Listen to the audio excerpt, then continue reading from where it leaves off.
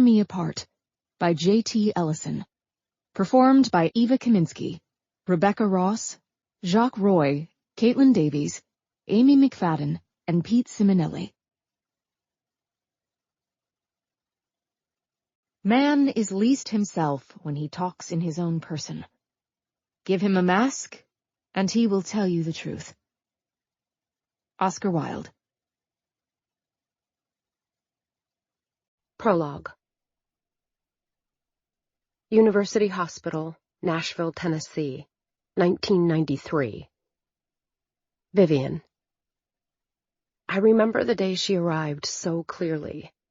What quirk of fate led her to me? I wondered about this for years. If only I had stepped right instead of left at the corner, or taken the stairs instead of the elevator at the hospital, perhaps ordered chicken instead of steak for my last meal with my father before his death, the principles of chaos, the butterfly effect, would have altered the course of my life enough that she wouldn't have appeared. But I did step right, and I took the elevator, and I had the steak, and she did appear, and I will never recover from her. It's my 8th turkey tetrazzini Tuesday. I push the food around on my tray, not hungry. The meds they give me make me in turns nauseous and lacking in appetite, and dinner is at 5 anyway, only a few hours away. If I feel better then, I'll eat. Everyone else is happily communing with the glob of gray matter on their plates. They don't know any better. Half are drooling in their trays, the other half are tracing the voyage of little green men through the gravy, or wadding the tinfoil wrapping from their rolls into bouquets they hang on their bedsteads to keep away the government spies.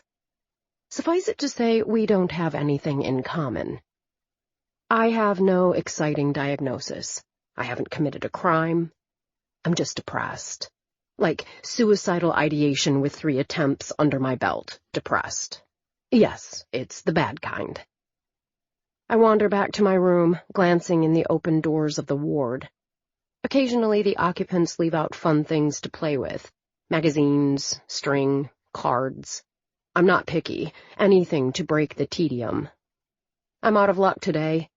The rooms are spotless. Beds are made, towels hang straight and even. The whole ward smells of pine sol. The janitors have been through. They will have pocketed anything of worth. I bail on the reconnaissance mission and swing by my small hole for my cigarettes. 4 times a day I am allowed to stand in a tiny 6x6 hutch off the back steps and smoke. I can see the sky and the huge brass padlock that, if opened, would give me my freedom, allow me to step into the parking lot and disappear into the world. But nothing else. Sometimes I wonder if cigarette privileges are worth it. It must be how cows feel, penned in day after day, never able to cross to the other field. My room, 8A, is white. White as week-old snow. The kind of white that isn't crisp and clean, but dirtied, institutional. You won't see the exact shade anywhere else. White walls, white bedding, white linoleum, white gowns, white long-sleeved jackets with shiny silver buckles if we're naughty. Normally, we're all double-bunked, but I haven't shared in a month, not since the last roommate was sent home. As much as I hate her for getting out, I found I enjoy the silence of having my own space. Being alone always frightened me before. I despised the dark and its creeping pulchritude. Now I crave its simplicity, its emptiness and solitude. Caring about fear is too hard anymore. I stop in the doorway. There is someone in my room. Her hair is dark and cascading, freshly washed. She reeks of the squeaky clean scent of Johnson's baby shampoo. The hospital passes it out to all new inductees in their plastic welcome bucket. She sits on the bed, head cocked to the side, her back to the door, staring out the 4x2 wire mesh screen window, which looks at the parking lot. Bleak gray asphalt and a never-ending parade of cars. It's a strange torture, this taste of freedom they give us. We are fish in the aquarium. We can see the rest of the world passing by, disinterested people living uninteresting lives. This intrusion into my private space infuriates me, and I slam back out to the nurse's station. There is a nurse named Eleanor Snow who runs the ward, but we all call her Ratchet because she's a bitch. No one said we had to be original. Ratchet is calmly doing an intake form, probably for my new roommate. Her serenity infuriates me further. I don't get serenity.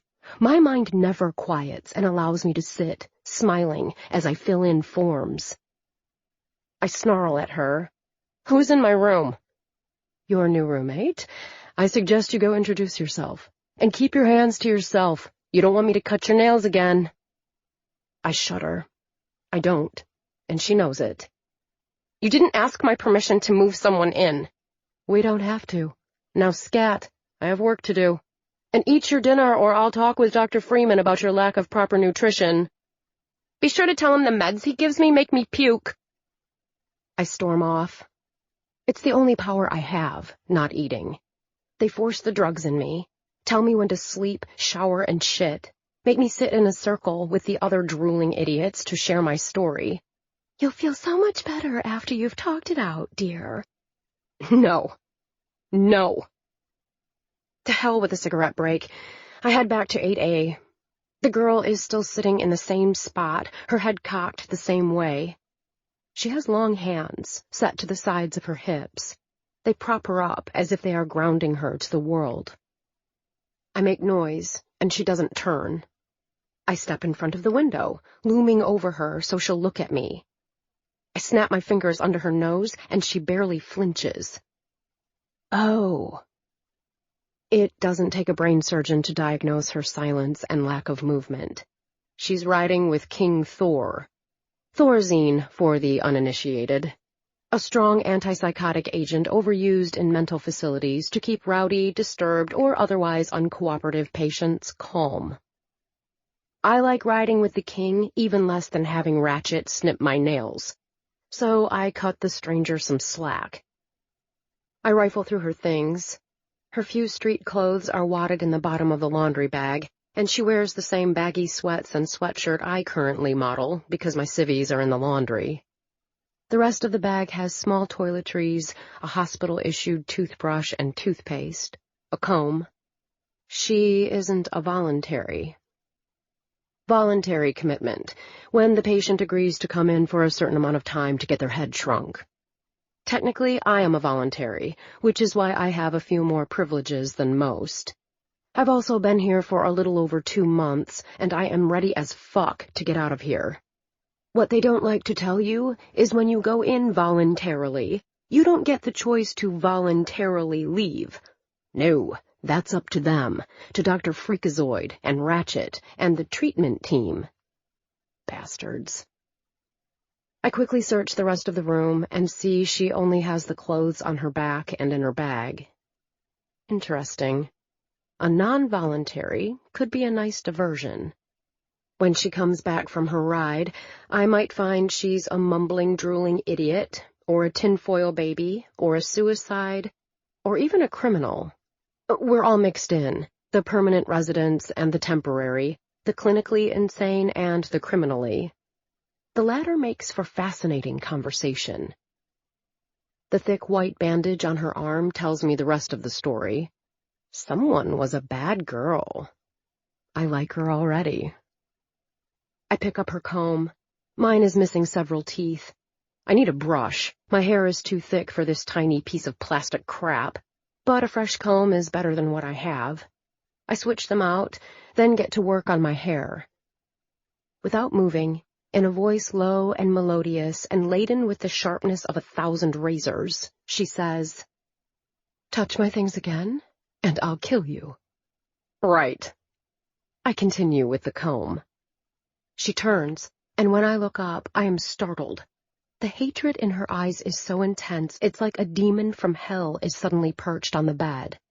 Her hair floats around her head like a dark storm cloud, and I can practically smell the thunder coming off her. I take a step back and toss the comb on her bed.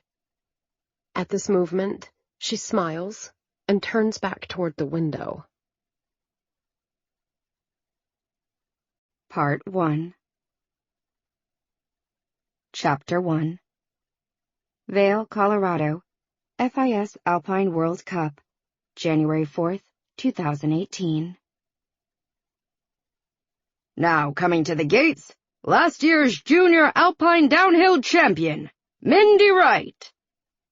Mindy hears her name called, and her heart pounds in her throat. She knows what they are saying in the booth. They are discussing her leap into the majors. A year ago, she was the junior world champion in 3 disciplines and the overall. She is special. Unique. Now, barely 1 year into her adult career, she is killing it. They are comparing her to her heroes, Lindsey Vonn and Michaela Schifrin, speculating that with this final run, she can overtake their records and become the new youngest alpine downhill champion. They are talking about her parents, their sacrifices, and Mindy's grueling training, the intense life she's led, uncomplaining, with a smile on her face all the time. Sunny. They call her the girl with the sunny disposition.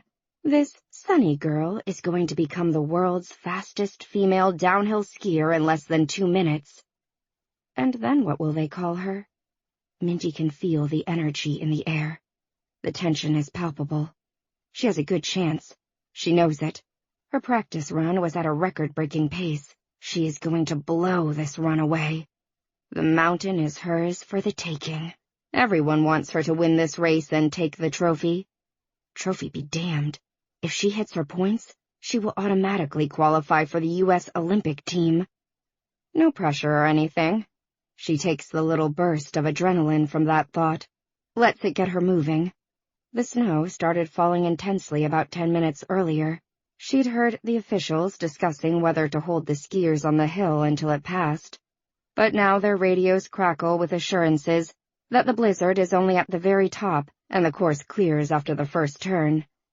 Mindy readies herself, visualizes the course, her body bending and weaving as her mind takes her through every turn one last time. A buzzer pulls her to the surface. There are no shouts and screams as Mindy slides into place in the starting house. The crowds are at the bottom of the mountain, less than 90 seconds away. Up here, she's surrounded by coaches and officials and other competitors. It is not a friendly place. It's snowing hard. Not gentle whispers of white drifting down, but tiny flakes wedged together in the sky, creating a perpetual wall of white. The eerie silence, the loneliness of it, makes her heart pump harder. She often feels like this when she takes her place at the gate. Beat. Alone. Beat. Alone. Beat. Alone. It feels good. It feels right. She adjusts her goggles against the blinding white and slaps her skis against the icy snow, digging in her poles, making sure her ankles are seated and her boots tightly clipped. In response, the snow seems to come down even faster.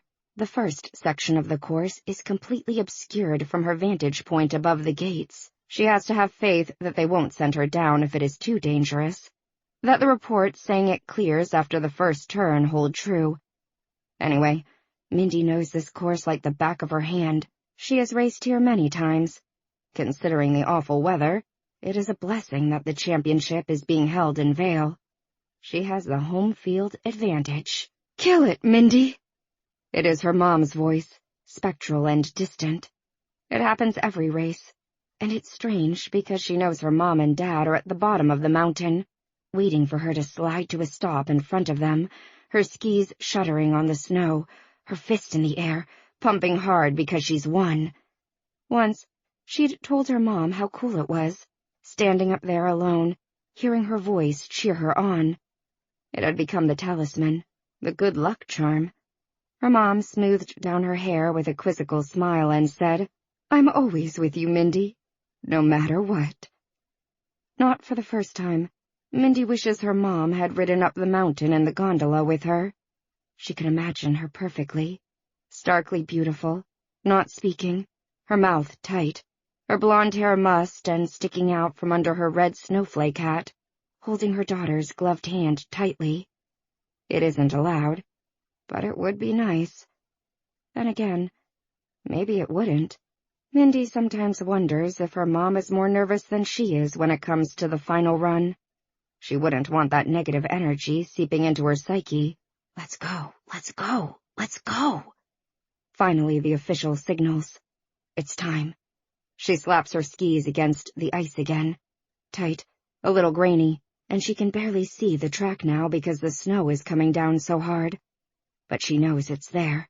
A long, invisible line flowing out from the tips of her skis downward.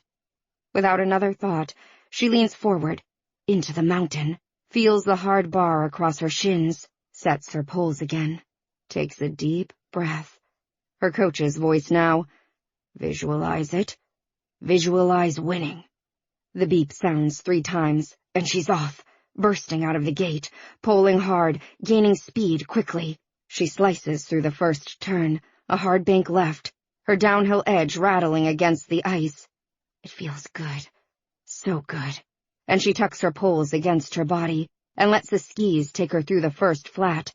The skies do clear. She can finally see the blue lanes of the racecourse. Into the second turn. She starts gaining speed, feels the total thrill when she accelerates to 85, 90, 95 miles per hour. She is a rocket, a cheetah, the fastest girl on Earth.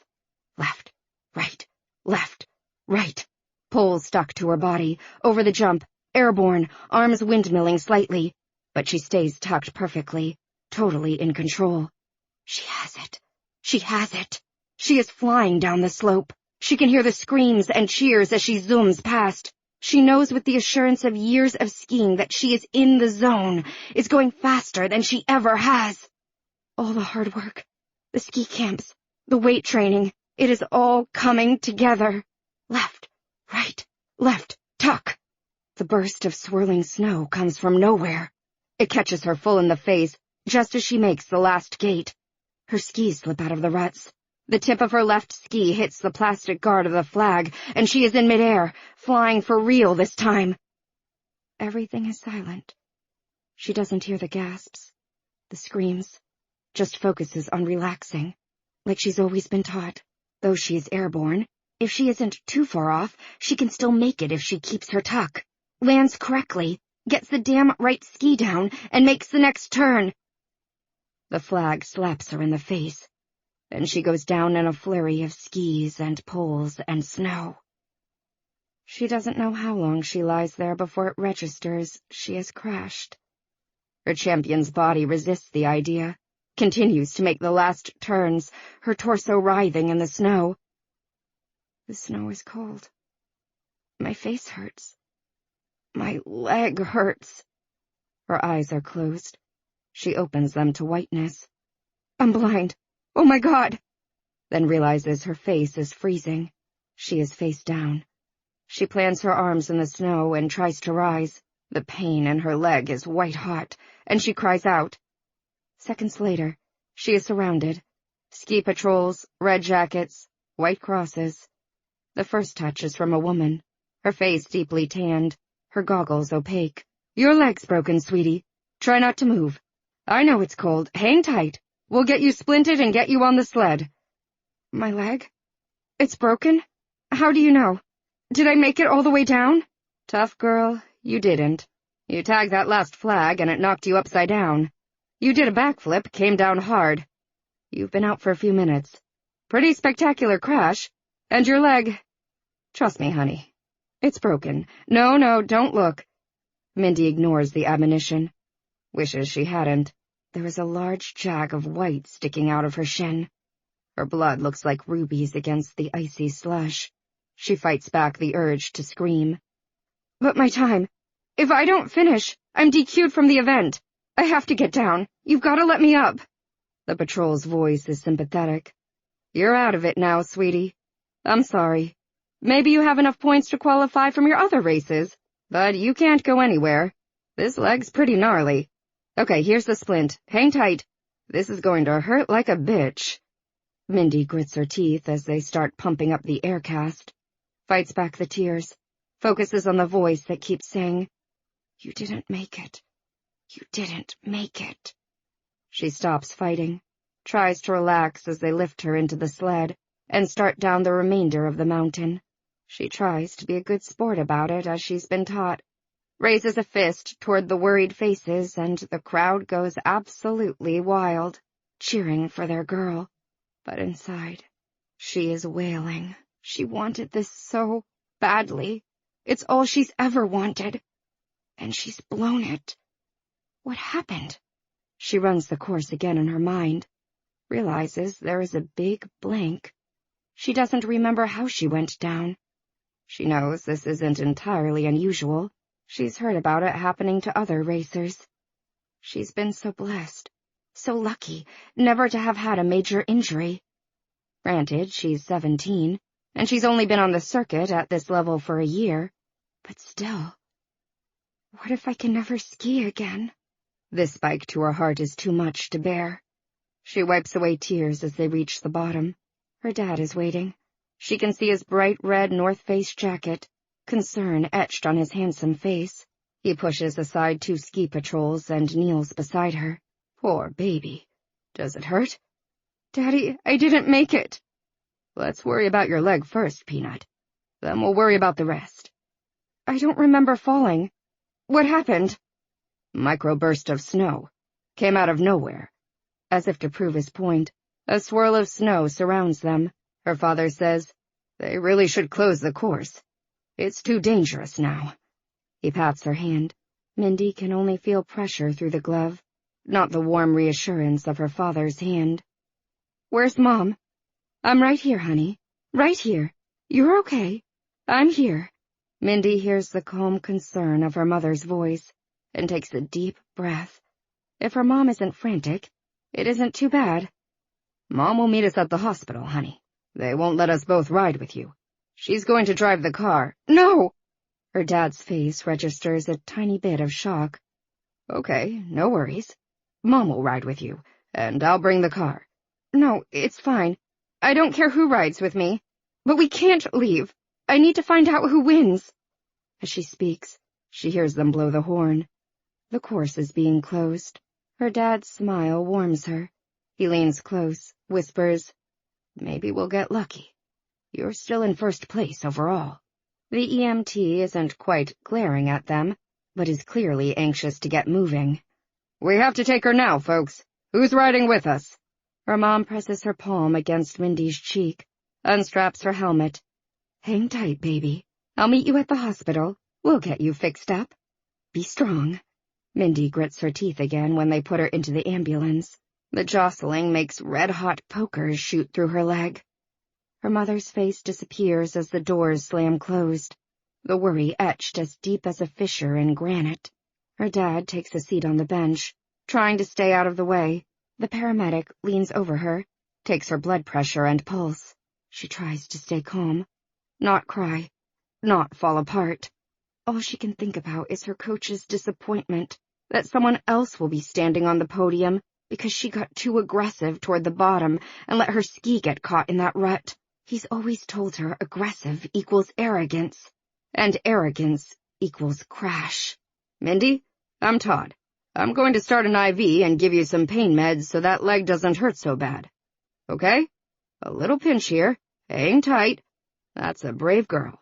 Well done. Within moments, the horrible pain in her leg is gone. Her thoughts become disjointed. Arrogant Crash. That's a good band name. I wonder if they'll let me have the gate I hit.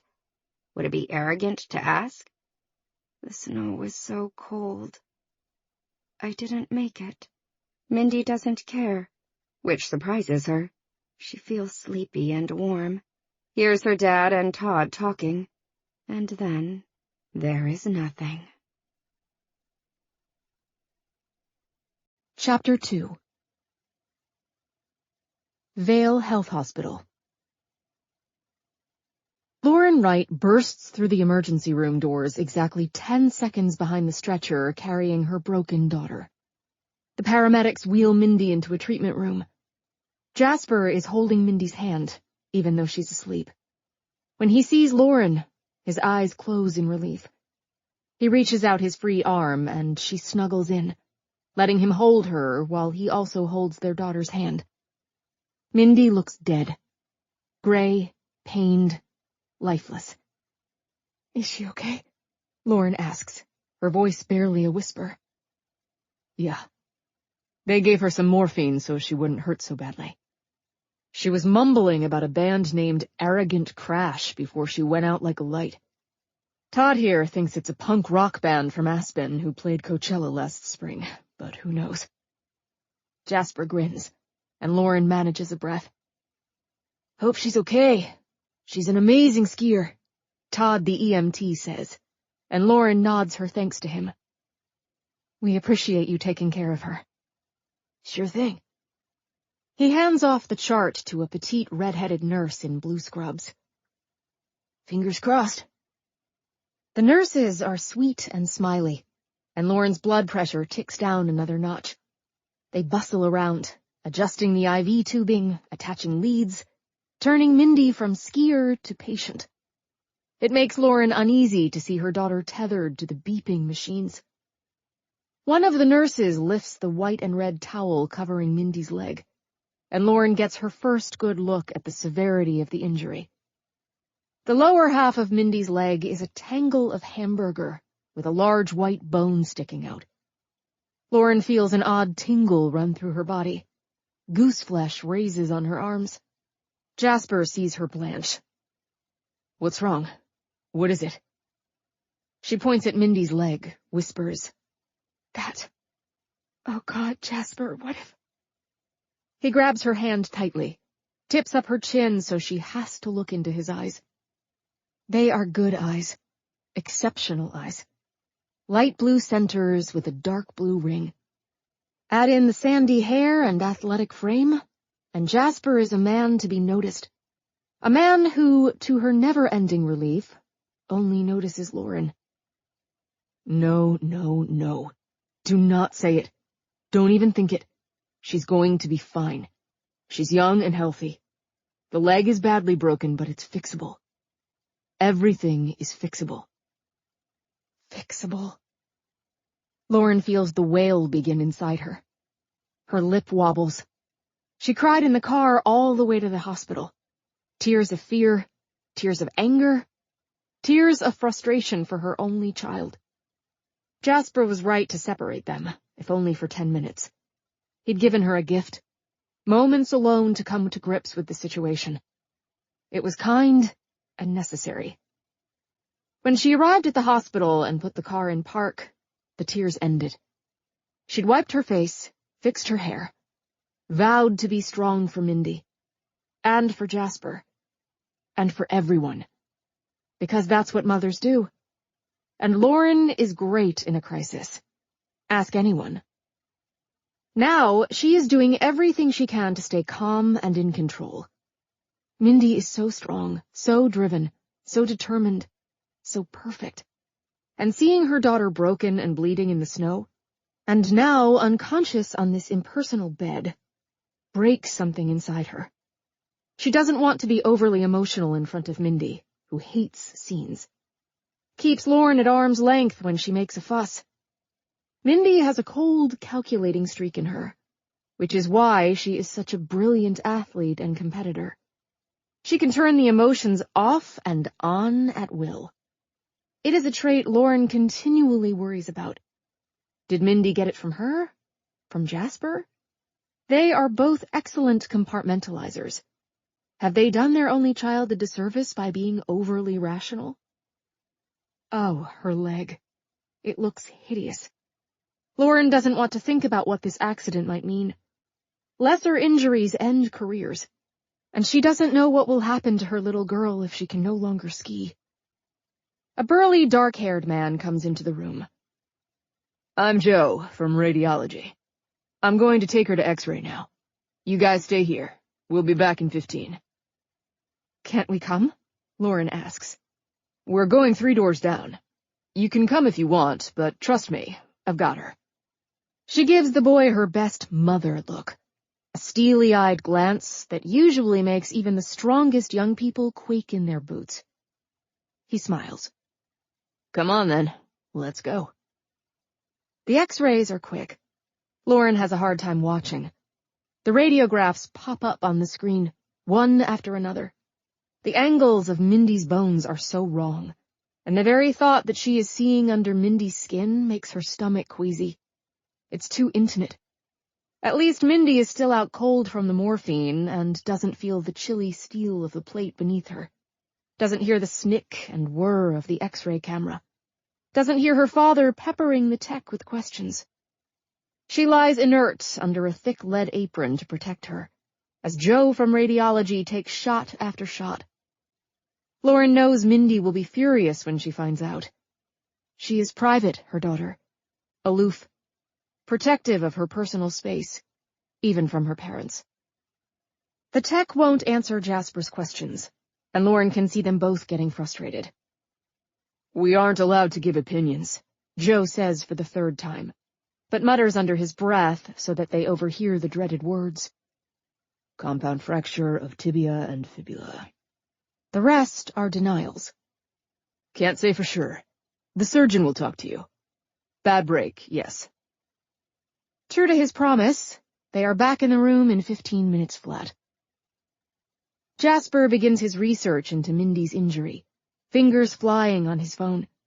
Lauren fusses with the pillow, trying and failing to get her daughter's head to stay in a spot that looks comfortable.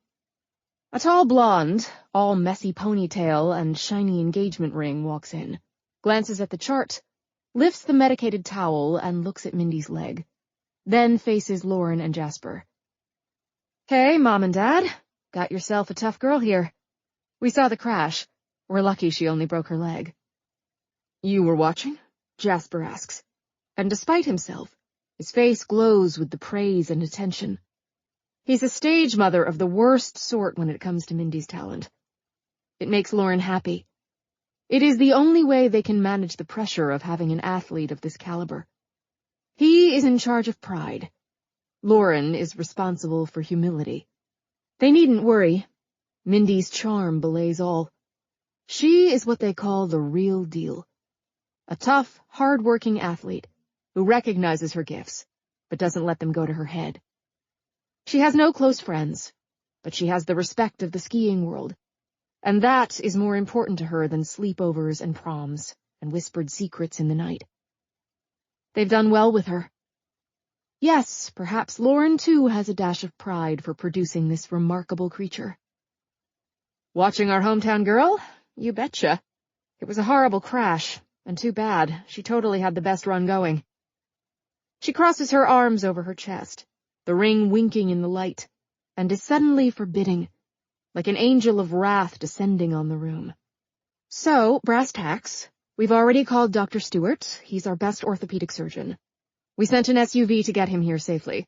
The storm's getting worse, but he's coming in to work on Mindy. We're going to take her straight to the OR and see what's what."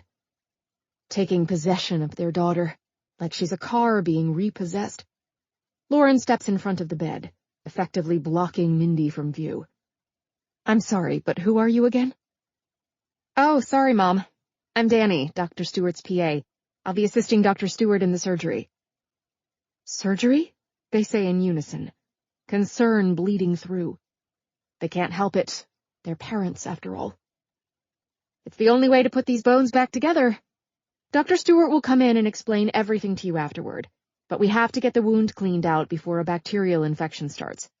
These open fractures can get nasty. He'll most likely need to put in a rod to stabilize things. It's going to be rough for Mindy for the next few weeks. But you've raised a seriously tough girl, and she's in great physical shape. She'll be back on the slopes in no time." Abhorrent visions dance through Lauren's head, her girl limping around, her leg permanently scarred. What will she think of this mar on her otherwise smooth and perfect beauty? Lauren has no idea how Mindy will react. She has no scars on her lean body. A miracle, considering. Will she freak out? Beg for plastic surgery? Be stoic, wear it like a badge of honor?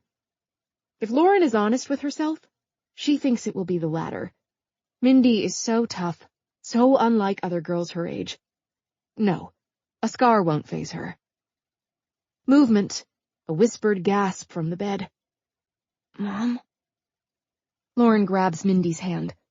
She is groggy and pale, and Lauren's heart constricts. "Oh, God. My baby? I don't know if I can handle this." Why can't I be the one who's hurt? Why can't I shoulder this pain? Don't move, sweetie. Your leg is broken. You need surgery. She can't help it. Tears roll down her cheek. I know. Don't cry, Mom. It will be okay. This happens. They'll fix me. Brave. So brave. Comforting Lauren. At the sting of the role reversal, Lauren sniffs and smiles, pulls herself together. Yes, tough girl, they will. You're going to be just fine. Dr. Stewart is the best orthopedic surgeon on staff. The PA slaps the chart back into place. That's right, Mindy. We're going to fix you right up. So kisses and hugs, family. It's time to put this little egg back together again. As instructed, they kiss and hug their drawn, pale daughter. They stay strong. They assure and pet. There are no more tears. No more weaknesses allowed. If Mindy is going to be strong, then damn it, so will they. Yet, as they wheel her away, Lauren has a moment of sheer panic. A premonition of sorts. Something is not right with their world. Little does she know, this is only the beginning. The surgery is estimated to take just under an hour. They are in an impersonal, yellow-walled room with brown couches covered in industrial-strength faux leather, the kind that looks like it will withstand a knife attack or a pack of rabid dogs. Lauren can't sit. How can she sit? Her daughter is anesthetized, effectively dead, having a metal rod screwed into the fragile bones of her leg. Jasper doesn't seem nearly as concerned. After looking up the doctor and seeing that he is the #1 orthopod for local skiers, and sanctioned by the Vale Ski Club, he's settled in, drinking coffee and making phone calls, updating friends to Mindy's status, talking to her coach, Steve Hakuri, who is stuck on the mountain in the blizzard, waiting to find out if they are going to keep running the race when the storm clears. The speaker is on, so Lauren can hear both ends of Jasper's conversation. Steve seems to think they are going to call the whole event, which means Mindy will still have the overall lead, and almost more importantly, enough World Cup points to qualify for the Olympic team. Lauren doesn't know if they'll get that lucky. Jasper gives her a chin-up motion from 5 feet away. The room, the disgusting yellow and brown room, is small, but she doesn't think she's ever felt farther away from him than she does right now. There is a chasm. It has been widening all day, as if this is her fault, as if Lauren is the one who's flung her child down the mountain and slammed her into a flag, snapping her leg in two. He might say that. It is true, in a sense. Lauren has pushed Mindy. But she wanted to be pushed. She is naturally driven, naturally talented. She likes the workouts, the running, the weights, the yoga to keep her body supple and mind clear, the ultra-clean food. And she loves the mountain. It is her favorite place to be, leaning into that hill, feeling the wind whip past, defying gravity, space, time. Truly, Mindy loves it more than she loves them. Lauren does her best not to be jealous. She doesn't want to lose Mindy to her life's joy. She wants to be a part of it, to participate, to support and help, to push when needed. The way Mindy describes skiing, it is holy, sacred, a sacrament between her and the gods who created the mountain in the first place. Lauren and Jasper love to ski, but the connection Mindy has with the snow and ice is corporeal. Anyone who watches her knows this. She's meant to be a skier. Lauren can't help the thought, what are we going to do if this ends her career? She watches Jasper, wondering how he can be so cheerful. She knows he's trying to keep her spirits up. He's naturally a happy kind of guy, an eternal optimist.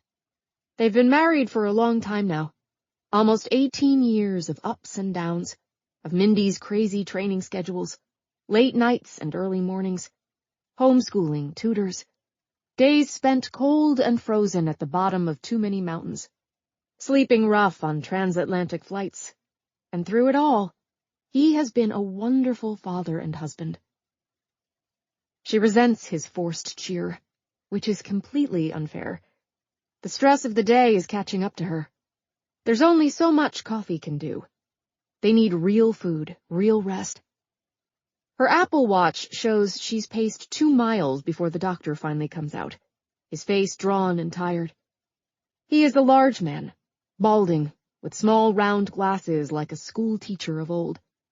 He radiates intelligence and warmth. She trusts him immediately. But when he says, "Mom, Dad," Lauren can't help being annoyed. Why won't they use their names? Why must they be reduced to the roles of parents, instead of being acknowledged as people, living, breathing human beings? Regardless, they gather at his feet, supplicants. "We've put her back together, and she's going to be just fine. We'll have to watch carefully for infection, but we've loaded her up with all the best antibiotics. One concern is I don't know that she's done growing, so there may be some surgeries in the future to lengthen this bone to match her right side, but that's something we'll know more about later on." This is good, though, right? She'll heal and be able to ski again? Jasper's face lights up with hope. Lauren still feels no relief.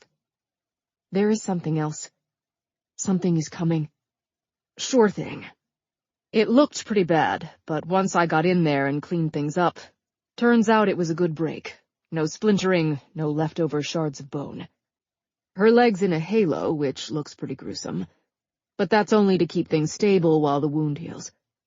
Crutches for 6 weeks, minimum, and lots of rehab. But she'll come out of it okay. The frown deepens, the lines of his forehead collapsing in on themselves, so he looks like a Shar-Pei puppy. There is one complication. When he says this, another doctor enters the room, as if he's been waiting in the wings for his cue. "Spotlight, stage right, please, and follow." Lauren resists that urge to say, "I told you so." Instead, her muscles tighten. "This is Dr. Oliver. He's with oncology." Oncology?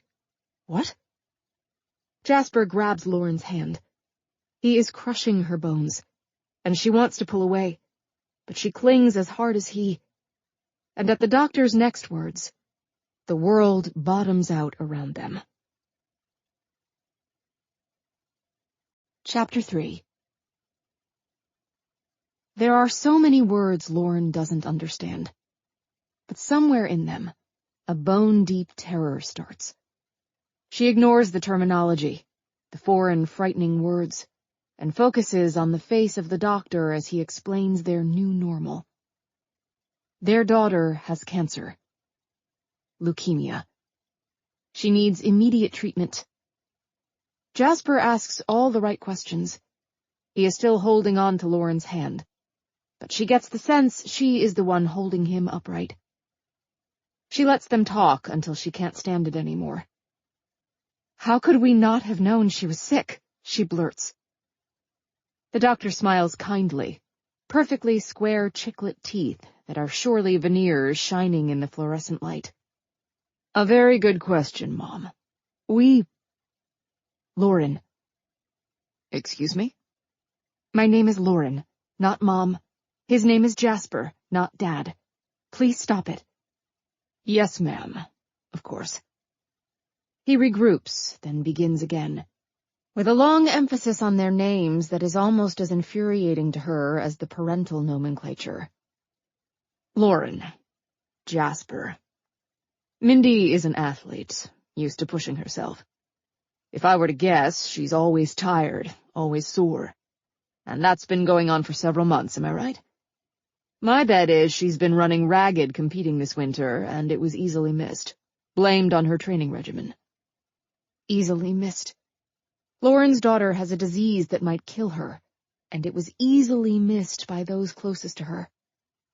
Dear God, how will they live with themselves if Mindy dies, and they chalked up her symptoms to aggressive training? The surgeon's beeper squawks. He reaches down, frowning at his belt. "I need to go. We have another emergency surgery." I'll leave you in Dr. Oliver's care, and I'll see Mindy tomorrow morning during rounds. She's a tough girl. Don't worry yourselves too much. The leg will heal."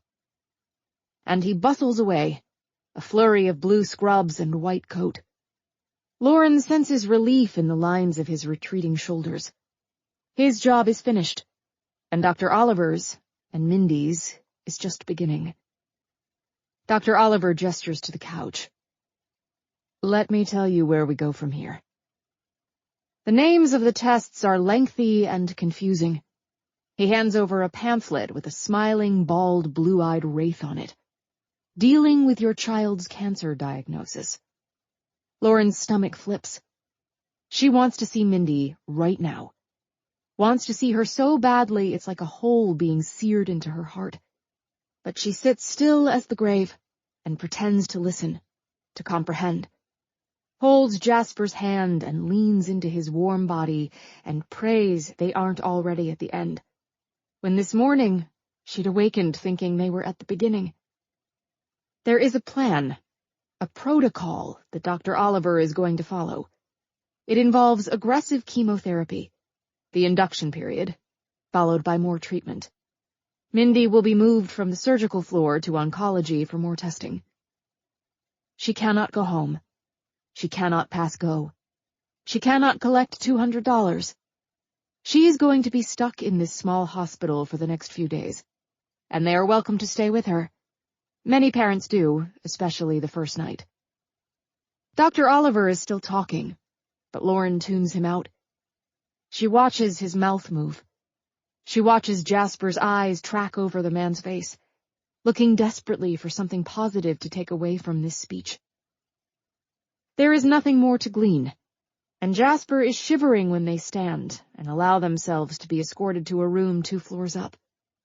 It is small but sunny, with the same oddly industrial yellow walls.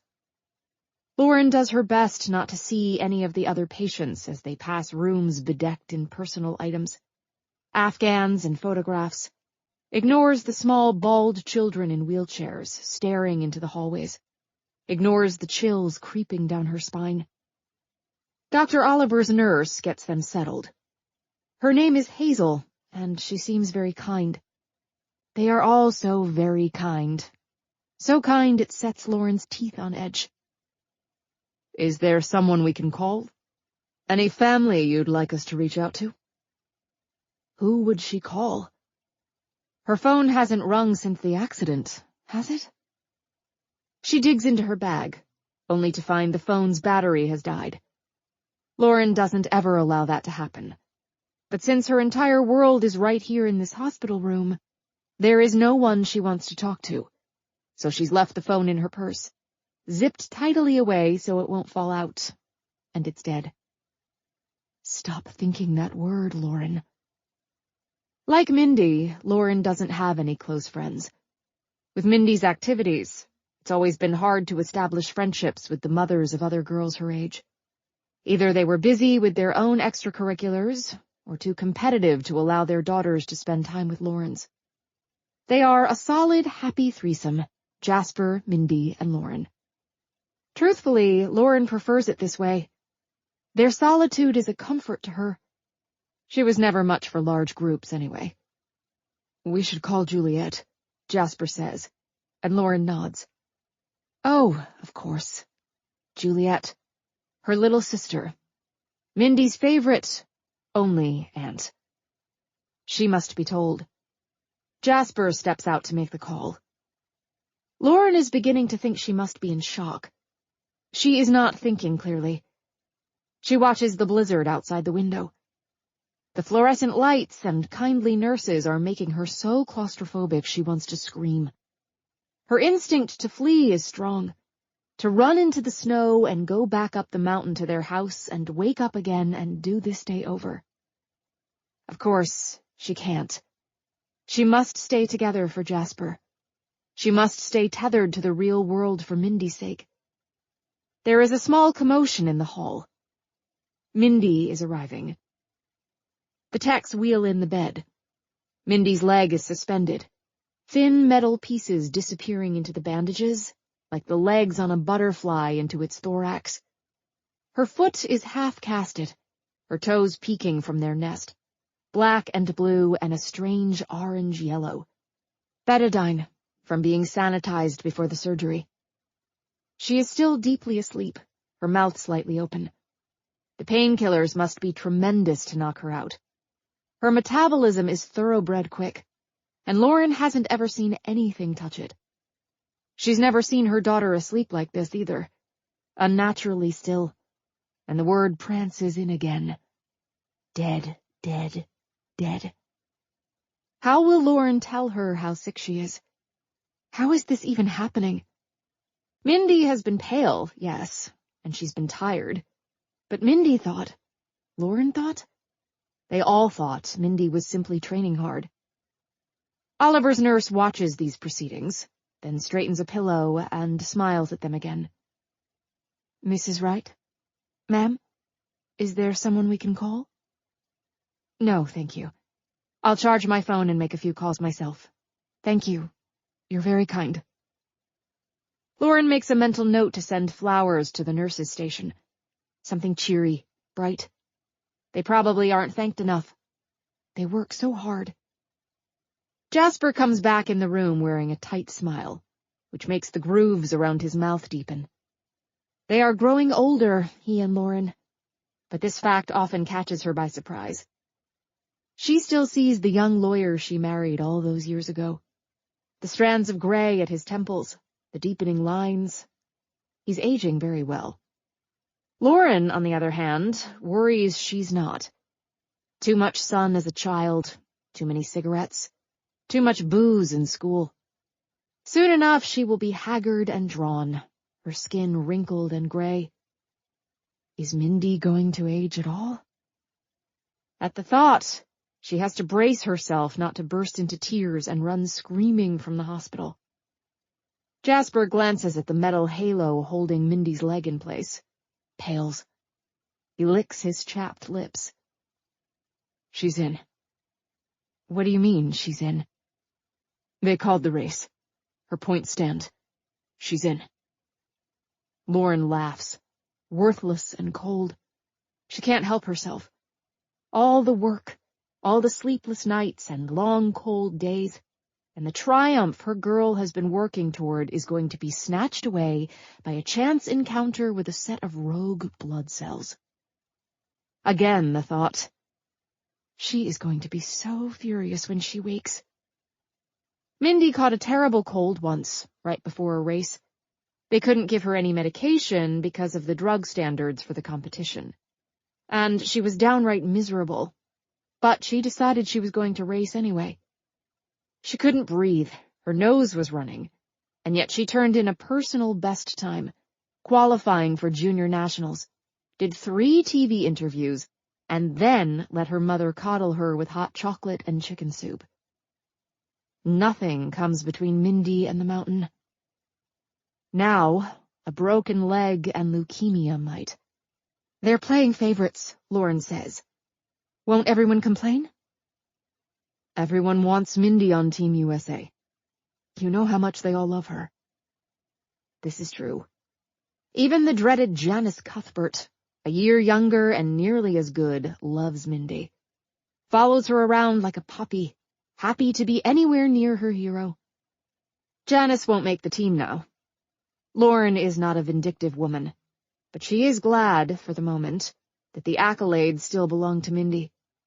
Though she can't imagine how her girl will be able to train and go to the Olympics if she is as sick as they say, not to mention heal from the broken leg quickly enough. For the first time, she prays for a miracle. The treatment plan is set by the next afternoon. They took bone marrow and spinal fluid while Mindy was out from the anesthesia, so they have a jump start on her status. The cancer is identified as AML, acute myeloid leukemia, not nearly as common as its sister, ALL. It is tougher to cure, which means more aggressive treatment from the get-go. Lauren listens and takes notes. Jasper types on his phone. They will stay up all night reading horror stories, and by morning will convince themselves that nothing will stop their daughter's survival. Nothing. The surgery will complicate the induction period, but they have no choice now. The doctors are very clear. They have to kill the cancer cells in Mindy's blood. And they have to do it quickly. Or else. Chapter 4. Dr. Juliet Ryder hates the smell of hospitals. Ironic considering she spends her days in a lab. The queen of pipettes, that's what her coworkers call her. As lead DNA tech and lab manager for the Colorado Bureau of Investigation, she accepts the title with grace and aplomb. She pops a piece of spearmint gum in her mouth to mask the industrial scent and takes the elevator to the 3rd floor. When she exits, she is confused. The walls state she is in the oncology ward. She inquires at the nurse's station and is even more surprised when they point her down the hall to a private room. There must be an explanation. She hurries down the hall, pausing for a moment outside the room. She hears the television inside, but no voices. She knocks gently and sticks her head in. Mindy lies on the bed, eyes glazed over, staring dully at the screen on the opposite wall. She is alone. "Hey, kiddo." Mindy turns her head, then brightens and straightens a bit. "Aunt Jay, how are you?" "How am I? How are you, kiddo?" "Stuck here, bored out of my skull." "The blizzard finally let up?" "Yes, they opened the pass about 2 hours ago, and I got here as fast as I could." "Mom will be glad. She needs you." Juliet doubts this will be the case. Lauren hasn't needed her ever. She is older, accomplished, an artist, a mother. Successful, happy. "What's going on, sweetie? Your leg giving you problems?" "Oh, Mom didn't tell you?" "Apparently, I have cancer." Juliet's stomach drops. "What?" "They found it when they were doing blood work for the surgery. Leukemia. I have to do chemo. My hair is going to fall out." Mindy sounds old. So old. Worn and tired. Juliet sits on the edge of the bed and grabs her niece's hand. It is freezing. She rubs it hard between hers. "Where are your parents?" "I kicked them out. Mom needed a good cry. Dad needed to comfort her. They couldn't fall apart in front of me, so I begged for some soup and sent them both down to get it. They're in the cafeteria, or the chapel, somewhere where I won't know they're freaking out." "How did you get so cynical, child?" "Gee, I wonder." "I am not a cynic." "No, but you're a scientist. You are rational, cool, and effortlessly calm." "Kid, I think you're a little stoned. They have you on the wacky juice for the leg, don't they?" "It works." Mindy smiles. Juliet stuffs away the fear and pain. "Now, tell me more. What kind of cancer?" "There are a lot of different kinds of leukemia." "AML. They're doing more tests, but they ran the spinal fluid." "Aunt Jay?" "Yes, baby." "I don't want to die." The voice is so small, so quiet, Juliet's heart breaks. "You aren't going to. I won't allow it." "My hair is going to fall out. I have to have chemo and other awful drugs, and I have to come back to this godforsaken hospital constantly. How am I going to train? How am I going to make the rest of the season?" Juliet gestures to Mindy's leg. "Hate to break it to you, kid, but you're going to be off your skis for the foreseeable future. I mean, look at that leg. You have rods screwed into the bone. You can't put weight on that, I presume?" "No, not for at least 6 weeks, but..."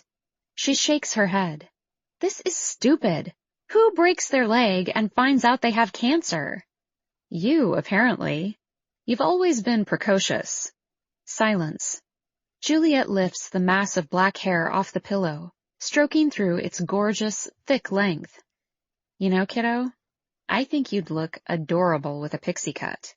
If it's going to fall out anyway, maybe we should take you total punk rock for a few weeks instead of mourning as it goes." "Mom will kill me." But her eyes brighten and she grins. "Really? Word choice, child." Mindy giggles, and a small weight lifts off Juliet's chest. I hate to say it, but who the hell cares what your mom thinks? If you're going to lose it anyway, let's have some fun. I could cut it for you now.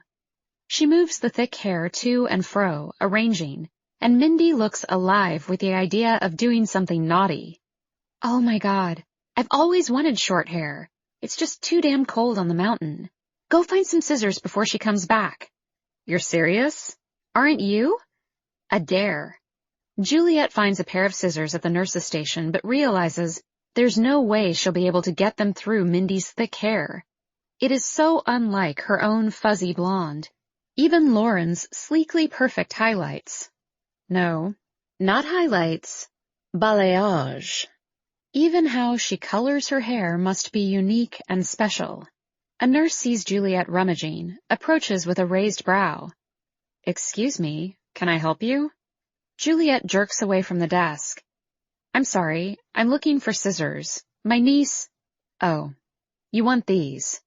The nurse says, reaching into her desk drawer. Out comes a pair of professional offset hair shears. I can't believe you have them, Juliet says. Then it hits her. Oh, wow, of course you do. Sorry about this. I just found out. I haven't quite wrapped my head around it. You're Mindy's aunt, Juliet. Ah, I'm Hazel. Nice to meet you. Mindy's a doll. She'll look adorable with short hair. Do you have a ponytail holder? It's a lot easier to cut if you put it in a pony on top of her head first. At the direction, a wellspring of sorrow bubbles inside her. How many little girls' hair has Hazel cut off for them? Juliet shuts her heart against it. Later. She can be upset later. She has to be strong and cool for Mindy now. Bring them back when you're done, Hazel calls after her. They're expensive. Mindy has raised the head of her bed. She is still in an awkward position because of her leg, and Juliet feels badly when she sees her niece wincing at the movement. Hurts? Yes. Sometimes the pain breaks through the meds. I don't know if it's the cancer or the surgery. I feel weird. I've felt weird for a while, but I figured it was just overtraining. The drugs aren't helping your weirdness, kiddo. You're on some pretty hefty painkillers. She brandishes the shears. I mean, you're under the influence and can't make a rational decision. Mindy laughs. I'm plenty rational. Cut it. As you wish. Juliet gathers her niece's hair into a ponytail on top of her head, then brutally slices through the hair. She tosses the pony on the table and Mindy shakes her head. The hair falls around her ears. She looks like a pixie. Holy cow. You look different. Cut the rest. I want the bangs longer on the right side, okay? So they sweep over my eye. Gotta say, Aunt Jay, Grandma Kay was right. You have the touch. How did you end up a scientist instead of a hairdresser? Your grandma insisted I learn a skill. I wanted to go to space camp because I was harboring ideas of going into astrophysics. I wanted to work at NASA to be an astronaut. Your grandma thought my plans were ridiculous and gave me a choice. Slinging pizza for the summer or beauty school. She said, learn a skill, Juliet. Space camp might be fun, but you need a contingency plan if things go south. Juliet gets to work shaping and shearing, for once mentally thanking her mother, gone 5 years now, for forcing her into the summer beautician program when she was 17. I was so furious at the time. I mean, I understand why she made me do it, but I didn't speak to her for weeks. I ended up studying genetics instead of astrophysics, and I applied to the astronaut program at NASA to be a payload specialist. Made it to the final round before I got cut, too. I had a bunch of job offers, though, and I took the position with the Colorado Bureau of Investigation Forensics Lab. Was she proud of you? I mean, the CBI lab is a big deal. Juliet laughed. She said how nice it was that I'd have a steady paycheck, but to always keep my beautician license up to date because you never knew when I'd need a fallback position. Ouch. No kidding. Juliet snipped some more. She hadn't been close to her mother. Kathleen Ryder had raised 2 girls on her own with no help from their biological father, who Kathleen divorced when Juliet was a baby. Juliet had looked him up once. He lived in Oregon, was married to a dental hygienist who produced 3 strapping sons, and seemed to have conveniently forgotten his first family existed. When Juliet was 2 and Lauren 13, Kathleen remarried, but their stepfather was killed in a mugging a couple of years later. From then on, Kathleen remained a staunch, strict, outspoken single mother, always on the edge of bitter. Juliet always felt like Kathleen blamed her for their life somehow. Juliet didn't remember either father figure, and her mother told her time and again that she hadn't missed anything. Juliet didn't fully believe that. Having a father would have been nice. Lauren, though, had always been their mother's favorite. The two were thick as thieves, and Juliet had always felt left out. It was Lauren who complied with their mother's wishes, kept her heart tethered to home. Juliet, the outsider, always dreamed of more and got out the first chance she had. When a stroke took Kathleen, Juliet was filled with grief. But a part of her, the dark part she didn't like to acknowledge, was relieved. She would never live down to her mother's expectations. Her mom wanted her to have a small life, like hers ended up being. No reason to share all that with Mindy, though. Besides, the CBI has been good to her. She is a star in her field. She's been developing new DNA sequencing methods that are changing how the CBI investigates crimes and increasing their success rates. And that is good enough for her, for the time being. Not that she doesn't stand on her deck at night with a glass of wine and her telescope, staring at what might have been. But on the bright side, she has the forever bonus of being able to cut her own hair, saving her money in the lean times. And she's just whacked off a foot of her niece's hair on a whim. Mindy is sliding her hands over her head, utterly delighted. Even Juliet has to admit it looks cute. She pulls one last strand into place, then hands Mindy the mirror from her purse. "Oh, Aunt Jay, it's perfect!" And of course, at that moment, Lauren comes back to the room. "What in the name of God are you doing?" Juliet tries not to tuck her imaginary tail between her legs at Lauren's disapproving voice. It's hard. The shock and outrage have slipped past her sister's perfectly cool veneer, making her sound almost exactly like their mother. Instead, Juliet squares her shoulders. "Styling your daughter's new haircut." Lauren looks exactly like hell. She hasn't properly bathed, her eyeliner is smudged, and her lipstick chewed off. Her clothes are rumpled, and her cheekbones stand out like she's been starving herself. Juliet hasn't seen her in a few months, but she's lost weight before the events of the past day. Lauren is as focused on Mindy winning as Mindy is, to the detriment of all those around her. Juliet almost feels sorry for her. She pushes herself to smile, to open her arms for a hug. "Hi, Lauren."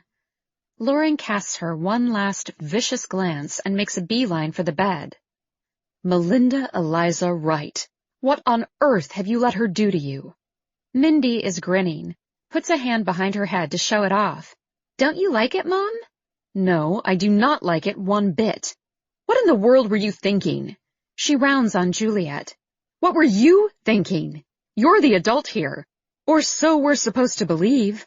I leave you alone for 5 minutes and—" "Relax, sis. This is what aunties are for, totally corrupting our nieces." You... Mindy sputters out a laugh. The sound makes Lauren whirl back to the bed, a finger raised, getting ready to scold. But the sight of her newly shorn daughter giggling her head off is enough to diffuse things. "What's so damn funny?" "I told Aunt Jay you'd be furious." She holds out a hand, the smile on her wan face warm. "Thank you for losing it." "What? What do you mean?" But Juliet knows exactly what is going on. Mindy, clever girl, didn't give a hang about her hair. She'd wanted to get her mother to treat her like a human being again, like her little girl, instead of like a possibly dying patient. Mindy offers an olive branch. She swipes the hair off her face. "Aunt Jay could cut the bangs so it isn't so punk rock." Lauren brushes the hair back down over Mindy's right eye. "No, it's cute. You look cute." The "my daughter is about to die" tone is back, and Mindy pulls away. Juliet winks at her niece. Hey, Lauren, let's get some coffee. I haven't seen you in forever, and I think Miss MEW here needs a nap. I do not, but her eyes are drooping. While they argued, the morphine pump gave her a shot, and she isn't long for the world. Lauren fluffs her pillows and kisses her on the forehead. We're going to have a talk about your wild ways, young lady, but for now, take a little snooze while I go beat up your aunt. Give it to her good, Mom, Mindy says as she drifts off, one hand in her short hair, a smile still on her face. Lauren crooks her finger in a follow-me gesture. It's time for Juliet to take her lumps. Hazel isn't at her desk, so Juliet puts the scissors in her top drawer as they walk past. Lauren leads her to a small room at the end of the hall. Juliet looks around and realizes it's soundproofed. A place for parents to scream their agonies to the universe, perhaps? When the door closes with a meaty click, Lauren rounds on Juliet. I disappear for 5 minutes and you're already causing trouble. But there is no heat in their recrimination. Instead, she sags against the wall, puts her face in her hands, and grinds her fists into her eyes. Juliet touches her on the shoulder, but Lauren hunches and brushes her off. I'm so sorry. For messing up her hair, or for the fact that she's dying? She's not dying. Not yet, anyway. They've just diagnosed her. You have to give it some time. The advances they've made are incredible. All well and good for you to say. She's not your daughter. Juliet flinches. No need to attack me, Lauren. I'm here to offer support. Mindy needs you to be a human being now, not an overbearing mother. You're going to drown her in your sorrow. What are you talking about? She wanted me to cut her hair because it's going to fall out anyway. You don't know that. Mindy does. She's putting on a brave face for you, and you're acting like she's already in the grave. You have no idea. Yes, I do. I saw the look on your face when you came through the door. You were doe-eyed, tiptoeing around. She needs you to be brave, and to treat her like the competitor she is. Nothing will stop Mindy, not even cancer. Quit acting like she's been given a death sentence. And with that, she starts for the door. Wait, Lauren commands. Juliet stops. I'm sorry. I'm stressed out. I know you were only trying to help. That's better, Juliet says. It's nice to see you, too. Juliet accepts the contrite hug. Lauren's bones feel hollow and insubstantial beneath her turtleneck, like she's empty inside her clothes. Work going well? Lauren asks. As well as can be expected. I'm happy, if that's what you're asking. Do you have a fellow yet? A fellow? Are you from the 40s? Are we going to wash our hair and put it up in pin curls now? The look Lauren gives her is so patently big sister that Juliet starts to laugh. No, I don't have a fellow. I've been much too busy. I don't have time to meet anyone. You should think about it. You're not getting any younger, and no, we are not doing this. I took enough judgment from Mom. How's Jasper holding up? Lauren's face lights up. Juliet loves Jasper like a brother. Seeing Lauren still happy with him after all these years is a balm to her soul. He's fine. We're struggling, trying to figure out how to balance his work with the hospital. They're letting him take time off as he needs, but he has so much on his plate he can't be away indefinitely. He's heading there now, giving away some cases to the junior associates. I meant, how is he? Really? Terrified, Lauren whispers, sinking down into the brown leather couch. How else could he be? I understand. Mindy seems to be handling things well. She was fascinated by the details of the surgery, by the incisions, by the halo, for exactly 5 minutes. She made me take pictures of it from every angle and show her. She said, "Wow, that's gnarly." Sounds like her. And then she said, "Tell me the truth. I can see something's wrong. Am I crippled for life or something?" Lauren sniffs. We told her the truth. God, Juliet, she is so strong. Such a champion. I'm going to fight. I'm going to win. I'm going to be back on the slopes in time for the Olympics. We didn't tell her she couldn't. Good, because you don't know that. She is a champion, Lauren. She has the heart of 10 kids and the strength of 1,000. She might beat this in one blow. Lauren's eyes close. A tear leaks out. I hope you're right. At the very least, Lauren, you have to let her try. I'm here for you guys. And for Mindy. Anything you need. We appreciate that. Lauren's gone wooden again, formal. She stands, briskly rubbing her hands down her pant legs.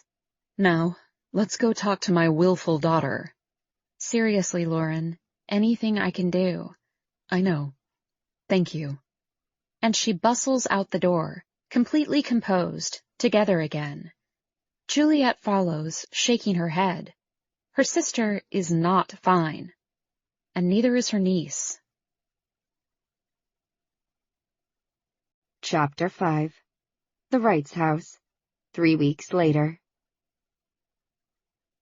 Mindy watches the FIS coverage of the World Cup event in Lake Louise with professional detachment. Schifrin looks sharp as ever and takes the downhill by over a second, and Mindy bites back the jealousy. Mindy should be in that spot. She can taste the Canadian snow, feel the bone-deep cold, the chattering of her skis on the ice. Except she's stuck in Vail, cozy warm in her bedroom, not out there with her teammates. It sucks. At least they let her out of the hospital. She was going mad in there, the constant noise and the bright lights and the needles at all hours. Home is better. Mindy switches off the television, sends a text of congratulations, ignoring the knot in her stomach. It's bad enough she's out for the season, that her chances to be included on Team USA are questionable. She's sick of it all.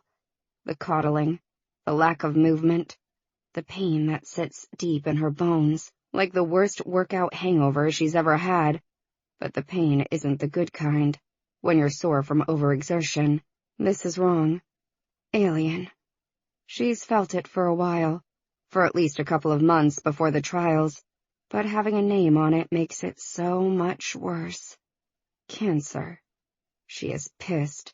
She is pissed at the world, pissed at her parents and the doctor and the damn rod in her leg, and the therapist who won't let her do anything more than gently ride the bike with her good leg only and stretch her arms over her head.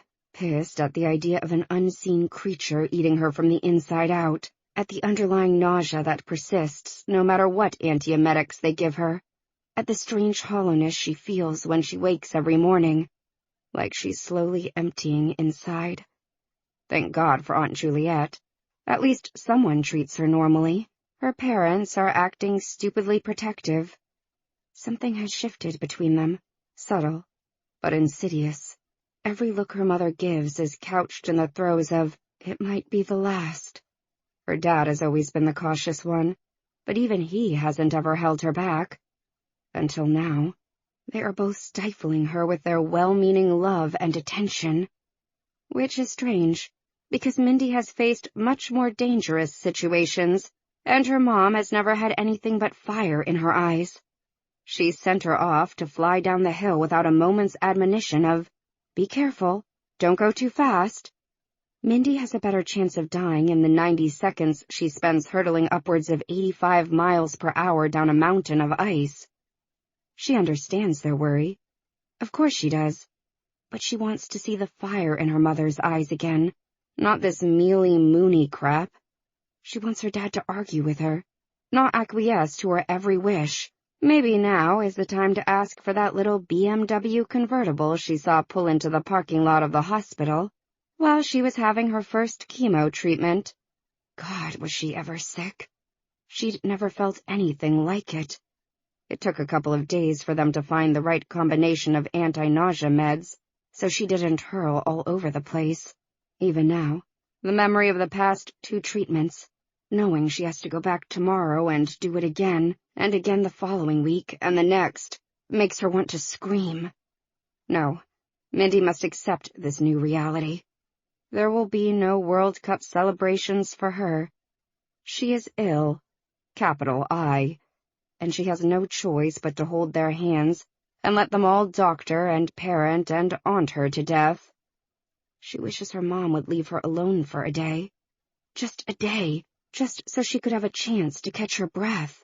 She hasn't been properly alone since she took off down the mountain 3 weeks ago, has been under constant, vigilant supervision by her parents, her aunt, the nurses and doctors, and she is slowly going mad for lack of privacy and silence.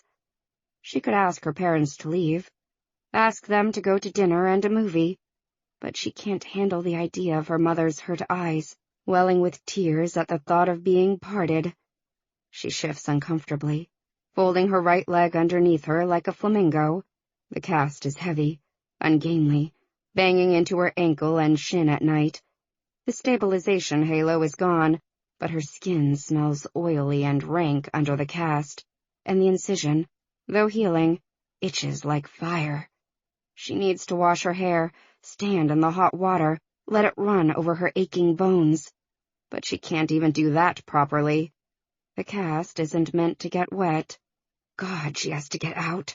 She has to live, too, but she needs to get out of this bed, her room, her house. She has to move. She can do some modified yoga. She hasn't been given permission, but Mindy isn't the type of girl to ask permission. At least yoga will be movement. She searches her drawers, but her favorite top isn't there. Her mom probably washed it and it's in the laundry. She swings down the hall in her crutches, into her parents' room. She loves it in here. The whole house, really, but this room is sheer perfection. Mindy shares her mother's minimalist taste. It's done in creams and pale sage greens, the cedar ceiling vaulted, the view off the side of the mountain panoramic, the green of the trees, now covered in white, postcard perfect. The view is lovely in the summer, too, and the fall, when the aspens turn, but the winterscape is Mindy's second heart. Their house is built to take advantage of the views, with its floor-to-ceiling windows, and Mindy has spent the week cuddled in front of the fire, watching the snow billow to the ground, missing its taste, its texture, the way her skis slide through it like a lover's embrace. Mindy is surprised to see her mother standing in front of her dresser, holding something in her hands that looks like spiral notebook paper, crying. "Mom? What's wrong?" Lauren wipes her eyes and shoves the paper into the open dresser drawer, whips around to face Mindy, all in one motion. The smile is painted on. Her mother looks so tired. "Honey, what are you doing up? I thought you were napping. You need your rest. I'm bored out of my skull and thought I'd do some yoga. Don't worry, just stretching. Where's my yellow top? Oh, it's on the line. Why don't I pop it in the dryer and warm it up for you?" Lauren bustles into the adjoining laundry room and sets about the task, then starts folding towels as the dryer runs. Mindy, perched on the edge of her mother's bed, glances at the dresser out of the corner of her eye. What was she reading? Did it have something to do with her diagnosis? Her mother's back is turned. She could look, but the dryer buzzer goes off, and her mom is suddenly there. "Here you go, sweetheart." She holds out the top, then yanks it back. "Do not do anything that could hurt, okay? No pushing." Mindy takes the top and threads it through her left crutch. "I won't." She clumps away. Her mother moves in the opposite direction, toward the living room. Mindy doesn't think twice. As quietly as she can, she goes back to the bedroom and straight to the dresser. She deserves to know the truth, the whole truth about her diagnosis. But that isn't what she finds. The notepaper is old, the edges ripped and soft, like a hand has stroked them over and over as the words were read. The handwriting is juvenile, girlish and round, completely unfamiliar. December 14th, 1993. My dearest Liesel, I was so happy to get your letter. We didn't really have a proper goodbye. Man, do I miss you. It's dreadfully dull here. Ratchet et al. Are especially surly without your sunny disposition. They miss you too, I think. I hope they didn't let you out too soon. I've been so worried about you. Are you well? Still no cuts? We had crafts today. Guess what day it is? Yes, it's Tuesday. Give that girl a prize. And I swear if I see one more stupid painted doormat, I'm going to jump off the roof. I told them that, then fainted spectacularly, in a dead heap, right at their feet, which is why I'm writing you instead of sitting in group. They locked me away again. 5 hours in the box, and only let me out if I promise to stop being so dramatic. Isn't that why we're stuck in here in the first place? Because we're overly dramatic? Except for you. I mean, you had cause. I'm supposed to be Sans' roommate for a while. We'll see how long that lasts. What are you doing out there in the big wide world? Is the sky bluer when you're free? Does the sun shine brighter? God knows they've pumped you full of every imaginable drug, so maybe you're just asleep. Which I'm going to do. Maybe I'll dream of my mom again. That was cool. Write me. Love and Stitches. V. Mindy is confused. Who is Liesel? And who is the writer of this strange letter? This anonymous V? 1993? That was way before Mindy was born. She does the math. Her mom is 41 now. She would have been 16 in 1993. Just a year younger than Mindy is now. Her mom calls, "Mindy, hun? Where are you?" Which sends her heart into frantic mode. She scrabbles the letter back into the drawer, plops some underwear on top of it, and makes a break for it. She gets to the laundry room just as her mom appears in the doorway. "What are you doing?" "Forgot a towel," Mindy says nonchalantly, grabbing one off the top of the fluffy pile. Her mother's face stretches into a grin. "You should have called me, silly. I would have brought you one. Want some company while you stretch? Maybe I can spot you if you need help." Mindy stifles a groan. "Sure, Mom. That'd be nice." Love and Stitches. What in the world does that mean? Chapter 6. Vale Health Hospital. They arrive at the hospital at 7 a.m., complete with a blanket, headphones, fuzzy slippers, and a soft pillow. And Mindy hasn't said much. She is being stoic, but Lauren can tell she's not feeling well. What will she be like after weeks of this? Will she continue to be sick? Lauren feels so useless, so incapable of doing anything to help. She can feed, clean, and love her daughter, but she can't kill the thing growing inside of her. It's making her bitchy. She knows she's riding the edge. Old urges sweep through her, and she fights them down like dogs growling at a fence. Never again. Soon enough, they are settled. The bag of evil medicine is attached to the pole, a tube snaking into Mindy's arm. Lauren straightens the sheet and thin blanket, pats Mindy's forehead with a cool cloth. Jasper spends the first hour with them, then has to go back to work. Thankfully, Lauren's art means she can stay, and no one will be upset or mad. For the past few weeks, she's canceled all her appointments and showings. She hasn't painted. She hasn't contacted her clients. She's refused visitors. She has been there non-stop for Mindy. It's what a mother does. The idea of deserting her daughter even for a moment is too much to bear. As if death will slip in and take Mindy from her the moment Lauren turns her cheek. Irrational, yes, but she can't help herself. Every drumbeat of her heart screams, live, live, live. She's lost weight, along with Mindy. They've grown matching black circles under their eyes. But they are fighting. Together, they are fighting. Mindy shifts and lets out a tiny gasp. She looks at Lauren with pain in her eyes, apologetic. Lauren has to force herself not to run into the hall, screaming for painkillers. They weaned Mindy off the morphine quickly, but the chemo causes her pain too, just like the surgery. Every 8 hours, she is allowed one Lortab. Just one. Just in case they need to ramp things up again. It takes most of the edge off, but sometimes she has breakthrough pain, and they have to gut it out. Pain makes Mindy look like a 5-year-old child instead of an accomplished young woman. The effect is startling, as if the chemo is leaching years from her baby. Oh, sweetie. Do you want your headphones? Or shall I tell you a story, take your mind off things? Yeah, a story would be okay. Once there was a young girl who lived in a forest. Mindy rolls her eyes dramatically. Mom, seriously? Fairy tales? Lauren adjusts herself on the thin mattress. Fairy tales are good for the soul.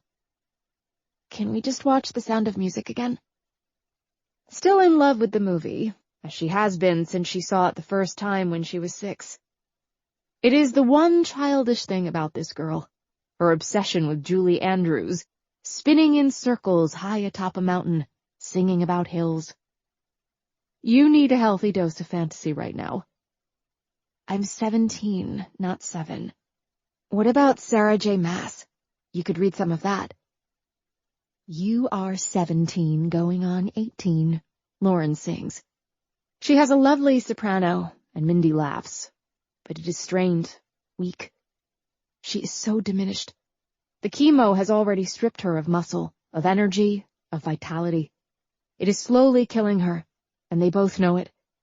The poison runs through her veins like a raging river down a hill, unyielding, unending, without thought or remorse for its consequence. Maas has too much raunchy sex. Oh, don't roll your eyes at me, little girl. What, you think I'm going to read you an adult story? How embarrassing would that be for both of us? That's what television is for. Your choice, Days of Our Lives or Mom Tells You Sleeping Beauty. Ugh, I'm sick of soap operas. Sleeping Beauty. Gotcha. Now, as I was saying... A knock at the door interrupts them. Dr. Oliver enters, and it is clear by the grave look on his face the news isn't good. Do I need to get Jasper on the phone? Lauren asks immediately, and Dr. Oliver nods. She is grateful for his honesty, at least. Mindy made them all agree at the beginning there would be no holds barred, no sneaking off into corners to share news and updates. Everyone gets the information at the same time. It is the only control Mindy has over the process. She doesn't want parents and doctors talking about her in the hallways, then sugarcoating the truth. Lauren dials, and Jasper answers right away. Everything okay? Dr. Oliver has news. I'm putting you on speaker. She presses the button, then holds out the phone to the doctor and takes Mindy's hand. I'm sorry to be the bearer of bad tidings, but the tests are back, and the cancer is more aggressive than we realized. We want to move ahead to a stem cell transplant, and we need to do it quickly. At least it won't hurt, Mindy says with a watery grin. They've already discussed all the science about this possibility. She is right, it won't hurt her. But it could kill her. Take mine, Lauren says. Let's go. Now. Dr. Oliver smiles. We'll test you both right away. Jasper, how quickly can you get here? I'm on my way. Be there in 15. He clicks off, and Dr. Oliver hands the phone back to Lauren. He goes to the other side of the bed and addresses Mindy directly. We talked about this possibility. Happens a lot in these cases. AML is a bitch, and she doesn't like to give up her hold of the body. I've already talked to a colleague of mine from Boston. He's going to oversee the transplant. Make sure we have exactly the right stem cells to work with. We are going to lick this, Missy. You just keep fighting your tail off. He passes a hand over her balding head. Mindy's eyes are huge in her thinned-out face. But they are clear. No tears, nothing but fire. Yes, sir. Go get me some decent blood cells and let's kick this bitch's ass. Mindy, Lauren scolds. But Dr. Oliver nods, clearly pleased. That's my girl. You're going to win this battle, Mindy. You're a winner. I know it in my heart. Now, I'm going to get things moving on our end. You rest. Big days ahead. He nods at Lauren, who, despite a nasty look from Mindy, follows him out into the hall. He shakes his head immediately, speaks loudly so Mindy can hear. There's nothing more to say, Lauren. We're on it. But you'll want to assemble as many close family relations as you can so we can test everyone for a match. Aunts, uncles, cousins, the works. We don't have many. Jasper's an only child, and I just have my sister. We have no other family to speak of.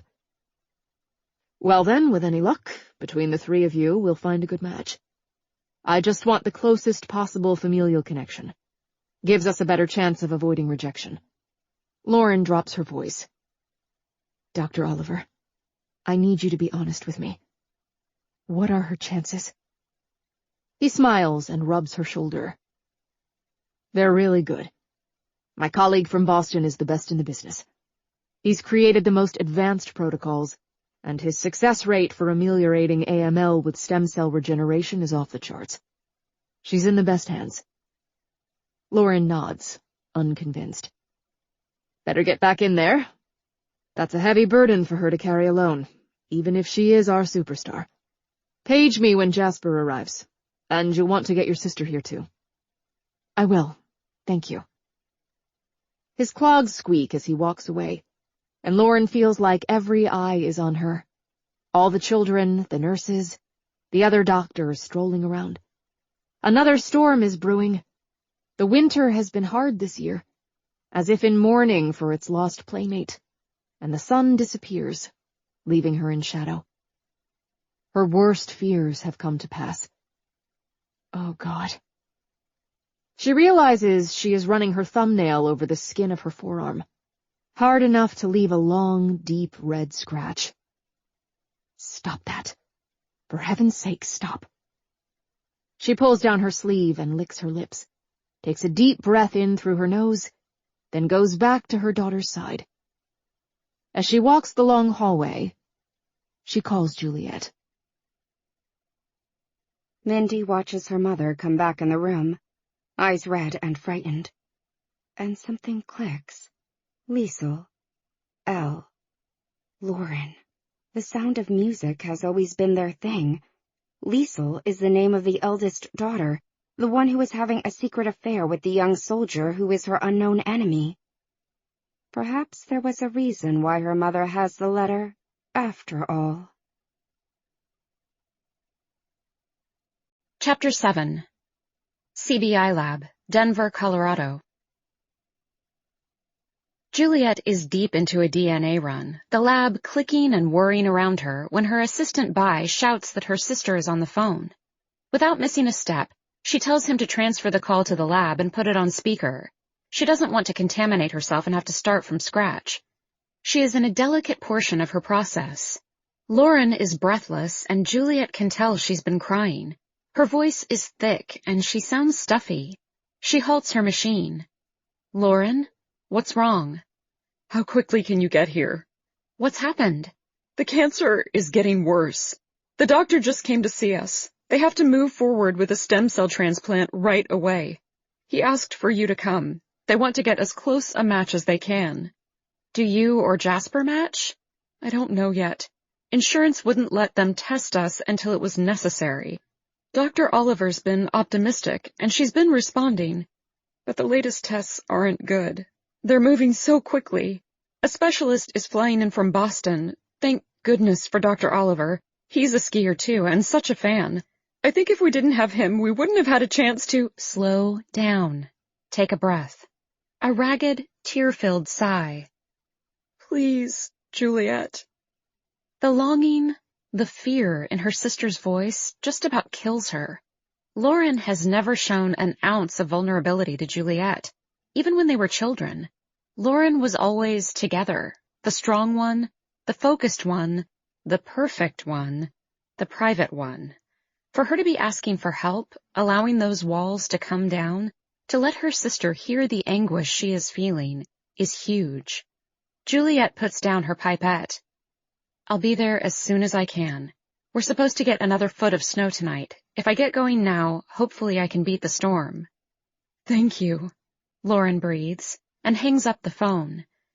30 minutes later, Juliet is on I-70, climbing through Georgetown.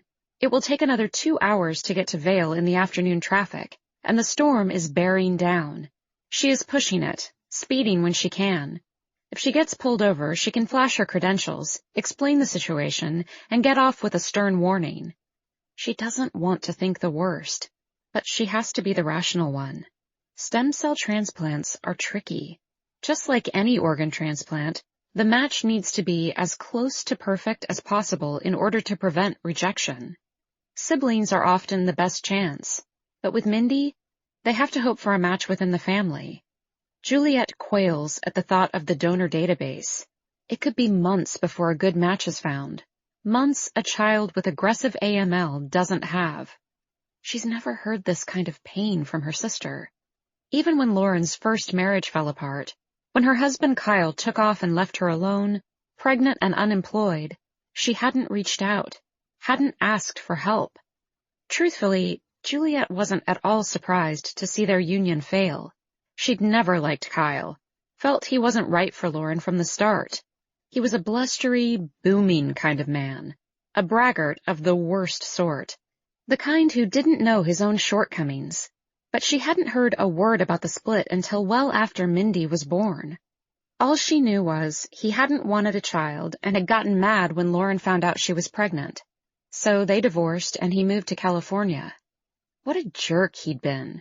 Rotten and self-involved. What kind of man leaves when he finds out his wife is pregnant? Juliet likes Jasper much, much better. He is kind and smart, and loves Lauren beyond reason, and Mindy too. That is good enough for her. She feels guilty for even thinking of Kyle right now. The topic is verboten, and for good reason. Mindy has no idea Jasper isn't her biological father. It is an agreement they'd all made soon after Lauren and Jasper married. Kyle didn't want Mindy. Jasper did. That, in Lauren's eyes, made him her real father. Honestly, sometimes Juliet forgets that he isn't. But in a situation like this, if there isn't a match, will Kyle have to be brought back into the picture? That could get very ugly. Don't put the cart before the horse. Of course, one of us will be a match. She drives in the near dark grimly, watching the first flakes of the storm in her headlights, wondering what the next few days hold for them. Vale Health Hospital. Lauren is frantic waiting for Juliet to arrive, and not hiding it well. She's been tearing at her hair. A glance in the bathroom mirror shows it standing on end. But she doesn't care, doesn't bother to smooth it down. Mindy is calm and collected, handling this new setback with typical stoicism. But after Lauren has her cheeks swabbed, she leaves her daughter alone with Jasper and walks the halls of the hospital, praying. I will do anything. I will do anything. Please. Please. She walks to the front doors of the hospital, stations herself to watch for her sister. The storm is on them, the snow coming down in true blizzard style. Tiny, stinging flakes spaced so closely together, the parking lot has become a blur. Just when she starts to get worried, she sees a sweep of headlights and starts to breathe again.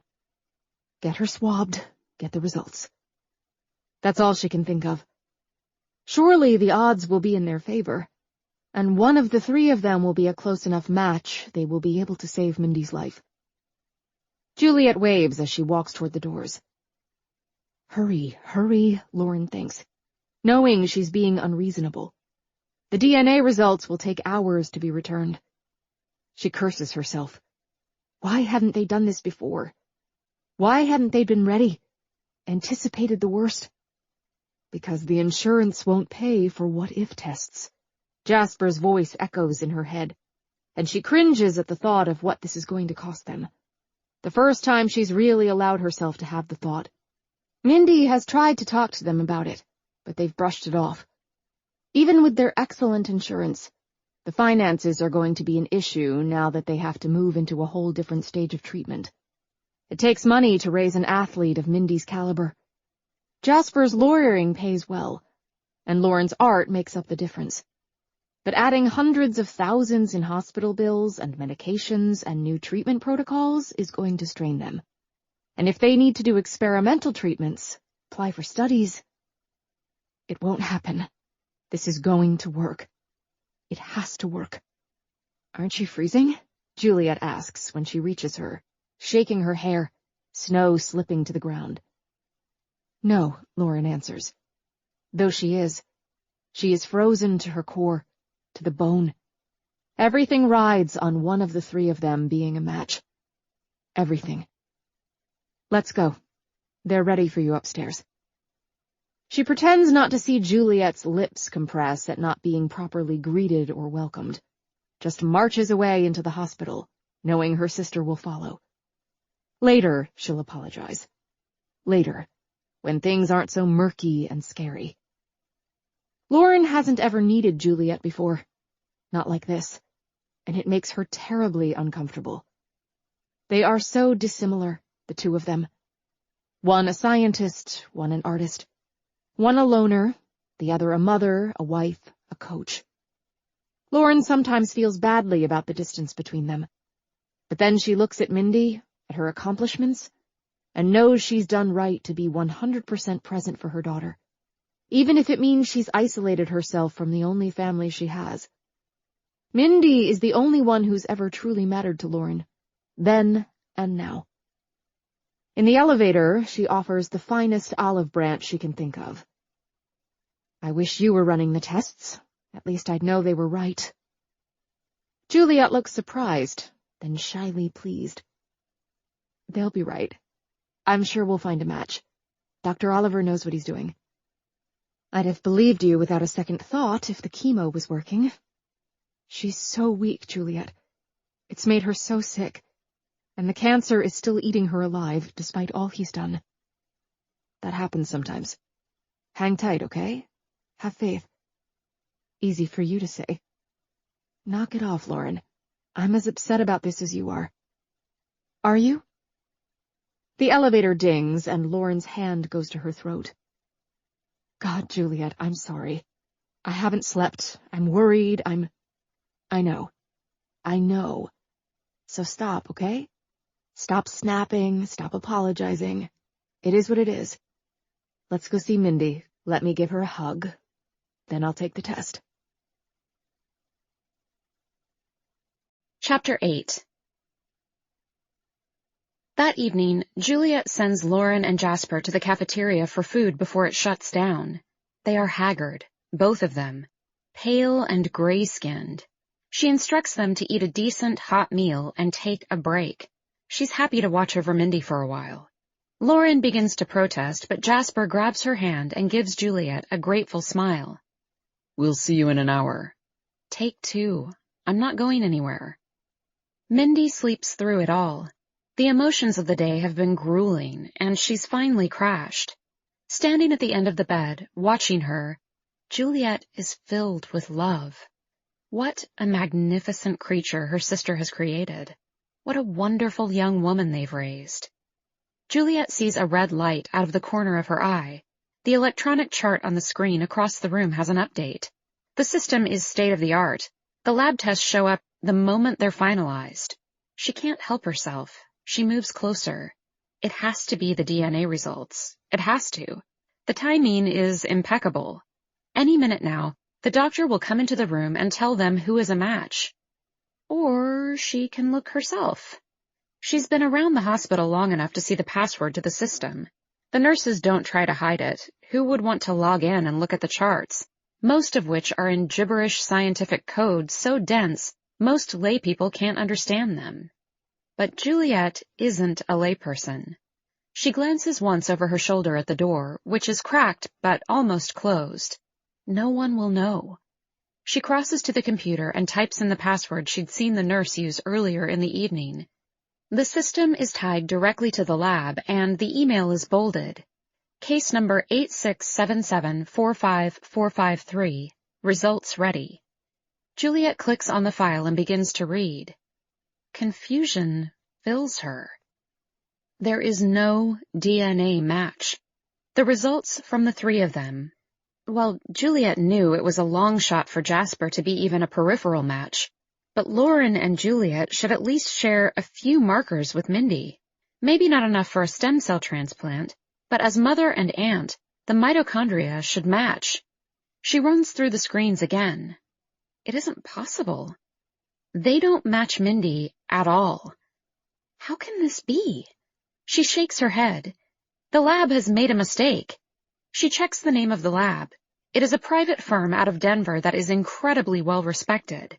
She knows the head of the lab, Cameron Longer. The odds of his people making a mistake of this magnitude? No, they must have been given the wrong sample for Mindy. It will be a huge fuss. They will have to retest her. It could cost the lab the contract with the hospital. Perhaps Juliet can help in a different way. She can call Cameron and tell him they need to redo things, and quickly. Help them avoid a costly and embarrassing mistake. Ma'am? Excuse me, what exactly are you doing? Juliet jumps away from the computer, smack into Mindy's tray, which tips over, spilling everything from water and Kleenex to chapstick on the floor with a clatter. Mindy jerks awake. Aunt Jay? What's the matter? Ma'am, what do you think you're doing? Mindy, it's fine. And to the nurse, I'm sorry. I was just checking to see if I could access the internet off this thing. The nurse slaps the keyboard up into place, effectively shutting off the machine. You can't. It's an intra-hospital system. No outside internet. I see that. Sorry, just wanted to check the storm. My phone battery is dead and the charger is out in the car. The nurse isn't buying it, but Juliet ignores her stares and goes to Mindy's side. Hey, kiddo, it's all good. Just your clumsy aunt knocking everything off your tray. She bends and picks everything up, mind whirling. She needs to move fast if she's going to get in touch with Cameron. Don't let me catch you messing with the computer again, ma'am. Of course not. It's of no use to me. I couldn't get in. You have a password on that thing, you know.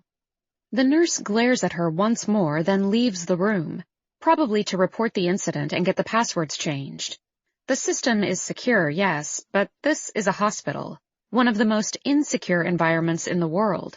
Anyone can walk in, take an elevator up to any floor, and walk into a room. Who's to say they couldn't pick up a password or two, dive right into the patient files? Records can be hacked, altered, stolen. It's a nightmare for security, both in person and online. Mindy rubs her eyes. What's wrong? You look like you saw a ghost. That chick scared the you-know-what out of me, that's all. Why were you snooping in my chart? Oh, precocious child. She hadn't been asleep the whole time. Don't tell on me. I won't. I was looking to see if the DNA results were back yet, which they weren't. It was all a waste of my oh-so-excellent covert ninja skills. She spies the chapstick across the room, picks it up. Mindy giggles. Yes, you're a ninja, all right. Where's Mom? Eating her dinner in happy ignorance. I sent them to the local broom closet for a date. Figured they could use some alone time. Ew, Aunt Jay. Gross. Perfect. She's distracted her. How do you think you came to be, child? Mindy obligingly sticks her finger in her mouth and makes gagging noises. Hey, want some tea? Yes, please. Peppermint. I'll be right back. Chapter 9. Mindy wants to know what Aunt Jay was looking at on the computer.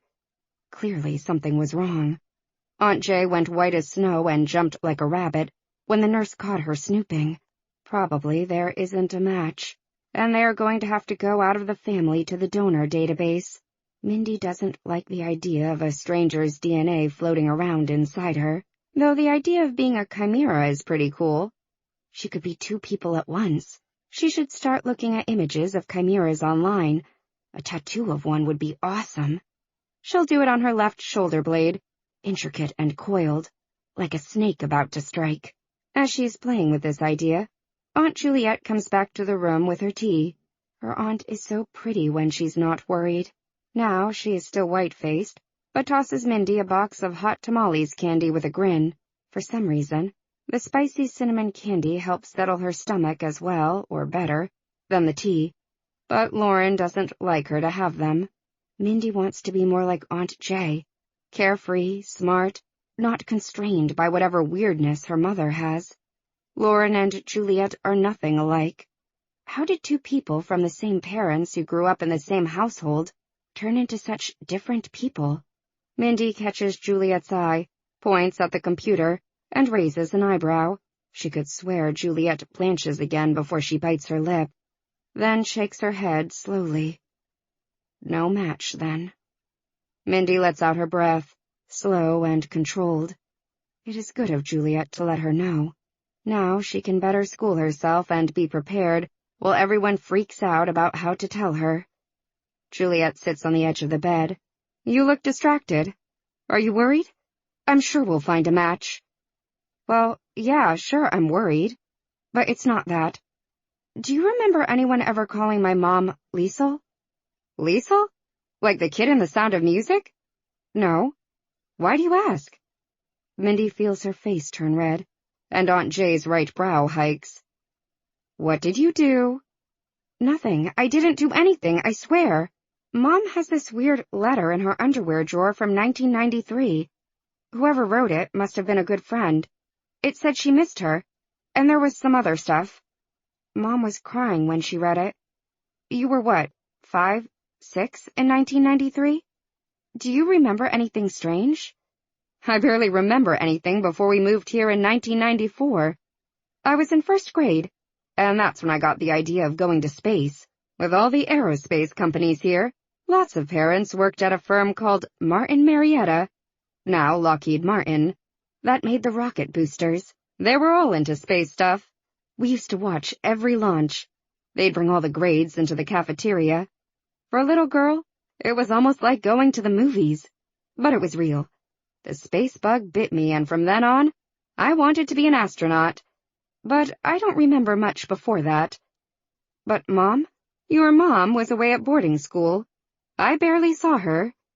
She's playing with Mindy's chapstick, turning it over and over, as if remembering the weird dislocation of not having a sister around outside of photos and phone calls.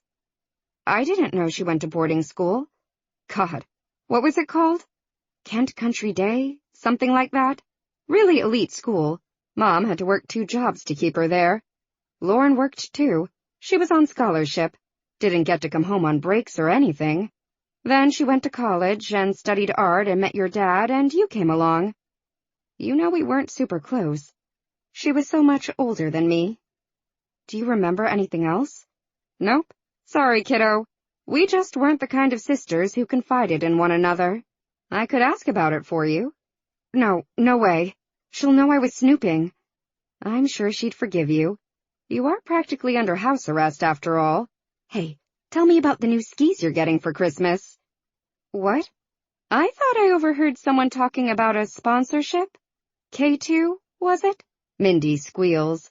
All thoughts of Lauren and the mystery letter gone. Chapter 10. Juliet is rattled by Mindy's line of questioning, but tries to stay cool. There's an explanation. It's a mistake. There's a completely rational reason why the labs don't match up. Mindy is so overjoyed at the thought of the K2 sponsorship that she takes the explanation at face value and doesn't ask again. They goof around for another 20 minutes until Lauren and Jasper come back. Not exactly smiling, but looking a little less peaked. Hey sis, they have meatloaf and mashed potatoes. Why don't you go down and grab some? I think I will. I skipped lunch. Mindy, you want anything? More hot tamales. They have the boxes by the register. Your wish is my command, princess. Back in a few. Juliet leaves them to adore their daughter. The nurse who busted her is nowhere to be seen, but she waits until she gets to the elevator to call Cameron. He answers on the first ring in his crisp British accent. Juliet Ryder, please tell me you've decided to chuck that nasty job chasing criminals and come to work for me. Hey, Cameron.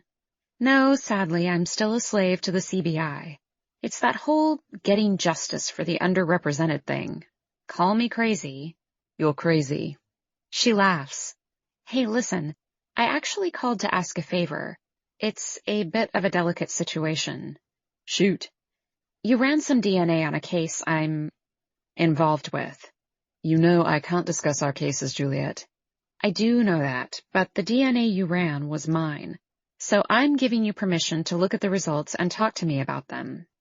Ah, Juliet, darling, I don't know that I can do it, especially since I know you. It's a total conflict of interest and— It's life and death, Cam. My niece has cancer. You tested us all for a match to do a stem cell transplant. I've already seen the results. Something is wrong, and I'm trying to help you save your lab because if it gets out you're making mistakes, it will sink you, and fast. His voice cools. That sounds suspiciously like a threat, madam. It's not. But, Cameron, seriously, someone in your lab screwed up. Pull the case. Look at it yourself. Run the test again. You don't want to look bad. This is enough of a high-profile situation without an error muddying the waters. Your niece. You're talking about Mindy Wright, the skier? Yes. I wouldn't normally ask, but as I said, the test had an obvious issue, so you're going to want to run it again and get it right. Something might have been contaminated in the process, who knows, but there's a problem. Well, if you tell me, it might give me a leg up. According to the DNA results I saw, I'm not related to her, and neither is her mother, which would be a miracle of epic proportions, as I met the child before and after she came into the world. Oh, He says, a new tone in his voice. Yes, that might be an issue. It won't be under your names, though. You know we double-blind everything. What's that case number? She lists it off, thankful as always for her facility with numbers. I'll be back to you as soon as I can. Thanks, Cameron. I owe you one. Juliet buys herself some dinner, scarfs it down, and sits for a while in the cafeteria, thinking. Surely there is a mistake. It happens more than people know. Even the best labs have issues. She should be ashamed of herself, snooping like that. But thank heavens she did. She is going to save her friend's reputation, and they'll find a match for Mindy on the second round. And all will be well. Chapter 11.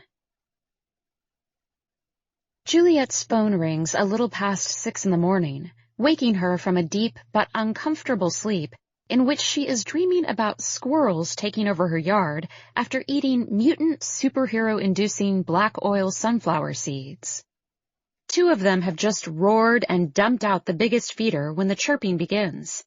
It sounds like a cricket, so she rolls with it as part of the dream, but finally drags herself to the surface. Chair, legs under a coat, hospital. That's right. She opted to stay at the hospital with everyone instead of trying to make her way to the house. The storm was terrible when she'd curled up in here, but she can tell it has stopped. The room is quiet and light gray, the dawn beginning. She stretches and answers the call with a groggy hello. It's Cameron. And you, my friend, are a bitch. I've been up all night trying to prove your theory. Juliet unfolds herself from the chair. Yeah? Well, I slept in a chair and dreamed of mutant squirrels. What's up? The tests are correct. I ran a clean sample from scratch myself. There's not a genetic match between you and your sister and your niece. Nor her dad, by the way. I'm sorry. Well, that's freaking confusing. It is. I'd start looking at the hospital records from the day of her birth if I were you. What? If she's not a biological match to your sister, then who is she a match to? I'm just saying, there might be a chance that there was a screw-up at the hospital. It happens. You mean, like she was switched with another kid? You say you knew her before and after birth. Then yes, it's the only explanation. How? How can this be happening? But she bites back her reply. Cameron is good at what he does, and if he says there is no match, then she needs to start looking at the alternatives. I'll get on it. Jeez, how in the world do I break this news? Let the doctors handle it. They'll have seen the results by now and will be coming to say something. I sent them the final reports a few minutes ago. But this is my sister we're talking about. My family. I have to give her a heads up. I don't want her freaking out in front of Mindy. Cameron answers with a long yawn. Your call. Let me know what happens, will you? I admit I'm intrigued. It's not often that we have switched at birth cases. If you find the parents, we could publish together. And now I'm going home for a few hours' rest. Thanks a lot, Cam. I appreciate it. I owe you one. His laugh is a comforting rumble. Come work for me, and all will be forgotten and forgiven. We'll see. Sleep well. Thanks again. She sits in silence for a few moments, trying to absorb what she already knew, but hasn't wanted to believe. There is only one answer possible here, and Juliet does not relish sharing it with her sister. Somehow, some way, 17 years ago, the hospital made a horrible mistake and sent Lauren home with the wrong child. The doctors come at 7 a.m., their faces calm masks. They talk. They are upbeat. This happens sometimes. The donor database is being contacted as they speak. They are sure there will be several matches. And the doctor from Boston adds, he's developed a new system that helps alleviate GVHD, graft versus host disease, which means he can fine-tune the matches to the point where it is virtually impossible for Mindy's body to reject the donor cells. New system, highly sophisticated, blah, blah, blah. Her chances are even better than before. Juliet's gaze swings from Mindy, who doesn't look surprised by the news there isn't a match, to Jasper and Lauren, who look terrified. Juliet feels horrible. She should have warned them. She should have given them a chance to process the information. Carrying secrets has never been her forte, and holding back something this huge from her sister is overwhelming. She wonders which doctor is going to break the rest of the news and spare her the agony. She puts her bet on the new guy, the tall, handsome fellow with the Boston accent who gave her a very appreciative glance when he came into the room. Thank you very much. She missed his name, something like Berger or Barger, so she is mentally calling him Dr. Braveheart. He has that classic nose and lots of long brown hair. He looks like a rebel. He looks like he has nothing to lose. She is surprised when the two men simply nod at her and leave without saying a word. What's she supposed to do now? Call them out? Then she'll have to admit she's been spying in the files, and that won't go over well. Crap! She can't just let this go. It's too big, too important. Not finding a match is one thing, but the fact that Mindy is not genetically related to her own family? That is a disaster in the making. Lauren starts to cry. Juliet spares her a quick glance. Jasper is attending to her, so she follows the doctors into the hall to see if she can glean something off of them. But they are hurrying away, heads down, talking low to each other. Gee. Thanks, guys. Back inside the room, Mindy is now holding her mother, trying to calm the flood of tears while Jasper looks on miserably. Mindy catches her eye, and Juliet sees the fierce pain in them. They've already given up, her look screams. Don't you dare give up on me too. Lauren, honey, come here. Juliet pulls Lauren from Mindy's bed and marches her out into the hall. Lauren is like Jell-O, legs wobbling, body malleable, going wherever Juliet leads her, which is right down the hall into the private quiet room. She pushes Lauren inside, shuts the door, leans against it, and crosses her arms. Scream. What? Scream. Do it here, do it now. You can't fall apart in front of her like that. She needs you to fight with her, not to give up, not to give in. The odds? Fuck the odds. This kid is more than the odds. She always has been. Don't talk to me like that. You have no idea what it's been like. What it's like to lose your heart, your soul. If she dies, she's not yours. Lauren stops dead, mouth open in a small little O. A silent scream. What did you just say? Shit. I'm sorry. I didn't mean to blurt it out like that. What in the name of God are you talking about? The reason there isn't a match. She's not your child. Not only isn't there a match for the stem cells, but there's not a genetic match at all. There must be some mistake. That's what I thought too. I saw the file yesterday and I thought they'd done something wrong, so I called the lab. I know the head of it. and had him redo the tests himself.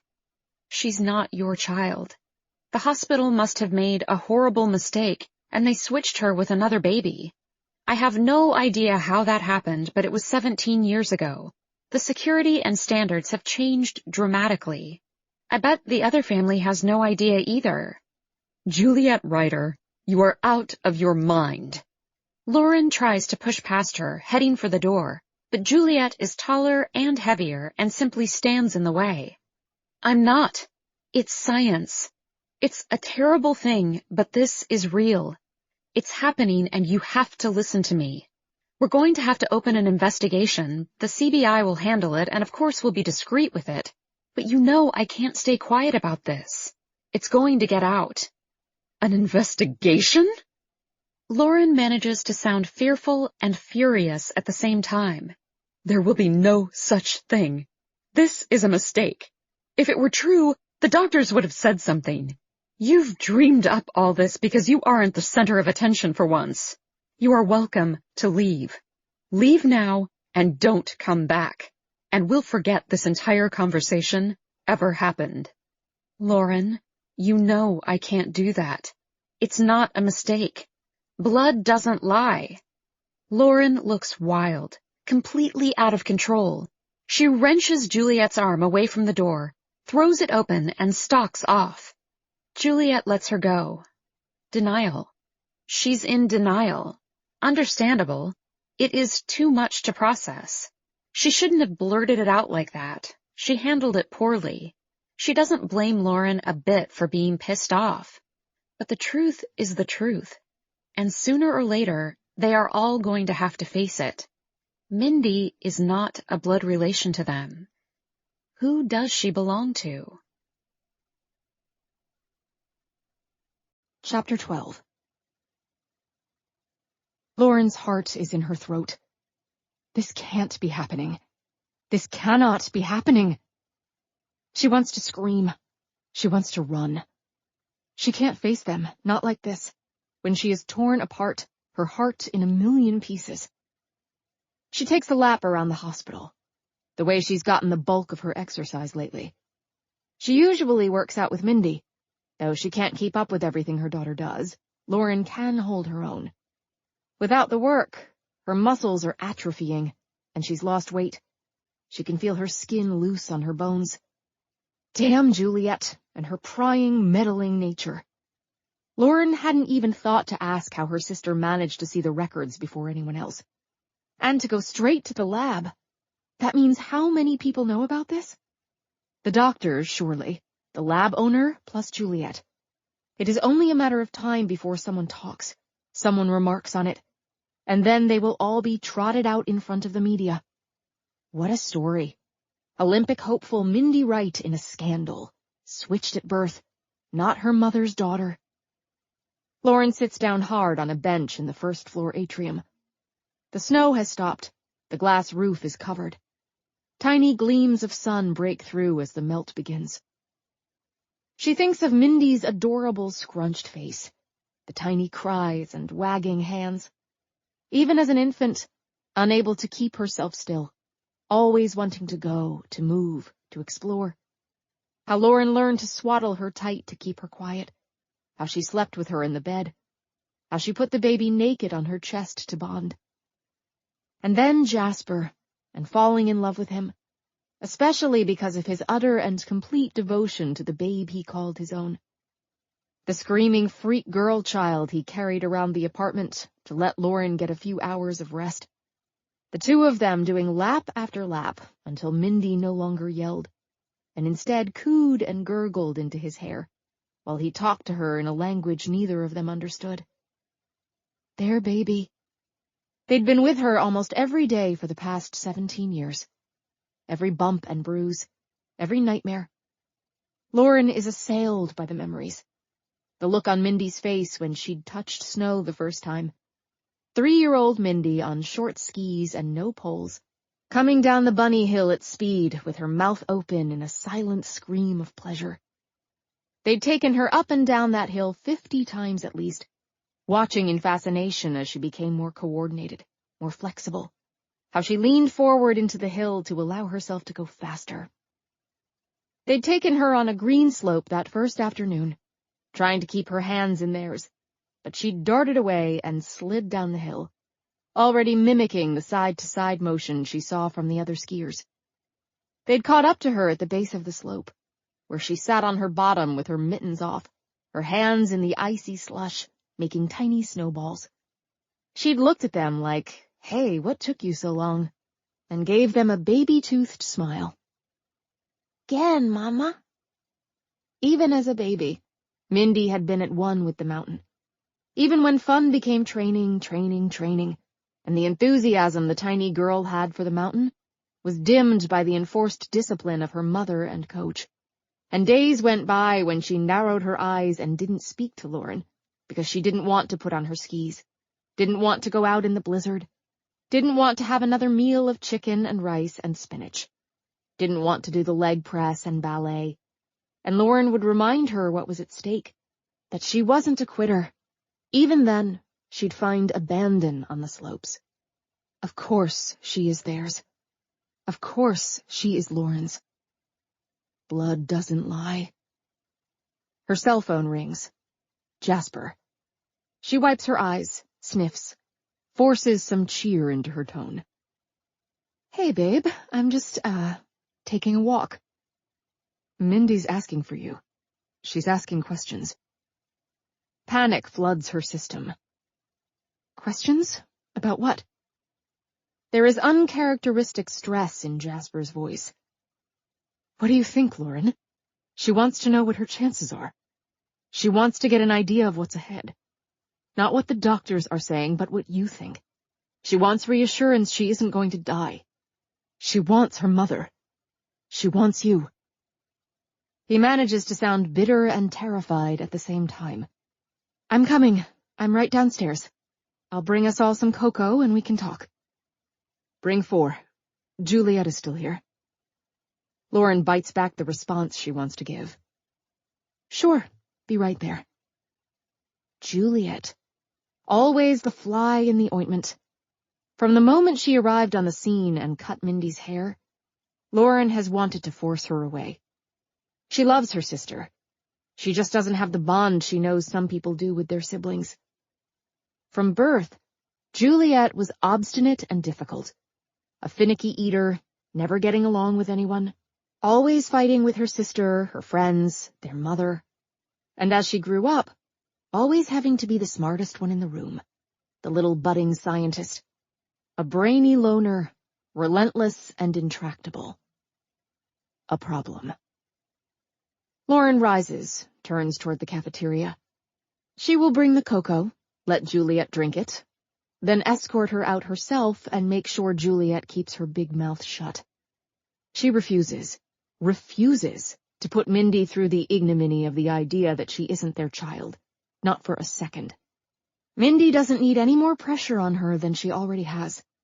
Her leg is just beginning to heal properly, and the stem cell transplant means all new protocols, new medications, and new stress. Lauren will be damned if she allows the mental stress of this clear mistake to weigh on Mindy, to in any way affect her treatment and its efficacy.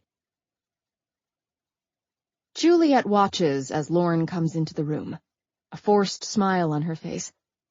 Lauren sends her a mental "do not dare speak" glare and hands her the cocoa.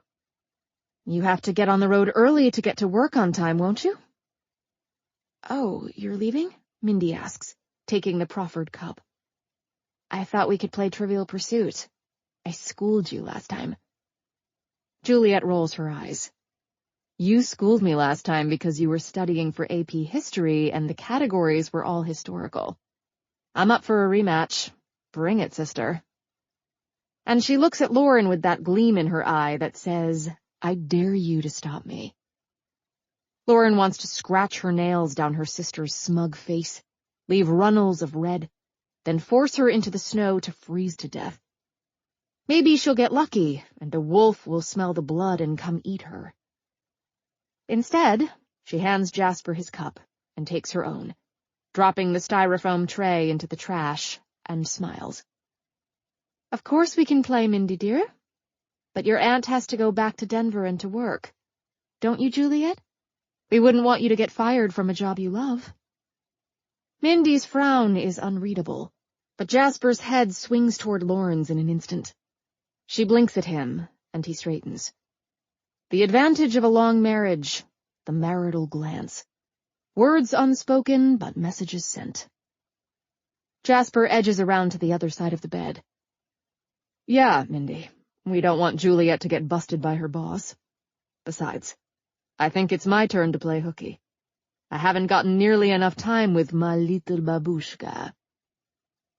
At his horrendously ridiculous Russian accent, Mindy starts to giggle, and he advances on her, opening and closing his fingers like he is going to pinch her cheeks, which sends her squealing under the bedclothes. Lauren takes advantage to steer Juliet into the hall. Say your goodbyes and get out of here. Lauren, you can send me away, but it's not going to change facts. This is going to come out. Lauren speaks in a furious whisper. It won't if you keep your mouth shut. Now leave, and I don't want to hear you speak of this again. And if you let this slip, if you tell anyone your outlandish theory, I will make sure your bosses know you were interfering with the files here at the hospital. How do you think that will go over? I don't think the CBI would take kindly to the news one of their employees was breaking into secure medical documents. Are we clear? Do you understand what I'm saying? They face off for a moment. Then Juliet exhales a heavy breath out of her nose and sticks her head back into the room. She blows Mindy a kiss. I'll be back this weekend, Peanut. Try not to beat your parents too badly.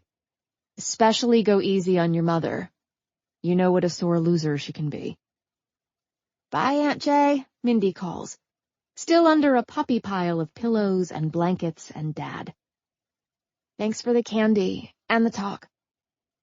Lauren's eyes narrow, but Juliet tosses her a crisp salute and saunters off down the hall. Lauren sags a little inside, but doesn't move an inch until she sees the elevator doors close behind her sister. This is a problem.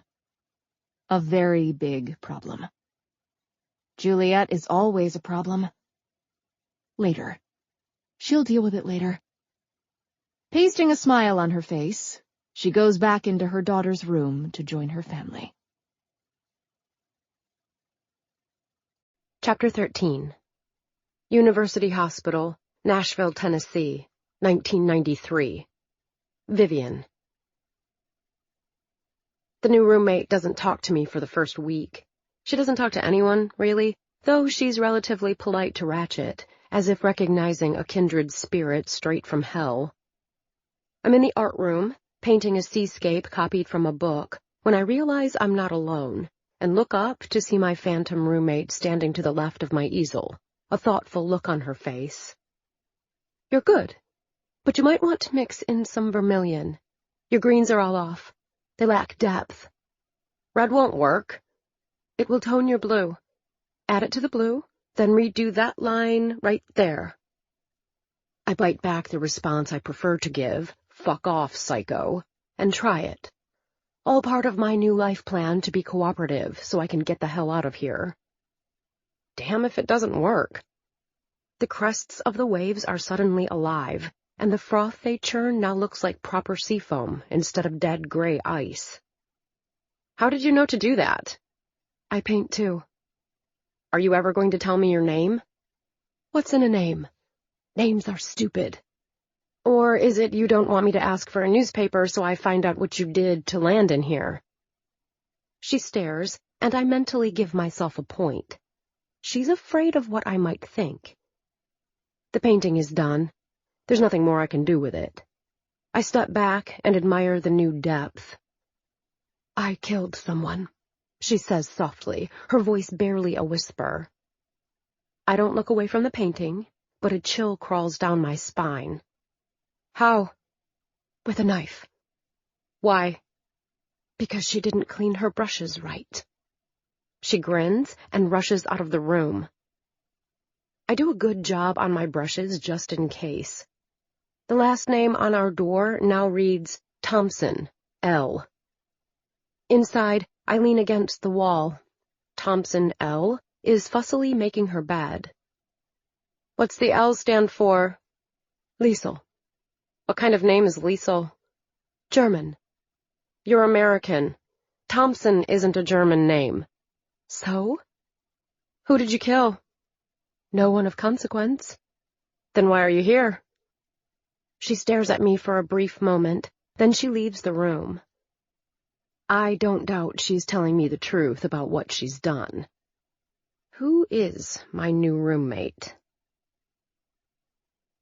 Now that I know I'm sleeping next to a murderer, I am desperate to find out what's happening.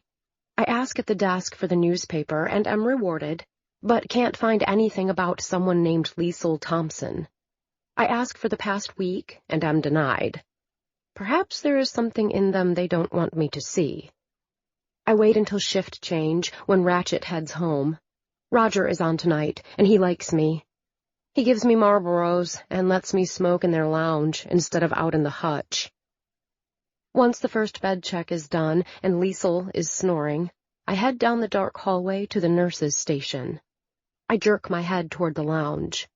Roger, thin, blonde, wispy mustache and ropey arms, unlocks the staff lounge and hands me a smoke. Once we're lit, I say, "Can I have last week's newspapers?" "Why?" "So I can see why my roommate is in here. She scares me." "She said she—" "Yes?"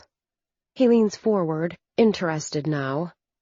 I take a drag, breathe in the smoke, down deep in my lungs, hold it there until I start to cough, and Roger whispers, "Be quiet. You're going to get me in trouble." I swallow the cough, choking, my eyes watering. I suddenly don't want to share my strange roommate's words. "So? What did she say?" "She said she would never tell. I just want to be sure I'm safe. I don't like not knowing." Roger says, "You know what it will cost you." I tap my fingers on the table, ash tipping off the end of my Marlboro onto the scarred wood. "Quid pro quo, kid." He doesn't leer. This is a business transaction. I have no money to pay him, nor favors to bestow, nor property of any kind that's worth anything to him. Except me. And that I'm not willing to give. Not for this. "I can't," I say, looking away. "Suit yourself. One of these days you're going to change your mind. Now finish that smoke and get to bed." In our room, Liesel is having a nightmare. I lie on my bed, on top of the scratchy covers, and listen to her moan and pant. She murmurs, "No, no, no, no," and punches in the air. And I can't help but wonder who she's fighting. Chapter 14. Denver, Colorado, current day. Juliet drives back to Denver, her mind in overdrive. Lauren is hiding something. She is sure of it. Her reaction, so vehement, so visceral. Juliet hasn't seen this side of her sister since they were children, before Lauren became a mother and her life turned into a fairy tale. Because make no mistake about it, Lauren is living a fairy tale. Great husband, utterly devoted. Beautiful, talented daughter who is also a hard-working athlete who makes them all proud. Lauren herself, an artist who makes her own hours, does whatever she wants. Travel, money, looks. She is totally and completely free. Juliet isn't. She has none of these things. Only a career she loves. She isn't jealous. Of course she isn't. She has plenty of time for her own happily ever after. And how could she be jealous now, especially, now that she knows what she knows? As she speeds down from the mountains, the evergreens and rocky slopes covered in snow as familiar as the back of her hand, she begins to see things with new eyes. She's never noticed that sheer drop-off. She's never seen that frozen waterfall. When did they put up that netting so the rock slides wouldn't make it across the entire highway? She is so used to the drive, so used to, so desensitized to the reality in which she is living, she's been in a fugue state. If all of these things along her path are new and different, what does this mean? Is it possible that Mindy, too, is simply new and different? Or has she been a wolf in sheep's clothing her whole life? 17 years a stranger in their midst, and none of them knew it. It makes her uncomfortable at best. The idea that their family is an outlier, suddenly different, being unmade, rocks her to the core. Juliet likes the known, the quantifiable, theories that can be proven, not imagined. And with that, she knows exactly what she needs to do. She isn't going to report this, not yet. She will find Kyle Noonan, get a sample of his blood, let Cameron run it. If he isn't Mindy's father, then she can go to Lauren with empirical evidence and make her see sense, make her see reason. It is the only way. Back in the lab, she answers some email, forwards 2 mitochondrial profiles to the team of agents she's been working with who are on a unique manhunt, looking for a suspect of both Asian and Scottish descent, then shelves all her projects. She gives herself an hour. She is law enforcement. She has access to all the databases. If anyone asks what she is doing, she'll chalk it up to research. Juliet has more leeway than most, simply because she is breaking new ground with her techniques. Entranced with the idea of familial DNA to solve crimes, she set out over a year earlier to perfect the method known as DNA phenotyping. Instead of searching for an exact match in CODIS, the combined DNA index used to identify and match a criminal's DNA with crime scene evidence, phenotyping is a more organic, environmental approach, decoding the DNA source sample itself. The idea is simple. As Juliet told Lauren, blood doesn't lie. Blood is its own witness. A tech can take a blood sample and within 24 hours have a full-blown profile of who it belongs to. White, black, blue eyes, green, blonde, brunette, red, male, female. In theory, if a witness says she was raped by a man of African descent, yet the DNA sample belongs to a white male of European descent, the police will know immediately a mistake has been made, that the witness is wrong. Her memory is fuzzy, or she has an agenda. Juliet's phenotyping method is gaining traction too, turning profiling on its ear. It is becoming exceptionally useful in murder cases. If law enforcement officials are looking into a serial killer and all the signs pointed to a specific type of person, the phenotype DNA can help prove or disprove their theory. Which is all well and good, but Juliet wants to take it further. She is working on a new type of phenotypic analysis, looking for facial features and familial traits and applying them to the possible perpetrators of the crimes committed. She's been matching DNA samples with the FBI's NGI facial recognition system. So far, she's helped the CBI close 20 cold case murders, and she has another massive stack in her to-do pile. She is an unconventional leader in her field. Not to mention the program she has written allows her to input DNA material into a 3D printer and have it spit out a face. Completely unusable in court for now, but she's been using it to double-check her work once a suspect is caught. A third control, as it were. Thinking of this, the idea glimmers in the back of her mind, there but not acknowledged. It is this phenotypic method she can use to narrow down Mindy's true biological parents, should it come to that. But she can't do it without permission from all involved, including her bosses. Working on the project behind everyone's backs is unethical at best, illegal at worst, and quite possibly a waste of time. There are better ways to prove her theories. Lauren and Kyle didn't part on good terms, but her famously private sister never let any other news leak. All Juliet knows is he was furious about the pregnancy, filed for divorce, and requested a transfer to another office, preferably as far away from Lauren as he could get.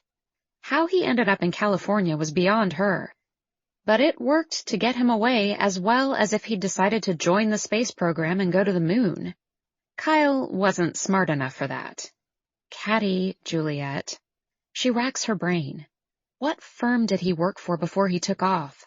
Spencer something? Spencer Landry. That's it. She grabs the phone and looks up the number on the web, dials it. The receptionist answers, her long vowels a dead giveaway that she's from the north. Good morning, Spencer Landry and Associates. How may I direct your call? I need to speak with your HR department, please. Oh, I don't think we're hiring right now. This is Juliet Ryder, CBI. Oh, well, certainly, ma'am. Hold one moment. She bites back a laugh. Sometimes it's good to be with the CBI, even if she's using the title for nefarious purposes. A moment later, a man's voice comes through the phone. This is Ares Petrona. How can I help you, Agent Ryder? She doesn't disabuse him of the title. She holds a Ph.D. in microbiology and genetics and is not an agent pro forma, but Agent Ryder will get farther than Dr. Ryder. Good morning, Mr. Petrona. I'm looking for some information on a former employee of yours, a Kyle Noonan. I have a record of him leaving the firm in 2000 to take a position elsewhere. I was hoping you had the name of the firm he went to so I can reach out to him. Wow, 2000. I wasn't here then, but let me look into the archives and I can give you a call back. Will that work? I'm in a bit of a hurry, actually. Can you put me on hold while you look? Surely a firm as advanced as Spencer Landry is all online. We are, but, this is personal information, and I think I may need to talk to my supervisor. Really, there's no need for that, she says, warmly now, conspiratorial. I'm just looking for the forwarding address. You would have to send the man a final W-2. I could get a warrant, but that's going to waste everyone's time. You do know we are a law firm, right? She laughs and hopes it doesn't sound as stilted as it feels. All right, I was hoping not to have to do this, but here's what's going on. He's my brother-in-law. He and my sister are divorced, but she's sick, and I need to get in touch with him right away. She's in the hospital, and I'm in charge of getting in touch with everyone. Please. I wouldn't normally throw my title around, but I thought it was the most expedient way. Oh, wow. That's terrible. I'm sorry to hear it, but I'm afraid I can't help you. Okay then, I'll go get the warrant. No, I mean, I can't help you because there's nothing here. He transferred to our San Diego office, then he must have left the firm, because his records with Spencer Landry end in 2000. I'm so sorry I can't be more help, and I'm sorry about your sister. I hope she gets better soon. Thank you, Mr. Petrona. You've been a great help. Have a good day. She hangs up the phone, mouth slightly agape. What has she just done? She's just tried to extort personal information without a warrant, without any probable cause, only to further her own goals. And has hit a brick wall to boot. Serves you right for meddling, Lauren's voice rings clear in her head. I warned you, stay away from this. God, now she is hearing voices. She needs sleep. She needs to take 3 weeks off, find a warm beach somewhere, drink fruity drinks, and crisp herself in the equatorial sun. But this isn't an option. Mindy isn't resting. She's getting sicker and sicker. And if Lauren won't do the right thing, damn it, Juliet will figure out a way. She Googles Kyle Noonan again, adding Spencer Landry and San Diego in the search box. She finds nothing. But this isn't unusual. She's searching for information from 17 years ago. Not everything was as plugged in then as it is now. Not every thought, word, and deed that happened every moment of every day made it onto the web back then. Maybe she needs to do this the modern way. Social media holds all truths. She can troll Facebook for a while, see if anything pops. Lauren doesn't have an account, but maybe Kyle does. Like all CBI employees, she has a public server and a private server. The private clearly marked so they can exchange sensitive information and case-specific files without worrying about external hacking.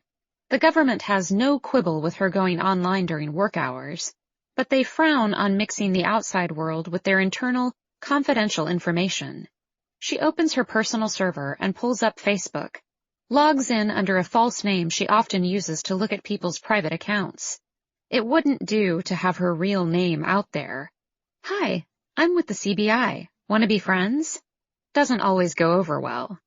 Once she's become Jessica Baker, busty and icy blonde, exactly Juliet's opposite, she searches Kyle's name, She scrolls through several Kyle Noonans, frustrated that none look familiar.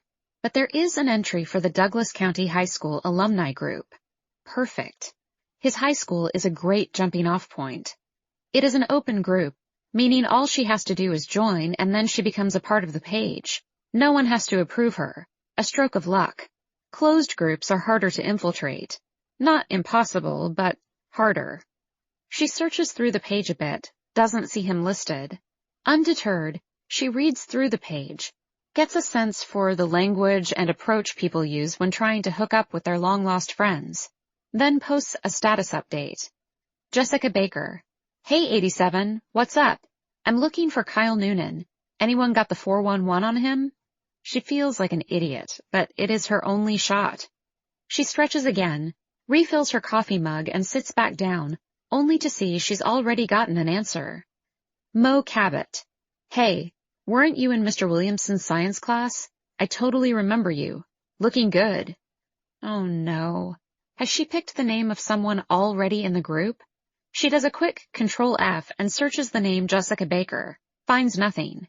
8 Jessicas but no Baker. 2 of the Jessicas can be mistaken for her, and since it's so many years later, married name, before she can respond, a few more people pop onto the thread. Oscar Fielding. Hey Jess, welcome. Noonan. Haven't heard his name in a while. I thought he moved overseas or something. Haven't seen him around here. What are you up to now? Will Lindsay.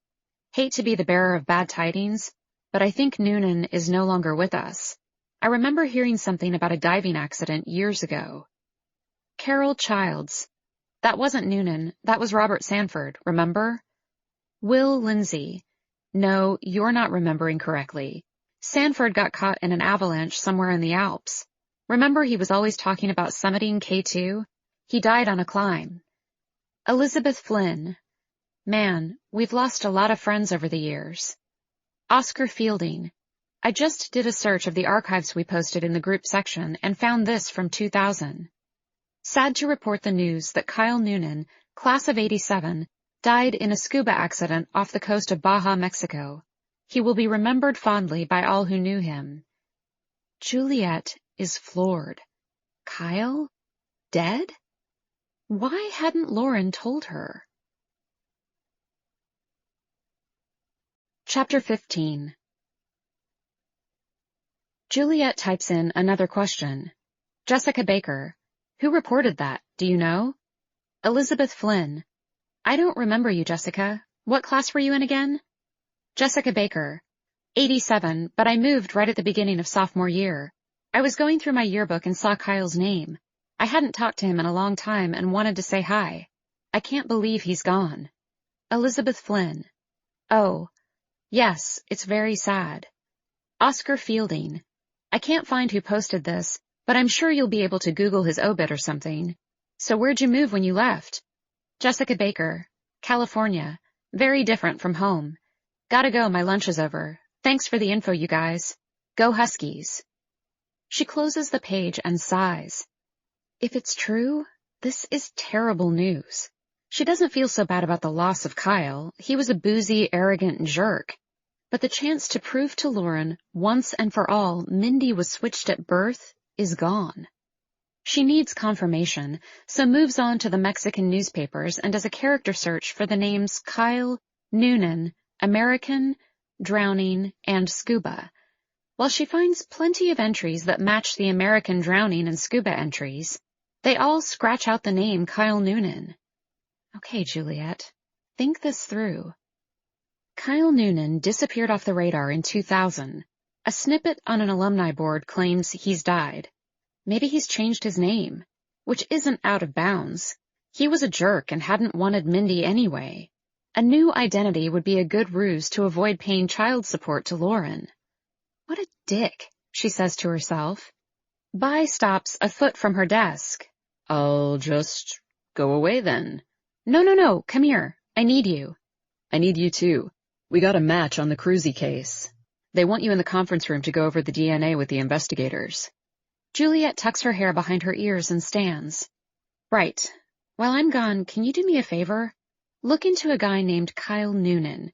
He used to live here in Denver, moved to San Diego circa 2000, and I have an unsubstantiated report he died in Baja, Mexico.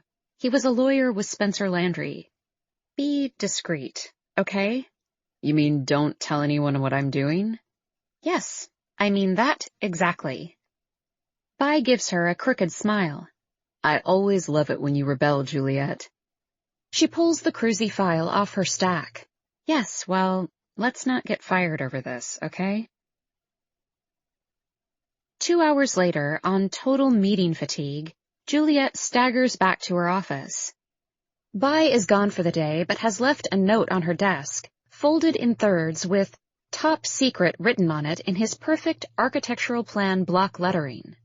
Mighty subtle there, buddy. She opens the note. You know the weirdest people. See your personal email for info. She practically throws herself at the desk. As she did when she went on Facebook, she switches to her personal server and opens her email. There is a note from Vi. Looks like your dude is dead. All I could find was this. Sorry. Hope the meeting went well. See you in the morning. Attached is another obituary report, this time a small news article from the Denver Post. It is dated August 31st, 2000. For some reason, she hadn't been able to find it in her searches. Kyle Noonan, 32, a Highlands Ranch, Colorado native, was killed last week in a diving accident off the coast of Baja, Mexico. Noonan, a member of the Colorado and California Bar, was an associate at Spencer Landry in San Diego at the time of his death. Noonan was known for his blustery court appearances. As a public defender, he had a record number of cases seen in the Arapahoe County court system. He went to Douglas County High School in Castle Rock and was briefly married to local artist Lauren Ryder. In lieu of flowers, the family requests donations to Noonan's favorite charity. There is no byline, which means this could have been written by a family member. She racks her brain, thinking about Kyle's family. He was an only child, and there was a great aunt. Juliet remembers Lauren being excited they'd gotten some money when the woman passed away. She sinks back into the chair. At some point, she's going to have to admit this is a dead end. Still, she can't believe Lauren has never seen fit to tell her Kyle is dead. She's going to have to ask her about it, but at this moment, she is too tired to do anything but go home and crash. No matter what, Kyle is not going to be Mindy's savior. She calls her niece's cell phone but gets voicemail. She debates trying Lauren but decides against it. Lauren will just ignore her anyway. When Lauren gets angry like this, it could be days before she'll cool off enough to answer a call. Juliet will have to wait until the weekend when she goes back to Vail and talk to her then. In person. Switched at birth. So where is her real niece? She has no choice. If they can find Mindy's birth parents, there will be a better chance of saving her life. She must talk to someone about this, even if it costs her Lauren and Mindy. Mindy's life is worth more. Juliet knows there is only one way to investigate without anyone knowing. She picks up her phone and calls Cameron. 2 calls in a week. Whatever have I done now? I need your help. Some advice. I have a problem. Want to meet for a drink and talk about it? Can I come to your office instead? I need privacy. His tone changes. He must hear the worry in hers. I'm here. I'll wait for you. Buzz when you're at the door. Thanks, Cam. Chapter 16. Juliet navigates the streets carefully. The gentle snow from this afternoon is driving hard now. What normally takes 5 minutes is instead a white-knuckled 30. The truck slipping and sliding all the way despite her excellent 4-wheel drive and snow tires. Shaking the snow out of her hair, she buzzes, and the door obligingly buzzes back. At the click of the lock, she enters. Cameron's offices are clean and bright, floor-to-ceiling windows in the reception area. The lab itself spotless, stainless and white machines gleaming. He runs a clean shop. She trusts him implicitly. He meets her in the hall. Cameron is a handsome man. Of this, there is no doubt. A solid 6 feet tall, hair prematurely gray, he has a black goatee, always wears black turtlenecks, a gray half-zip, Faded jeans and black high-top Converse, his uniform. Tonight he's wearing his glasses instead of contacts, and she has to admit, he looks good. A handsome nerd. He was born in London but has lived in Colorado since he was 10. He still has some British phrases and the slightest accent on some words, which makes him sound mysterious and interesting. Women flirt with him constantly. In another life, she might even think he'd be a good match for her, but something has always held her back, though Cameron has made it very clear he'd be more than happy to take things further. That something is his prodigious mind. She would hate to lose him because he is one of the most challenging, intelligent, interesting people she's ever met. His intellect and his biting sarcasm aren't for the weak of heart. She adores that about him. Come on then. Let's get you something hot to drink and you can tell Uncle Cameron what's wrong. Uncle Cameron? Creepy dude. He throws a rakish grin over his shoulder and she laughs. In his office, he hands her a cup of tea, then leans on his desk, arms crossed. It's my sister. She told me that the labs are wrong. We both know that's not the case. And I think Lauren is hiding something. I mean, wouldn't you want to know why the test results don't match? There's only one logical conclusion, right? That the baby isn't hers? That it looks like Mindy was switched at birth? Yes. And since the baby is someone else's, that would mean Lauren's real child is living with strangers. And if that's the case, the biological family could be a transplant match. There could be siblings. This is juicy. Do go on. Don't make fun. I'm serious. I want to open an investigation. So do it. Lauren practically begged me not to, then shoved me out the door, insisting I'm crazy as she did. But Cameron, blood doesn't lie. No, it doesn't. Cameron takes a sip of tea, and she senses there is more coming. But... Juliet, your sister is going through a horrible trauma. Her Wunderkind is sick, and her sister is telling her that the child she's loved, raised, trained to be an elite athlete is not hers. I might not react well to the situation either. Which is all fine, except Mindy needs a stem cell transplant, stat. We have to put aside our feelings. Let them take her out onto the donor database. Well, they are, but in the meantime... Oh. You don't need my permission to tell your bosses if that's what you're thinking. I will release the information if there's an investigation, no problem.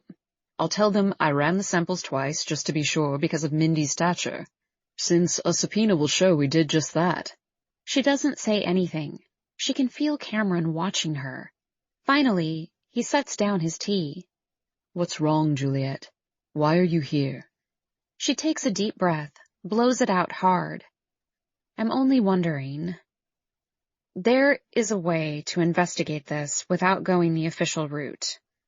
Cameron pulls off his glasses, scratches the side of his nose. Ah. Yes. Ah. He puts the glasses back on. I'm surprised at you, Juliet. It goes against everything you believe in. You know the consequences if we do that and we're found out. Every case you've ever worked could be reopened. Criminals you've put behind bars could have their verdicts vacated, be granted new trials, and justice might not be served the second time around. Plus, you'll get fired, be in disgrace, and be forced to live out your days eating potted meat sandwiches. Isn't it easier to have it out with your sister than risk your career? If that's not enough to freak you out, the idea of perpetually stale bread and mystery meat should scare the bejesus out of you. Not to mention the fact I could lose the lab. Cam, I know the consequences, but something about this feels all wrong to me. If it were me, I'd be banging down the hospital's doors, threatening a lawsuit if they don't explain how my kid went home with someone else. But it's not you. Lauren is trying to protect Mindy. Can you imagine how that girl's going to feel when the truth comes out? That she's not Lauren and Jasper's kid? Only part of that is relevant. She's actually not Jasper's kid. What? Lauren's first husband left when she got pregnant. She met Jasper when Mindy was a newborn, only a few weeks old. Mindy doesn't know that either. Where's the ex? Dead. Diving accident in Mexico. She slumps in her chair. Cameron kneels next to her. Juliet, I understand why you want to do this, but if you're found out, you lose everything. How do you explain a sudden genetic match? If you come blazing in with a solution to a problem that has only one answer, you're going to come under scrutiny. You don't need your sister's permission to open an investigation. You're CBI. Woody will be discreet, I'm sure, under the circumstances. You can search to your heart's content if this is official. Make your fun little 3D images of possible family members, maybe even get some press for your new techniques. No disgrace or potted meat in sight. She knows he's right. Of course we have to do this by the book. I'm not going to risk everything for Lauren. God knows she wouldn't do that for me. I don't know what I was thinking. Forget I came by, all right? I'm embarrassed to have even brought it up. He smiles. Come now. You love your sister and your niece, and you don't want to cause them any more pain. I admire you, Juliet. You love deeply, and you're loyal, and that's rare nowadays. If there's anything I can do, you let me know. I'm always willing and able. How about some dinner? Steak? Rain check, Cam? I need to talk to Lauren before I talk to Woody. Juliet calls Lauren when she gets home and is surprised when Lauren answers.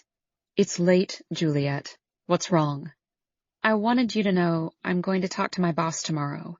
We need to find out what happened to your biological child. I will be discreet, and we will do everything we can to keep names out of the record. I'm going to label Mindy as a Jane Doe. It will be safe, I swear it. What? What are you talking about? You're opening a case with the CBI? I am. We need— No. Absolutely not. Lauren, listen to me.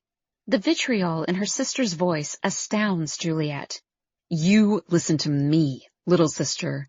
If you do this, I will never speak to you again. Ever. And I will make sure Mindy doesn't see you. I will cut you from our lives. You're overreacting, Lauren. Then again, I don't know why I'm surprised. You didn't even tell me Kyle was dead. Lauren doesn't miss a beat.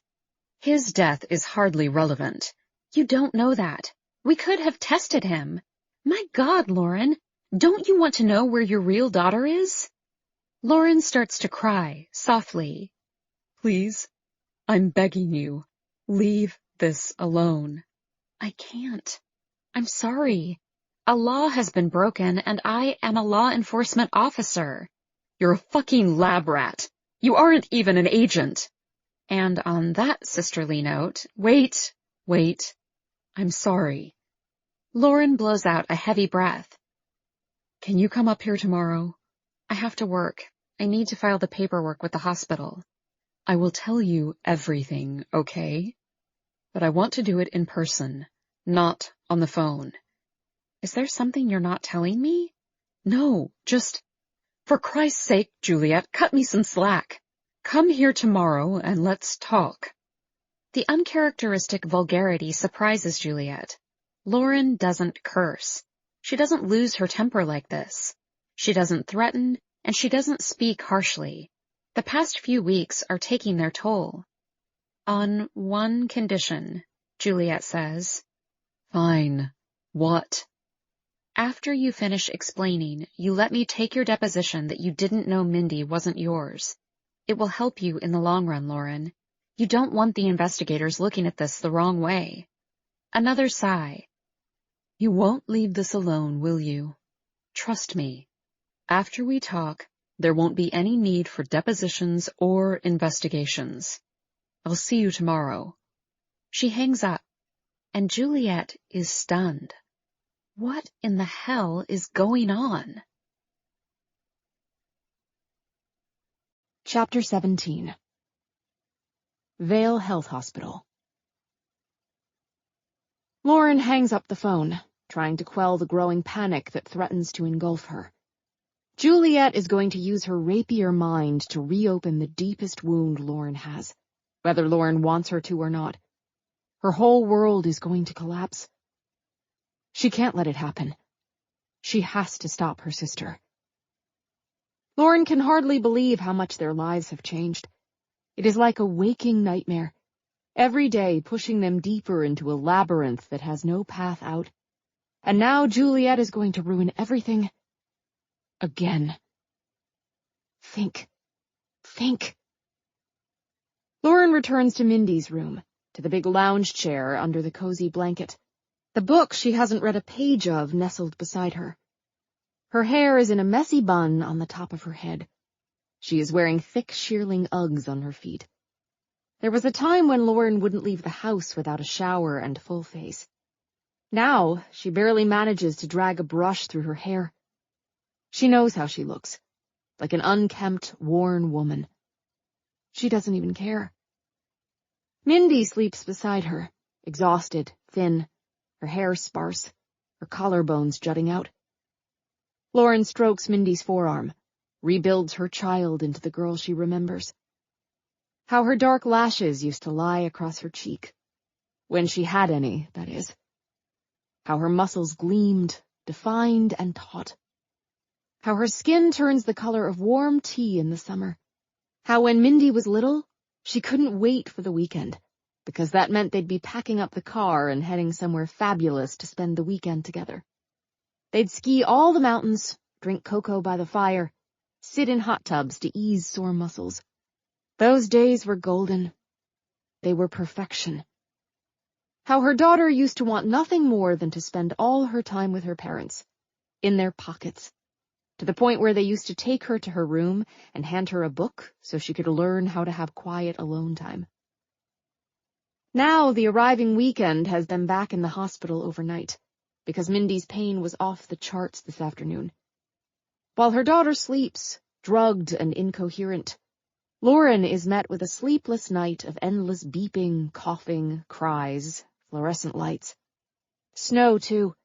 Gray, icy snow that batters the windows and leaves them all chilled.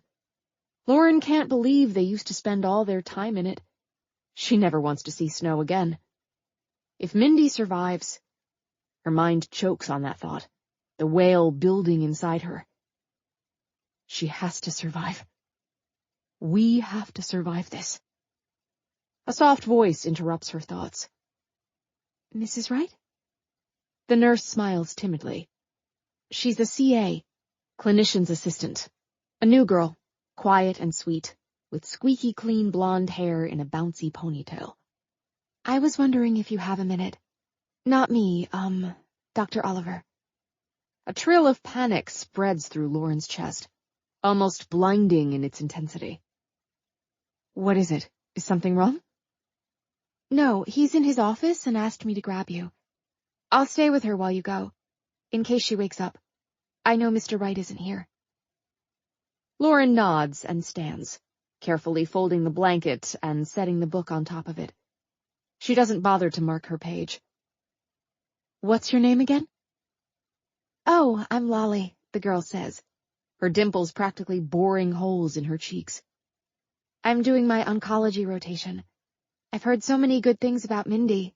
I can't wait to meet her. Lauren bites back the tears, the snappish comment. This girl looks barely old enough to have an after-school job, much less be training at this level. She forces herself to smile. Well, don't wake her, but if she does, talk to her about anything you want. She's terribly bored. Most of her teammates, friends, are out on the slopes, and she's stuck in here. I bet. You go on. Dr. Oliver is waiting. Lauren puts her phone in her back pocket and dutifully follows the hallway down to Oliver's office. He is behind the big desk, the room a warm jumble of photos and books and lamplight. No fluorescence. She closes her eyes and opens them again, realizing the strain she's been under in Mindy's all-fluorescent room. He looks up, his eyes kind, and smiles, gesturing her to a seat across from him. What's going on? Hi, Lauren. I wanted to see how you were holding up. Oh, well, as good as can be expected. Mindy is such a champion. She's being so strong and... But how are you, Lauren?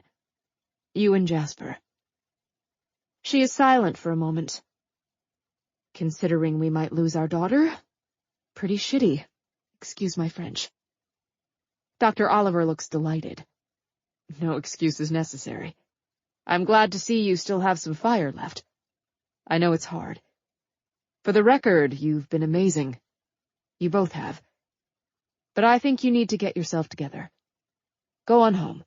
You can come back and get her tomorrow. No thanks. She knows she sounded mulish, but what is she supposed to do? Abandon her sick daughter? Never. The doctor steeples his fingers. Listen to me. You're no good to her like this. You are holding up well, considering. But you're as diminished as she is.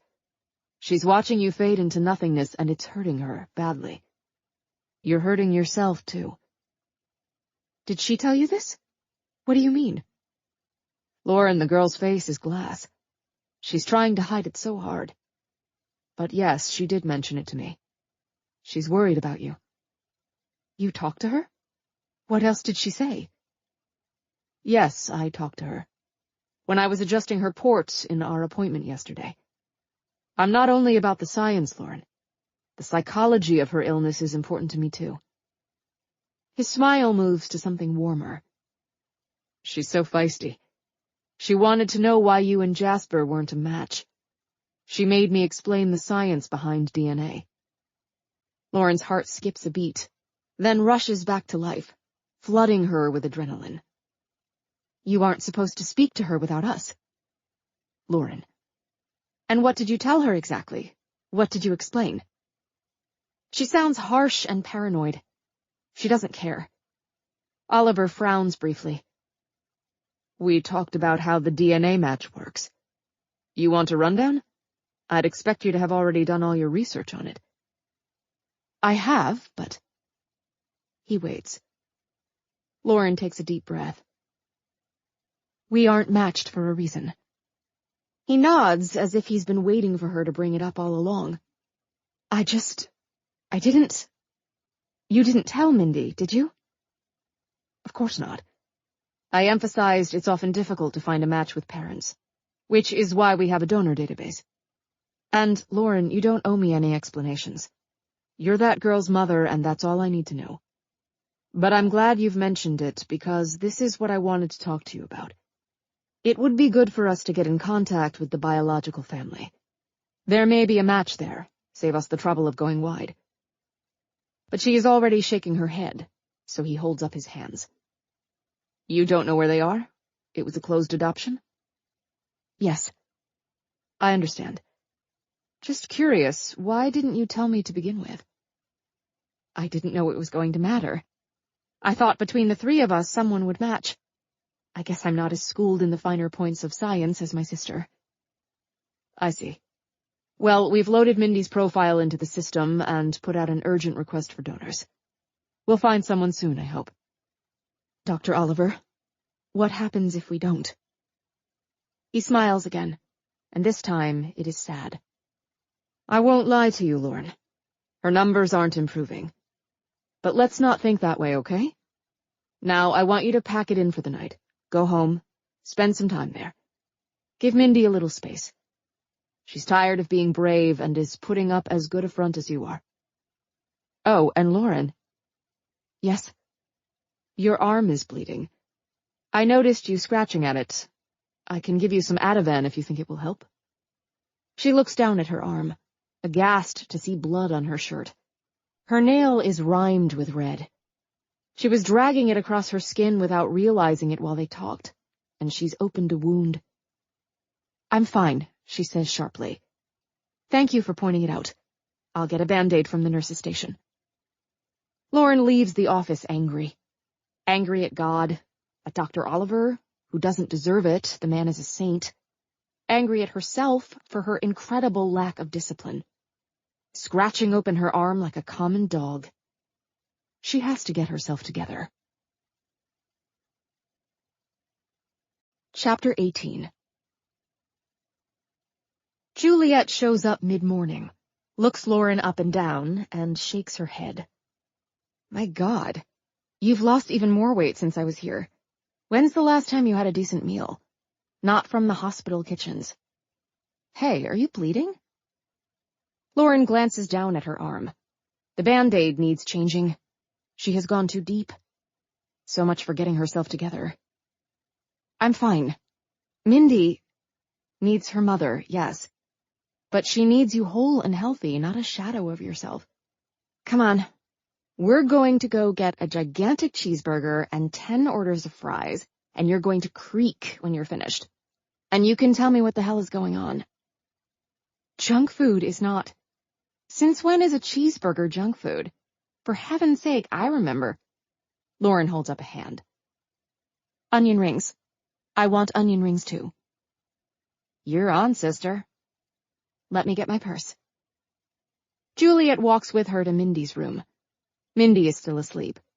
The CA is sitting quietly, reading Lauren's book. She smiles and motions toward Mindy with a thumbs up. Lauren nods, whispers, "We're going to get some food. Can you stay?" "I'm here for the next couple of hours. You go on." And Lauren realizes Dr. Oliver has given her Lolly as a gift. He really is a good man. They are so lucky. Juliet drives, her Xterra plowing through the icy streets. They don't talk. Lauren isn't ready. It feels so wrong to be gone, but also so freeing, like she can do anything. She can bail, run to Mexico, and never come back. Do it. Run now. She tells that ridiculous voice to shut up.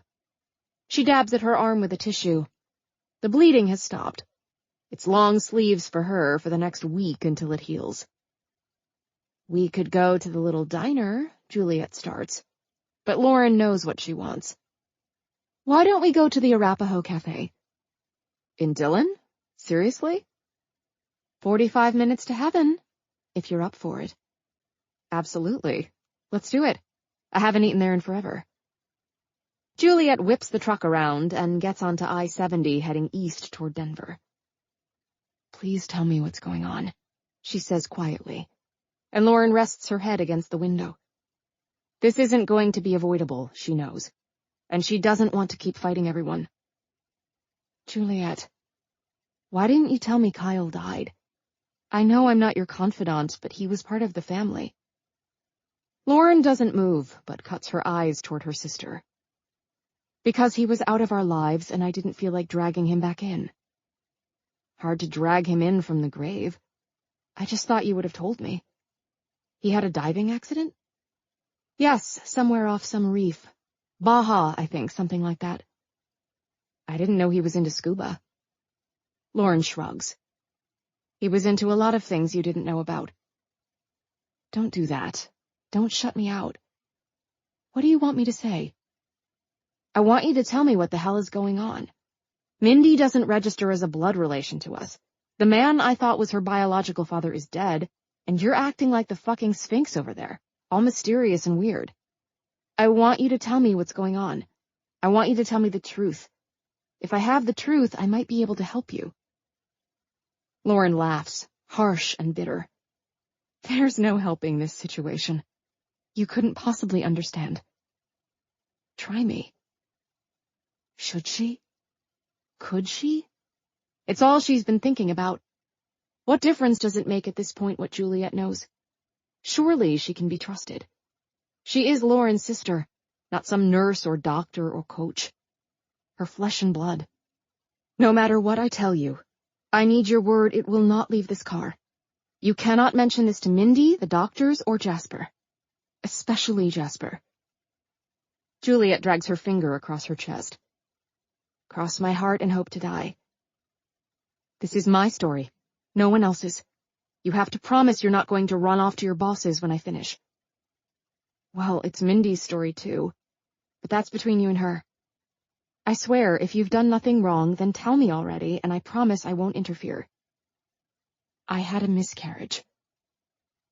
Juliet's face is neutral, though she touches Lauren's hand gently. I'm so sorry. Was this recent? No. It happened when I was 6 months along, after Kyle left. She ignores the shocked gaze of her little sister. Why didn't you tell any of us? You have to understand where I was at that time. Kyle was a raging asshole. I wanted a baby so badly, and he didn't. I thought for sure once he got used to the idea he would be thrilled, but I was wrong. I waited until I was really showing, until all the checks and tests were clear and there was no chance of the baby having any issues. And when I told him, he lost his mind. Punched me, punched my stomach, beat me up. And then he said he was filing for divorce and was thinking about taking a job at some bookstore in California. He was going to write, he claimed. He'd sold a short story to some little podunk magazine, and it sparked his creative streak. He'd always wanted to write novels and live at the beach, that I do know. But I thought for sure he'd want a family along with that dream. I was wrong. So you miscarried when he beat you up? If he weren't already dead, I'd kill him myself. No, it was later. Almost 2 months. Though I'm sure that's what caused it. Something went wrong at that point. I never felt quite the same after. And when the blood started, he was long gone by then. Juliet is silent, her hands gripping the steering wheel so hard her knuckles are white. God, Lauren, I am so sorry. That couldn't have been easy. Lauren nods. It was a long time ago. But Mindy... When I was in the hospital, the doctor I saw was very sympathetic. She said I had a severe clotting disorder, that it was a miracle the baby made it as long as she had. She mentioned that the odds of me ever carrying to term were very, very low. The words start to come faster and faster until they are a torrent. So many lies, mistruths, omissions. Years of hiding the whole story. It pours out of her like a tsunami. It was devastating, and I probably wasn't thinking as clearly as I should have been. I'd miscarried before, you see, a couple of times. But early, when I was only a few weeks along. I read up on multiple miscarriages, saw that the doctors were starting to recommend baby aspirin, took it for a couple of months, and voila, got pregnant again. That time it stuck. Then Kyle was a shithead, and I lost the baby, and this doctor was so kind, and she made it so clear I couldn't have another. She said she had a patient, a teenager, who was going to have a baby right when mine had been due, who wanted to put it up for adoption. A little girl, just like mine. She set everything up for us. It was a closed adoption. The mother didn't ever want to be contacted. I suspect she had been raped or something because she was so adamant about giving up the baby and moving on. I met her once, 2 days later. She was pretty. Haggard, too haggard to be that young. She took one look at me and hugged me, said, "Thank you, take care of her." And then I didn't hear or see anything until the baby was born. The doctor called, I went to the hospital, and took her home. Juliet is shaking her head. But your party, your stomach. I mean, I saw you in the last couple of months. You weren't huge, but you looked pregnant. You never said you weren't pregnant. I was ashamed. Miscarriage wasn't as out in the open as it is now. I didn't want to talk to anyone about it. And I knew this was going to be a perfect solution. I wanted the baby. She was mine, and we agreed, and the doctor helped everything go smoothly. I didn't see any reason to say anything. Juliet steers the truck off I-70 onto the Dillon exit. You've been lying for more than 17 years, she says, turning into the parking lot of the restaurant. I haven't. Mindy is my daughter. She has been since before she was born. It's still a lie of omission. My God, Lauren. You don't get to judge me, Juliet. You don't know the things I've been through. You don't know me at all. You were just a child. What was I supposed to do, confide in you?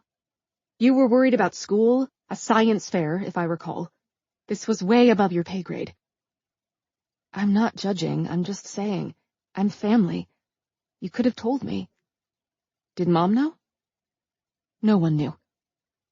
Juliet puts the truck into park, turns in her seat. The light is dim in the car.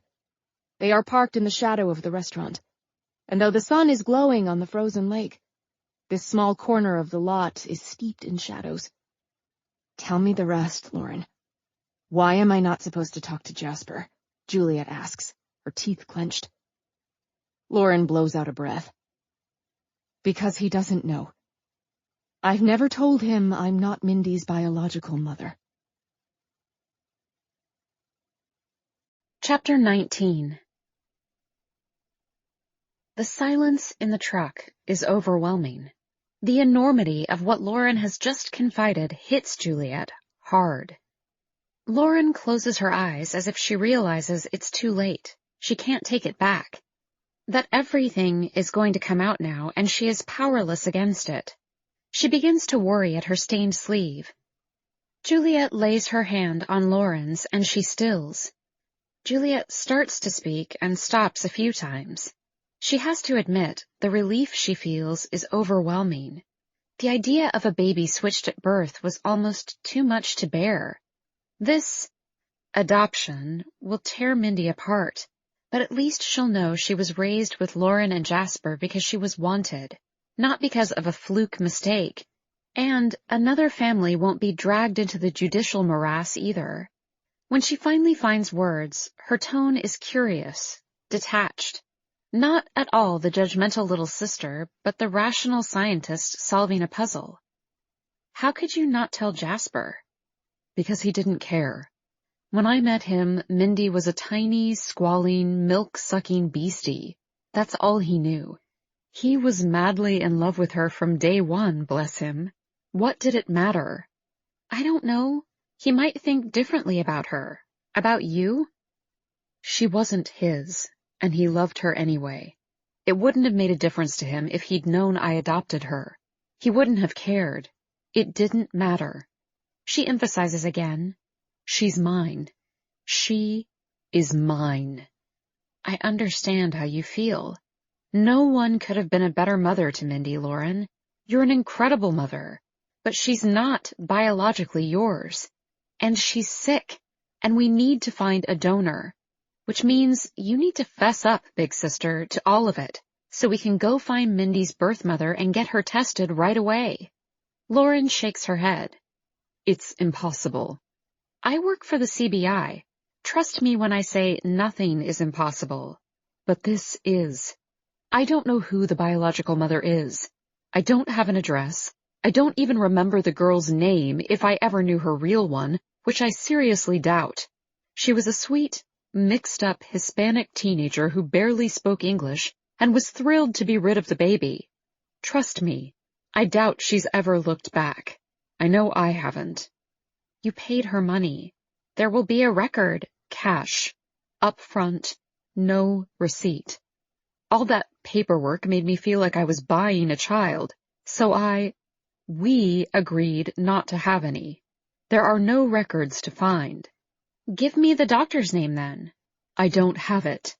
Now you're being stubborn. Lauren slams her fist into the dashboard. You don't understand. I do understand. You're trying to save your own skin because you're worried Jasper is going to boot you out the door when he finds out you've been lying to him all these years. No, you don't understand. It's impossible. The doctor has absolutely no information on the girl. No records, nothing. It was a closed, private adoption, with legal guarantees that I will never try to contact the birth mother. In other words, it was an illegal adoption. No, not illegal. I guaranteed I would never try to find her. That's all. Well, now you're going to break that vow. No, I'm not. Yes, you are, because if you don't, I will. Lauren stares at her little sister. What do you mean, you will? You will do nothing of the sort. This is my family, my decision. You don't have a say.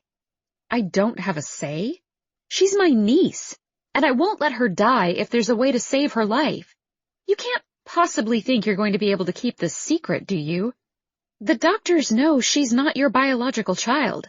How long will it be before they slip in front of Jasper? He's not stupid. He knows something's wrong.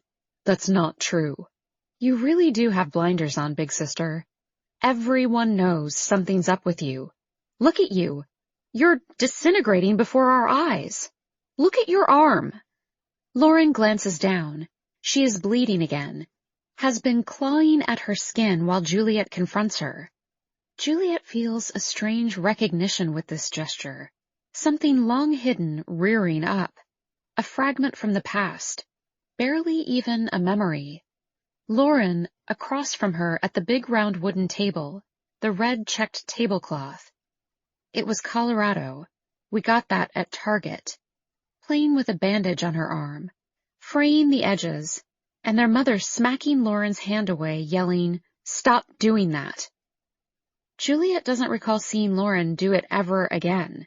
Until now. "Juliet, if Mindy dies..." "If she dies, then you'll tell? You think that will make this all right? This lie? This epic, world-changing lie?" "Stop screaming at me. This is my life. My choice. I won't break the rules that I set out for myself." "The rules you set out for yourself? Fuck yourself. This is Mindy's life. Who cares what you think about the way things ought to have been done? This is what has to happen. And trust me, if you don't step up, I will do it without you. Do that, and I will never speak to you again, Juliet Ryder. I swear it." Empty threats. "You don't speak to me now, Lauren. What difference would it make?" The bitter words hang in the air between them. "I'm not hungry anymore," Lauren says, looking out the window. "Neither am I," Juliet replies. "This whole charade makes me sick. But we're going to go inside and eat a proper meal because you are out of your mind, and maybe some food will help you think with clarity." She pulls the keys from the ignition and opens the door, then sticks her head back inside. "And Lauren, when we get back to Vale, you have to tell Jasper. He'll never forgive me. You should have thought about that before you decided to base your entire life with him on a lie." Juliet slams the door hard enough to rock the truck and stalks into the restaurant. Chapter 20. The sun is bright on the fresh powder, shimmering off the frozen lake 20 yards from the truck. Lauren pulls a fresh tissue from her purse, dabs at her arm, then applies a new Band-Aid. She didn't realize she'd pulled the other one off, finds it crumpled under her left heel. The bones in her wrist are sharp, buff-colored skeleton's hands on her wasted, skinny thighs. Juliet is right. There's not much of her left. She has shrunk over the past month. The well of fear threatens to drown her. Juliet isn't kidding. She is going to force Lauren's hand. Another wave of panic hits. Lauren can feel the edges of her world unraveling. Images she forced away long ago come back to her. Kyle's hateful, sneering face, the wrenching pain in her abdomen, the blood on her hands. The small ball of warmth with wisps of black hair and translucent skin. Silent, so still. The healthy cries from Mindy's crib. The sleepless few weeks before she'd met Jasper, when she thought she might die of exhaustion and frustration. That familiar tug of desperation fills her now. The sense of being out of control, of not having any recourse, of the world spinning too fast for her feet to move on the earth. What is she willing to lose to save Mindy's life? What cost will the truth bring? Juliet is right, damn her. She is going to have to talk about this with Jasper. She is going to have to admit the truth, that Mindy isn't hers, and suffer the consequences. She has to do it now, get out ahead of this. She can't let Juliet be the one to tell him. Jasper will never forgive Lauren, but maybe, for Mindy's sake, he can learn to live with her deception. She alone can frame the situation, make him understand. She marches inside where Juliet has already taken a table by the window that looks out onto the lake. There are 2 glasses of iced tea on the table. Lauren assiduously avoids her sister's gaze when she sits down, as if she can see right through her sister's body, like she's a ghost, like she doesn't exist. Juliet. At last, Juliet's head turns, and Lauren is shocked to see her sister's red-rimmed eyes, her nose rabbit pink. Juliet Ryder doesn't cry at anything. She didn't cry when she broke her wrist in 5th grade, when her steady boyfriend broke it off the weekend before they left for college, when she missed the astronaut program by a fraction of a point. Juliet Ryder doesn't cry, ever, period. Yet here she is, struggling for control, in public no less. Lauren covers her sister's hand in hers. I'll tell him tonight. Then I'll go back through my files and see if I can find the doctor's name. I don't remember her name, only that she was Hispanic, that's all I recall. You're right. We need to find Mindy's birth mother and try to find a match among her family. Thank you. Juliet manages. But Lauren grips her hand harder until she feels a knuckle pop under the pressure, and Juliet's eyes grow weary at the pain. But I will handle this, Juliet. This is my family, my mistake, and it's my responsibility. Not yours. You stay out of it from now on, you hear me? I will take care of things. Juliet simply nods. Good. Now, do you still want onion rings? Chapter 21. University Hospital, Nashville, Tennessee, 1993. Vivian. Liesl has been a silent member of the ward for 2 weeks. She won't participate in group. She won't participate in one-on-one. She certainly won't participate with me more than the perfunctory. She seems to like art, though, paints with abandon during arts and crafts. But as for the rest, she is mute. After art, when we're cleaning our brushes, me extra thoroughly, I finally decide to go for it. You were crying in your sleep last night, again. Want to talk about it? There is a long, pungent silence before a small, quiet, maybe. We could go smoke. I don't smoke anymore. Then our room. Fine, I guess. 20 minutes later, after I smuggle us in sodas and the sandwich crackers with sour cream and chive cheese I know she likes, I shut the door almost all the way, and we have a small party, sitting on the floor in between the beds, our blankets as a combo picnic blanket and cushion. Munching her crackers, she finally tosses an opening salvo. Do I say anything? In my sleep? You keep saying no, over and over. And punching the sky. She nods, calmly, as if she was expecting this. That's all? Yes, but you seem upset, scared. It's freaky. Why do you sneak out at night? What are you doing? A test. I decide I have nothing to lose. One of the night guys lets me smoke in the lounge. What's he want in return? For smokes? Nothing. But for information? Everything has its price. I shrug. I haven't paid it. Would you? Fucking orderly for information? If I had to. If it was important enough. I sound braver than I feel. You'd do that to find out about me? He offered. I said no. I would much rather hear it from you. Don't ever trade yourself for information. You're better than that. Swear to me you'll never do it. I swear. Okay, I swear. Now, what's the story? I tried to kill myself. That's why I'm here. She pushes up her left sleeve, and I have to admire the vertical slice that starts at her palm and heads toward her elbow. It is straight, uniform, still red against her pale skin, but clean and healing well. In the light, I can also see multiple scars, 2 inches long, straight across the soft flash of her inner forearm. Only 2 of the horizontal lines intersect the newer slice. They are much older, a perpendicular railway built over a long time. That's pretty work. She slides the sleeve down. Thank you. Precision is important to me. When did you start cutting? A few years ago. She shrugs. It's no big deal. I tried it once. It freaked me out. It makes me feel good. Dr. Freakazoid says I'm looking for an unhealthy release for my psychic pain. But really, it just feels good. I have a tattoo. I liked how that felt. The needle going in and out. It hurt, but there was something good in the pain, too. Serotonin rush. It's addictive. Let me see. I slide down the shoulder of my shirt.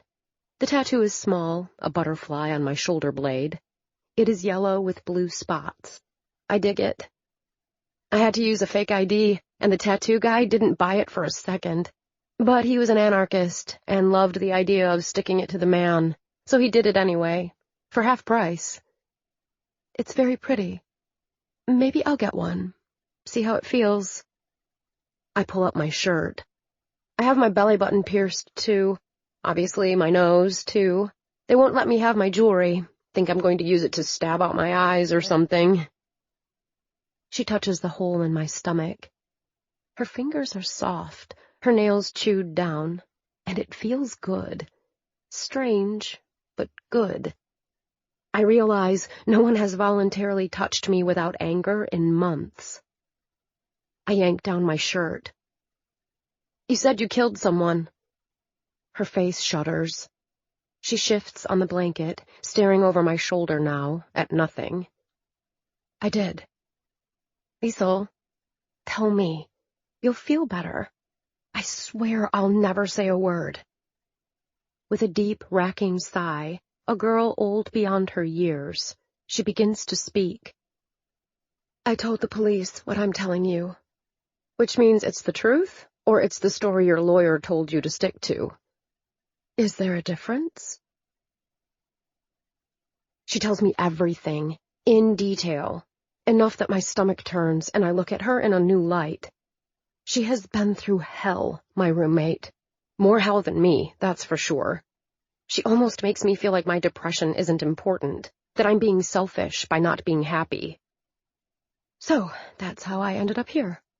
That's how I ended up with this miserable life. Do you feel sorry for me? I know I am looking at her with a combination of horror and sympathy on my face. I shut my eyes briefly, take a breath. No, you did what you had to do. I'm sorry you're being punished, but I don't feel sorry for you. What about now? She takes my hand and puts it on her stomach. The uniform sweats they provided the night she was brought in have hidden the pregnancy so well. Chapter 22. The Wrights' House. Current day. Shaken by her confrontation with Juliet, Lauren pulls into the cobbled driveway of their house, seeing it with fresh eyes. It looks deserted. Not like they have been on vacation, but that they have decamped without warning. The rose trellis by the garage has cracked. A large, packed snowbank leans against the house where Jasper hasn't bothered to shovel it away. Their windows are grimy, the curtains pulled. There is snow on the balconies, piled up high. Lauren cringes to think what the stone beneath is experiencing. They'll have to regrout the entire lower level come spring. A mountain house needs regular upkeep, lots of tender, loving care, and they have fallen down on the job. The house is too big for them, but cozy nonetheless. They bought it 13 years ago, the second they realized Mindy was going to be tethered to the ski slopes, and had come to the attention of the Vale Ski Club, one of the best paths to becoming a world champion skier in the country. Designed to look like a European ski lodge, with vaulted wood ceilings and balconies, it was overpriced then, but the views are incredible, and from the moment Lauren entered the living space, all she wanted to do was grab a brush and paint the scape in front of her. That feeling has never changed. The second floor is almost all windows. They can see 3 separate mountain peaks, plus have a clear view of Vale's back bowl ski runs. The way the prices have risen in this area, they could sell it for 10 times what they paid, or more. But that is little comfort. Even with the rising costs of Mindy's treatments, Lauren has no desire to sell her life. She's poured body and soul into making the house a home. Every room has been ministered to. She's marked them all like a cat leaving its scent behind. She loves it with abandon, like she does Mindy. It is as much a part of her as her arms and legs. She will never willingly give it up. She pulls into the garage, noting Jasper's Audi isn't inside. Good. She needs some time to figure out exactly how she is going to handle things. What to say. How to manage the situation. The situation Hello, darling. How was your day? Make you a martini? By the way, our whole life is a lie. The living room is dusty and cold. She lights a fire in the oversized pot-bellied stove and cranks open the vent. The air begins to warm immediately. She throws in more wood until the stove roars with happiness, then climbs the stairs to the master, desperate for a long hot shower and change of clothes. The bedroom is a mess. Jasper is a naturally tidy man. Lauren is a neat freak, and Mindy is a minimalist, which means the house is designer showcase ready at all times.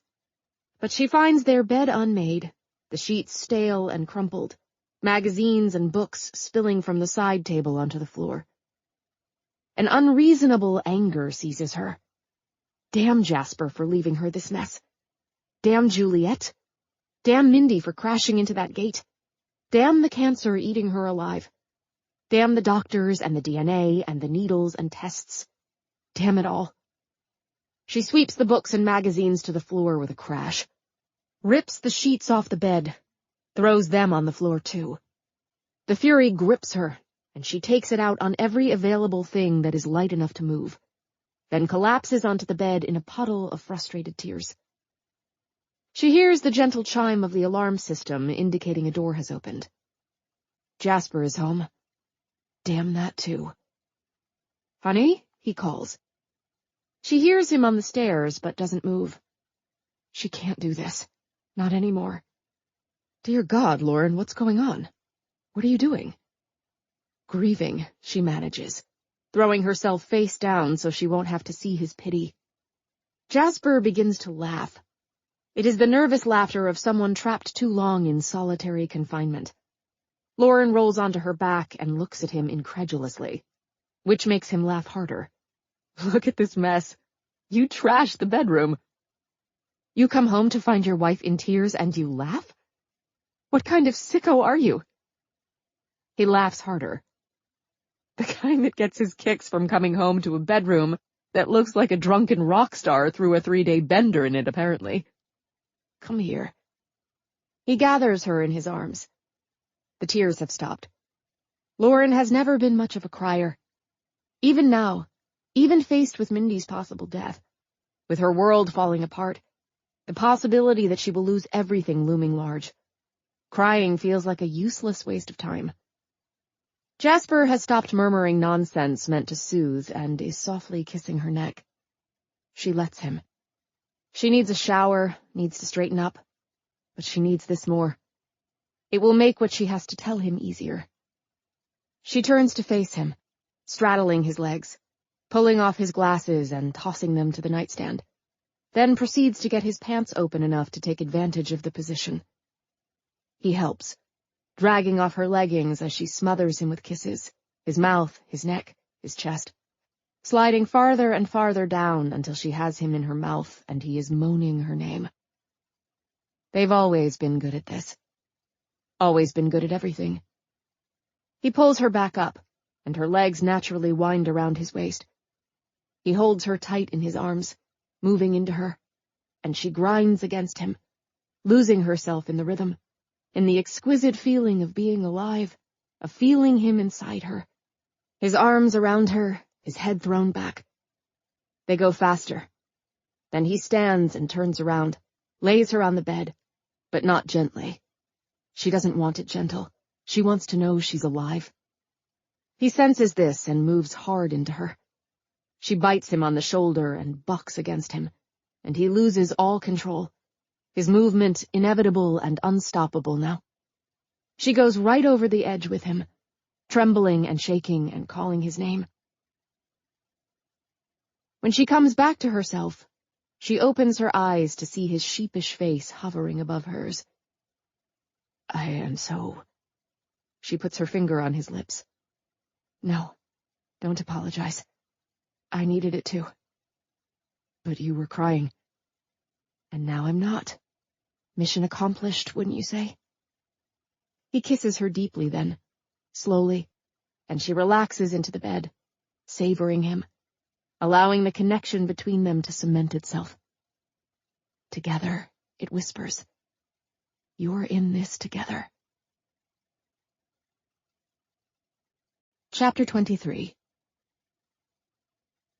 They shower, taking advantage of the double heads, and dress, speaking of nothing important, marriage talk, assiduously avoiding all mention of Mindy and the hospital and why Lauren is home instead of there. When her hair is dry and tied back in a ponytail, Jasper helps her change the sheets and put the room back into place. Sorry it was such a mess. I rushed to the office this morning. It's fine, babe. Don't worry. I wasn't mad at the mess. I'm mad at the whole situation. That's good. I'm glad to see you feeling something. You've been on autopilot for a while now. What happened to your arm? The bandage is secure, thank heavens. Just a scratch, nothing to worry about. You'd tell me. Of course, it's all good. I'm hungry, how about you? They've been married long enough for Jasper to know when to back off. They make dinner, still not speaking of Mindy, of her absence at their family meal, of their absence at her bedside. It is strange and feels wrong, but something tells her she needs this, needs the space. She'll be a much better mother and wife if she takes care of herself, even if she only indulges in a long shower and sex and a good night's sleep. She is pleased to see the kitchen is provisioned well enough and sets about making French onion soup. She caramelizes the onions, the fragrant scents of butter and sherry making her mouth water. When the onions are done, she adds the stock and sets it to simmer, then pulls a baguette out of the freezer and puts it in the oven. Shredding the Gruyere, she goes slower than normal, being careful, cautious. Lets the slow scrape of the fragrant cheese against the metal teeth soothe her. She still has no idea how she is going to explain things, but food and sex are a good buffer. She'll tell him after dinner.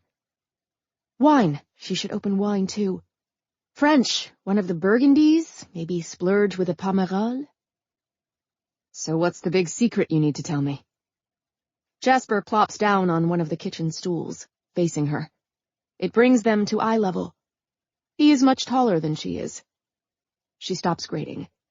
Here, give me that. Go stir the soup. She hands over the cheese and shredder, using the moment to school her face. When she turns back, she takes a deep breath. Why do you think I have a secret? He gives her that lopsided smile she loves so much. Babe, we've been married for a very, very long time. I can tell when you need to tell me something.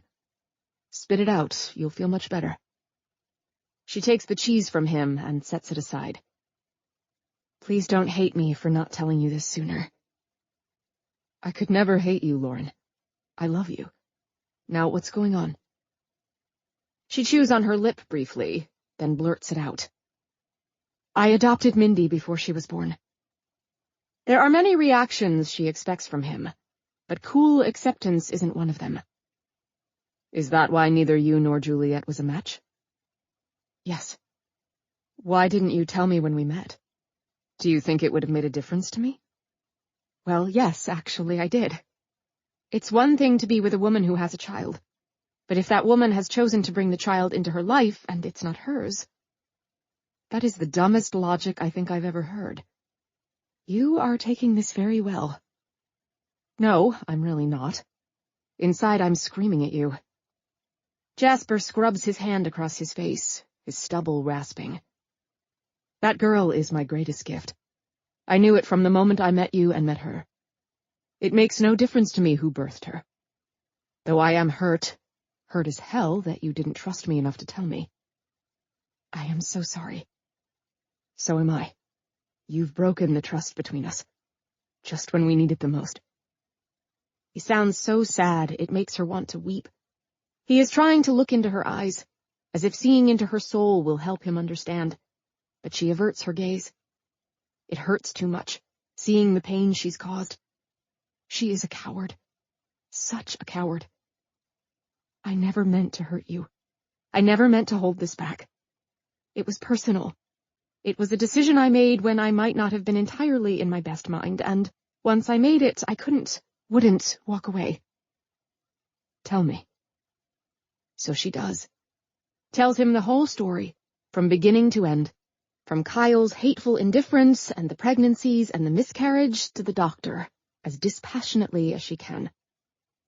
When she finishes, he sighs. We'll deal with my hurt feelings soon, but for right now, I agree with Juliet.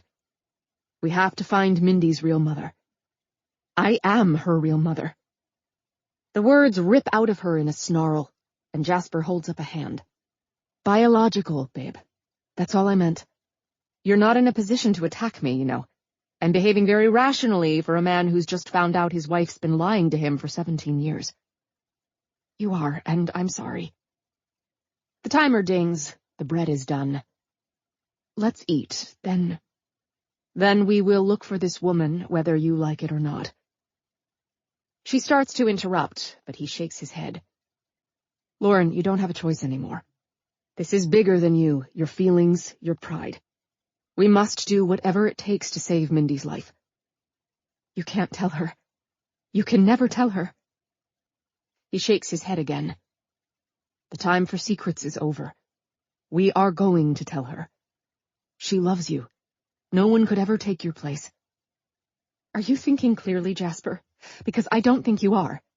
If we tell Mindy I adopted her, we'll also have to tell her you're not her real father. Are you ready for that?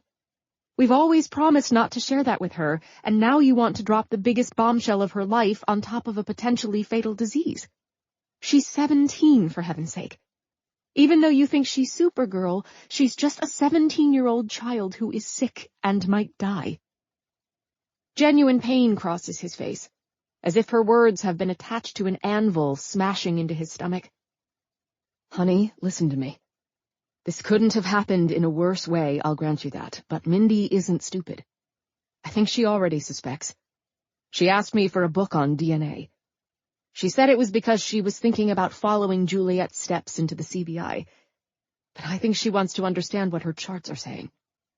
Maybe she senses this. Maybe she's always wondered. Who knows?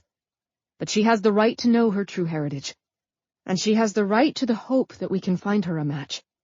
It's our duty now. We must put our personal stakes aside and do what's right by our daughter. You've changed your tune. You always said. Circumstances have changed, Lauren. I can't save my daughter's life with my blood. And now I know why you can't either. So yes, I've changed my tune. She's old enough to know the truth. And we are going to tell her. Lauren serves their meal stiffly, silently furious. She can't let Mindy know. She just can't.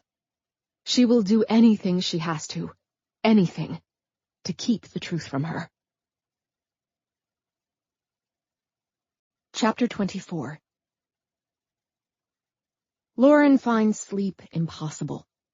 The bed is too comfortable, the room too dark and quiet. Jasper's gentle snores and the roaring wind in the trees outside feel like a jackhammer to her brain. She gets up slowly so as not to wake her sainted husband, wraps herself in his discarded sweater, and steals to her office on the first floor. It is chilly, but she welcomes the discomfort. It helps her relax a bit. He took it so well, the news she wasn't Mindy's biological mother. Outside of his desire to tell Mindy the whole truth, he's handled the revelation better than expected. Oh, she could tell he was furious, ready to burst into screams. But he'd kept himself under control. They sniped at each other the rest of the evening until she locked herself in the bath, and he stomped off to clear the snow from the decks. But that was to be expected. The problem is Jasper's planned next steps. He doesn't understand her reluctance to share the news with Mindy. She has to make him see the light. Lauren will not, cannot, run the risk of losing her daughter to a technicality. She peels the bandage away from her arm. The cut is ragged, non-uniform. It bisects the other scars, long faded. Scars few people outside the family know are there. Everyone who's ever seen them has been told they occurred in a car accident when she was young. Arm through the glass windshield. Tons of tiny little cuts. The scars so pale now that no one but Lauren can see them. The scratch has crusted over. She runs the pad of her finger over it, feels the bumpy line, pulls at the edge of the scab until a bead of bright red blood appears. She touches the tip of her finger to it, brings the smear of red to her tongue, takes a deep breath, and puts the bandage back into place. Her laptop is completely out of battery. She plugs it in and gives it a few minutes to charge, then opens her email. It has been piling up. Even though she's looked at the account occasionally on her phone, she's let it grow wild, and now it needs to be pruned back. 15 minutes later, after ruthlessly deleting every email from a stranger or a store, she is left with 5. 2 are from friends checking in on Mindy, asking if they can bring dinners by or help in any way. The other 3 are nothing of note. Class schedules for an art program she is involved with, a homeschool standardized test notice. She answers them all quickly and efficiently, then turns her browser to private so the internet's bots won't track her. In Google, she types in a name she hasn't thought about in a very, very long time. She types and searches and clicks and reads until she is satisfied. Her secret is safe. She lets out the breath she's been holding all day. "Babe, what are you doing? It's 3 a.m. Lauren jumps in her seat and slaps the lid of the laptop down. Jasper stands in the doorway to her office, rumpled, yawning, his face a mask of confusion. "My God, you scared me. I'm sorry, did I wake you?" "I heard a noise, realized you weren't in bed. It's freezing in here. Seriously, what are you doing?" "I couldn't sleep, so I thought I'd tend my email. It's gotten out of control." She stands, surreptitiously pulling the power cord out of the laptop. "But I'm done. I was wasting time surfing. I'm finally tired." She yawns for effect. "I'm sorry I woke you. I'm sorry about tonight, too. About everything. I don't want to fight. I know you're right. We have to tell her." She goes to him, presses her cheek against his chest, her arms sliding around his waist as if they've been born for that purpose alone. "Let's go back to bed," she says, allowing her voice to go husky. And he doesn't resist, just switches off the light and starts down the hall, his arms solid around her shoulders. They are a few steps away when she says, "Oh, crap. I forgot to plug in my laptop. I'll be right there. Start without me." He stiffens but nods, letting himself be lied to. Is this how things will be between them? Lies and mistruths and sneaking around? She hopes not. She wants to put this whole story to bed once and for all. She fumbles with the cord long enough to open the lid of the computer, log in one-handed, close the private browser, and reopen it in her normal mode. On the surface, it will do. And tomorrow she'll go in and purge the history, make sure everything has been deleted. Jasper is waiting for her, eyes cool in the darkness. She slides into the bed and shimmies off her clothes, nestles against him, toying with the waistband of his boxers. Says a small prayer as she kisses him. So many secrets, so many lies. Let them be enough. Chapter 25. Denver, Colorado. Juliet knows she should leave things well enough alone, but that isn't who she is. She can't just sit back and wait to see what Lauren cooks up, as much as she promised she would. She stares at the slowly rotating ceiling fan, the minutes and hours ticking off, thinking, why? Why in the world would she lie about this? Finally, recognizing sleep is going to be elusive, she goes to the kitchen and makes a cup of tea. As the water heats, she wonders again, what is Lauren hiding? The whole story rings of half-truths. Juliet knows her sister well enough to recognize when she's lying. She's terrible at it, always has been. But a lie of omission, that is different than an outright falsehood, right? As far as Juliet can tell, Lauren has never given anyone any reason to doubt Mindy is hers, but she certainly never claimed it. She's allowed everyone to assume, and there was no reason to question her about it. Is that truly lying?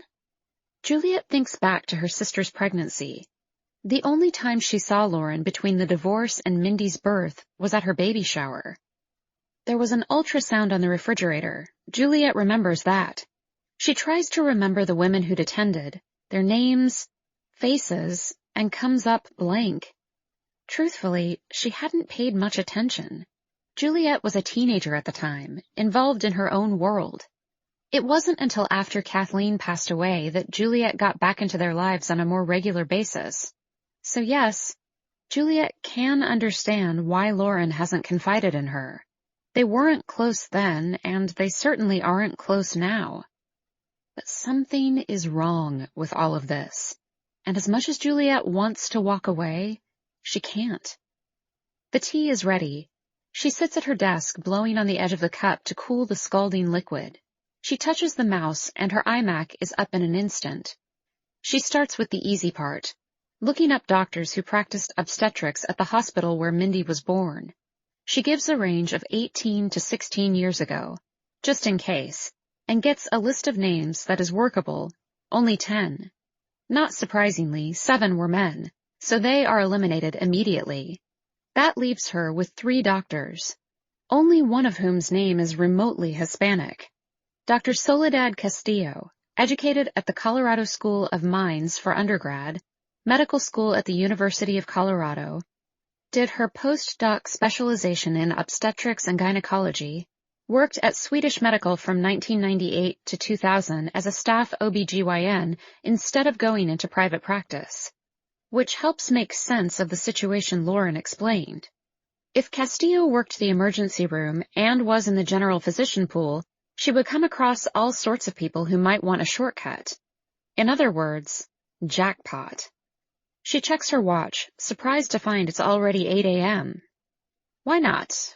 A little fishing expedition won't hurt. She dials the hospital. Hello, Swedish Medical Center. I'm Jasmina, your Red Stripe volunteer today. How may I direct your call? Could you transfer me to Dr. Castillo? She should be in obstetrics. The woman on the other end of the line hums a little tune while she looks. I'm sorry, dear. There's no Castillo in obstetrics. Perhaps she's left the hospital. Can you forward me to HR? Certainly, dear. I don't know if anyone's in this early, but you can leave a message if they don't answer. Have a blessed day. There is a long beep and then an elevator version of a Britney Spears tune with a sweeping clarinet solo. Just as Juliet begins to worry she's contracted an earworm, another voice comes on. This one harried. What can I help you with? I'm sorry to bother you so early. I'm looking for information on Dr. Soledad Castillo. She was an OB there in 2000. Who's this again? My name is Juliet Ryder, CBI. Well, ma'am, I'm sorry to tell you this. Dr. Castillo is no longer with us. Do you have any forwarding information? You might try Fairmount Cemetery. Juliet groans. Seriously? She's dead? Yes, ma'am. Dr. Castillo passed away. Gosh, it must have been in 2000. Yes, that's right. I remember because it was my first year here. It was a big deal at the time. She was a kind woman. Tell me, are her records still in the hospital archives? I'm sure they would be, but... His voice takes on a peculiar tone. I'm afraid I won't be able to access them without a court order. Sorry I can't be more help. Thanks anyway. She hangs up and runs her fingers along her forehead, tapping against her temple to unseat the light ache that has taken hold there. Dr. Castillo is dead. Damn. That will make things much more difficult. Exhuming a living doctor's patient file is hard enough, but one who's been dead for so long? The guy in HR isn't wrong. She'll have to get a court order without a doubt. Even if the doctor's files at Swedish were easily searchable, assuming Castillo was doing things off the books, as Lauren claims, then she's out of luck again. Her tea is cold. She pops it into the microwave, taps her fingers along the counter ledge, thinking. How to find a teenager who gave birth around the time of Mindy's birthday, August 3rd, 2000, who doesn't want to be found. A teenager who was desperate to give up a baby. She probably used a false name. She could be anyone, anywhere.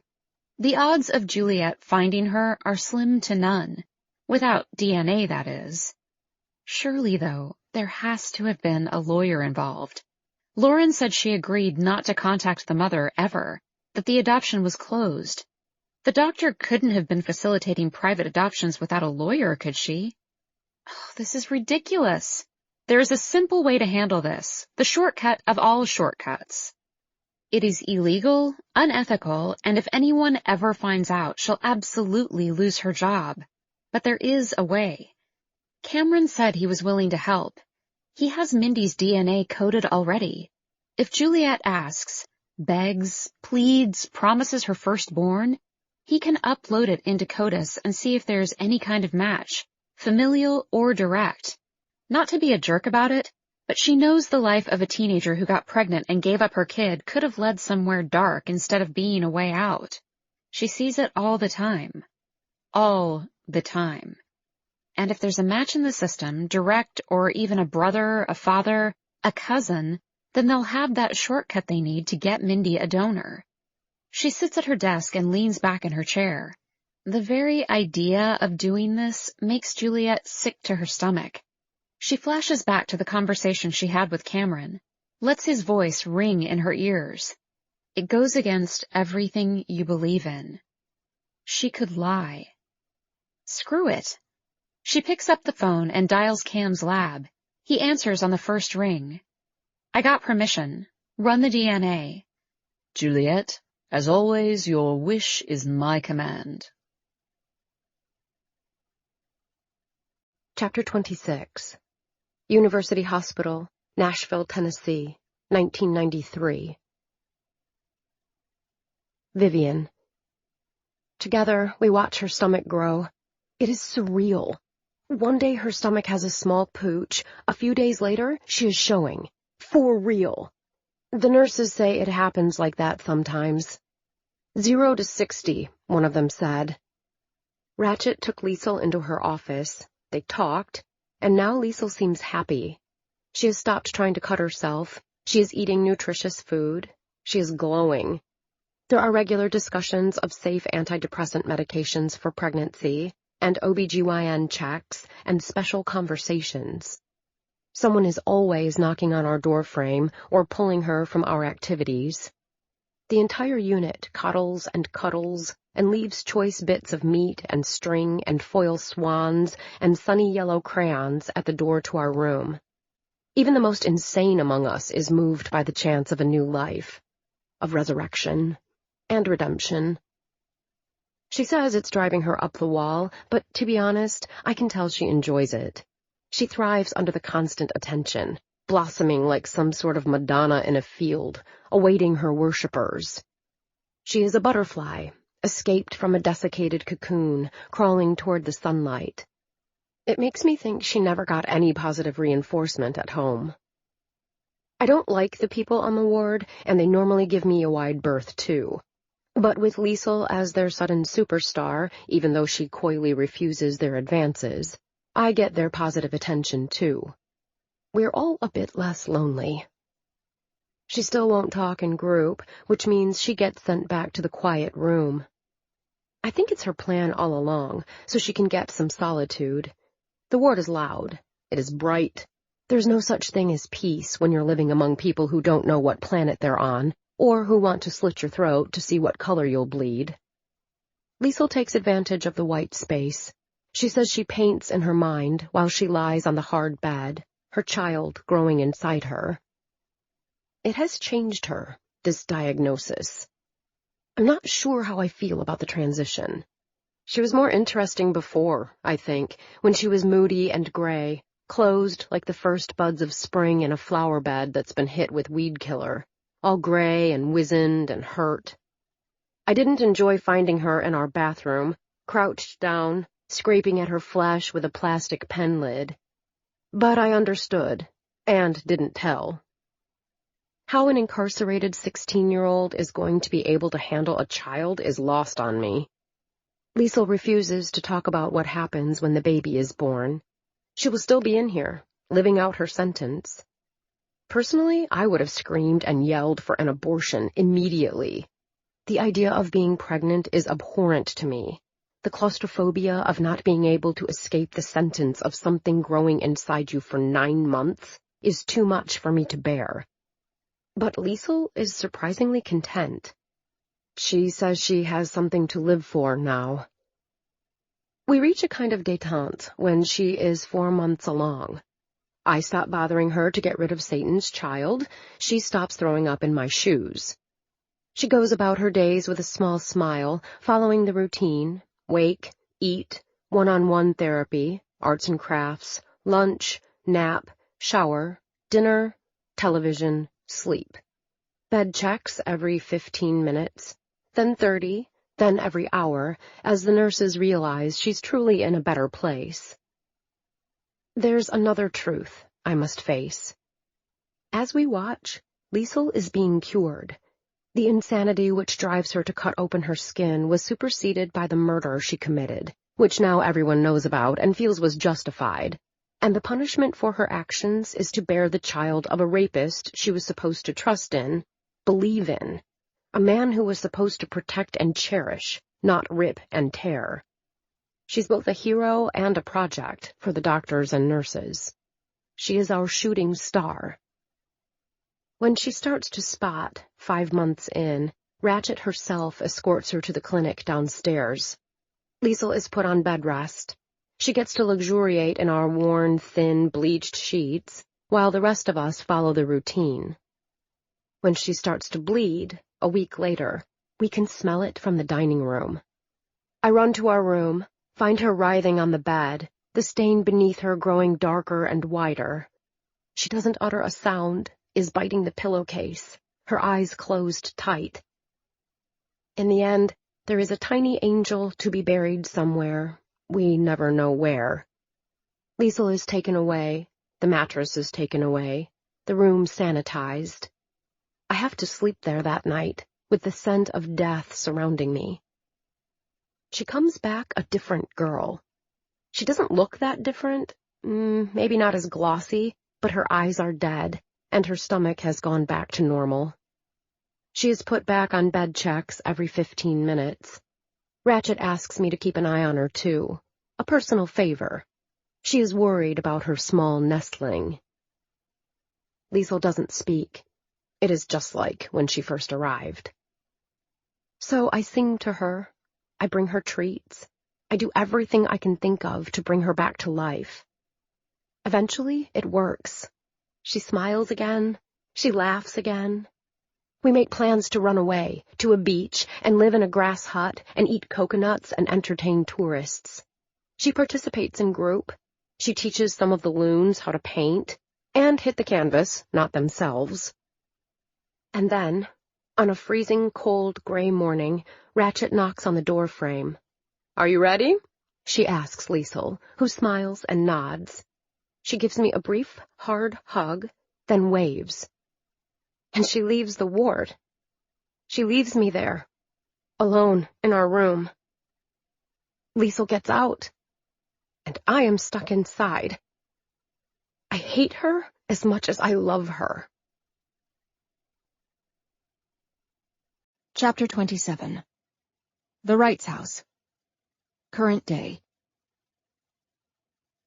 Lauren wakes at dawn. Jasper is splayed out face down next to her, naked, the sheet thrown off, sleeping deeply. She pulls the sheet and blanket up over his haunches. He doesn't move.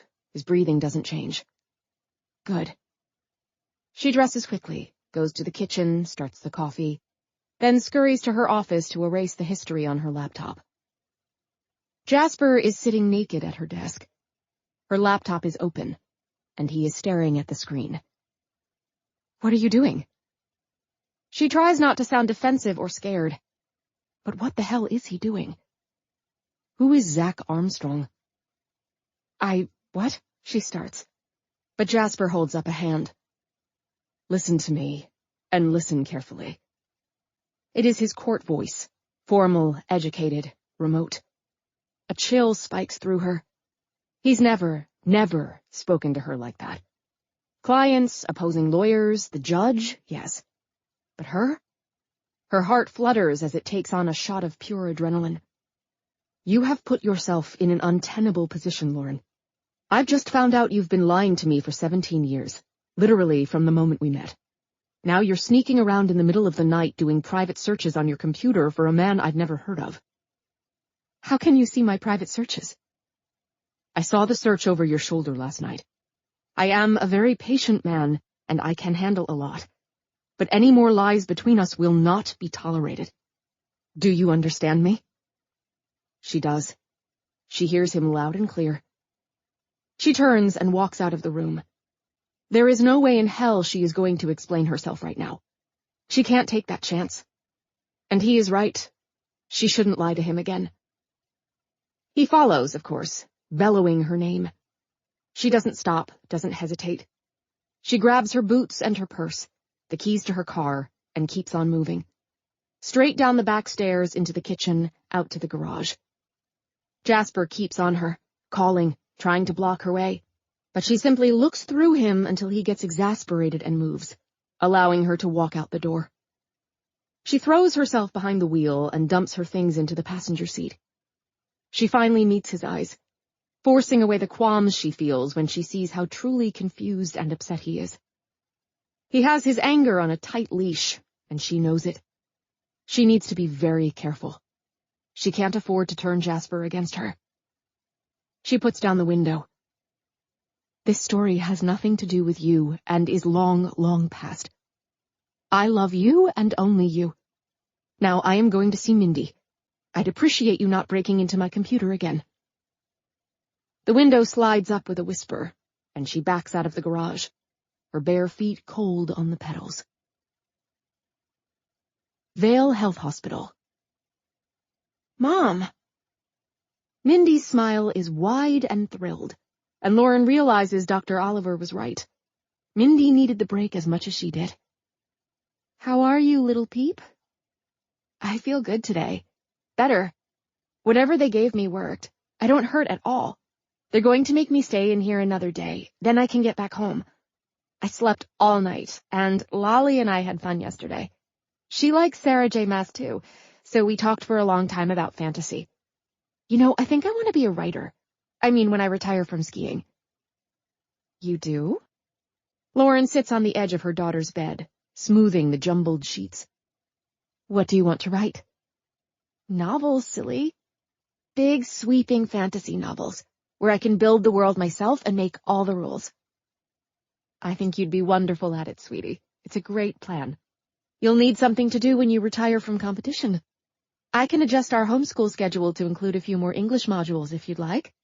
Add in a creative writing class? You're the best, Mom. Who knows? Maybe I'll be an Olympian and World Cup champion and win the Nobel, too. Writers usually have a better chance at winning the Pulitzer, darling, but that's a great goal to have. I think you'd be a brilliant writer. I think I might, too. This barrage of happiness, of planning for the future, rips Lauren's stomach to shreds, but she keeps the smile glued to her face and nods and coos in all the right places. The change in her daughter is startling. Overnight, she has blossomed again. There is a blush on her cheeks. Her eyes are bright. You were stifling her. She was depressed watching you suffer. No more. Only happy and excited from now on, she swears to herself. And space. Her daughter clearly needs space. She should have known her budding Buddhist would want some meditative time. She vows to do better. Mom, guess what else? Aunt Jay called. She's coming up again today. That will be nice. She's fun, your aunt. Mindy's eyes narrow only slightly at this. Lauren knows she hasn't been very enthusiastic about her sister in front of her daughter, and realizes she shouldn't have done that, especially now that Juliet knows the circumstances of Mindy's birth. Don't give me that look. You forget, she and I practically grew up in different decades. She was much younger, just a pest, and I had a lot on my plate. Like what? Like you and your daddy, silly. I wanted everything to be perfect for the two of you. It has been, Mom. It's been so much fun. Well, I'm glad to hear it. Now, what should we do today? Do you want to study? Do you want to go for a walk? A walk. Definitely. I am shriveling up in here. She slaps her legs. Can we do some yoga?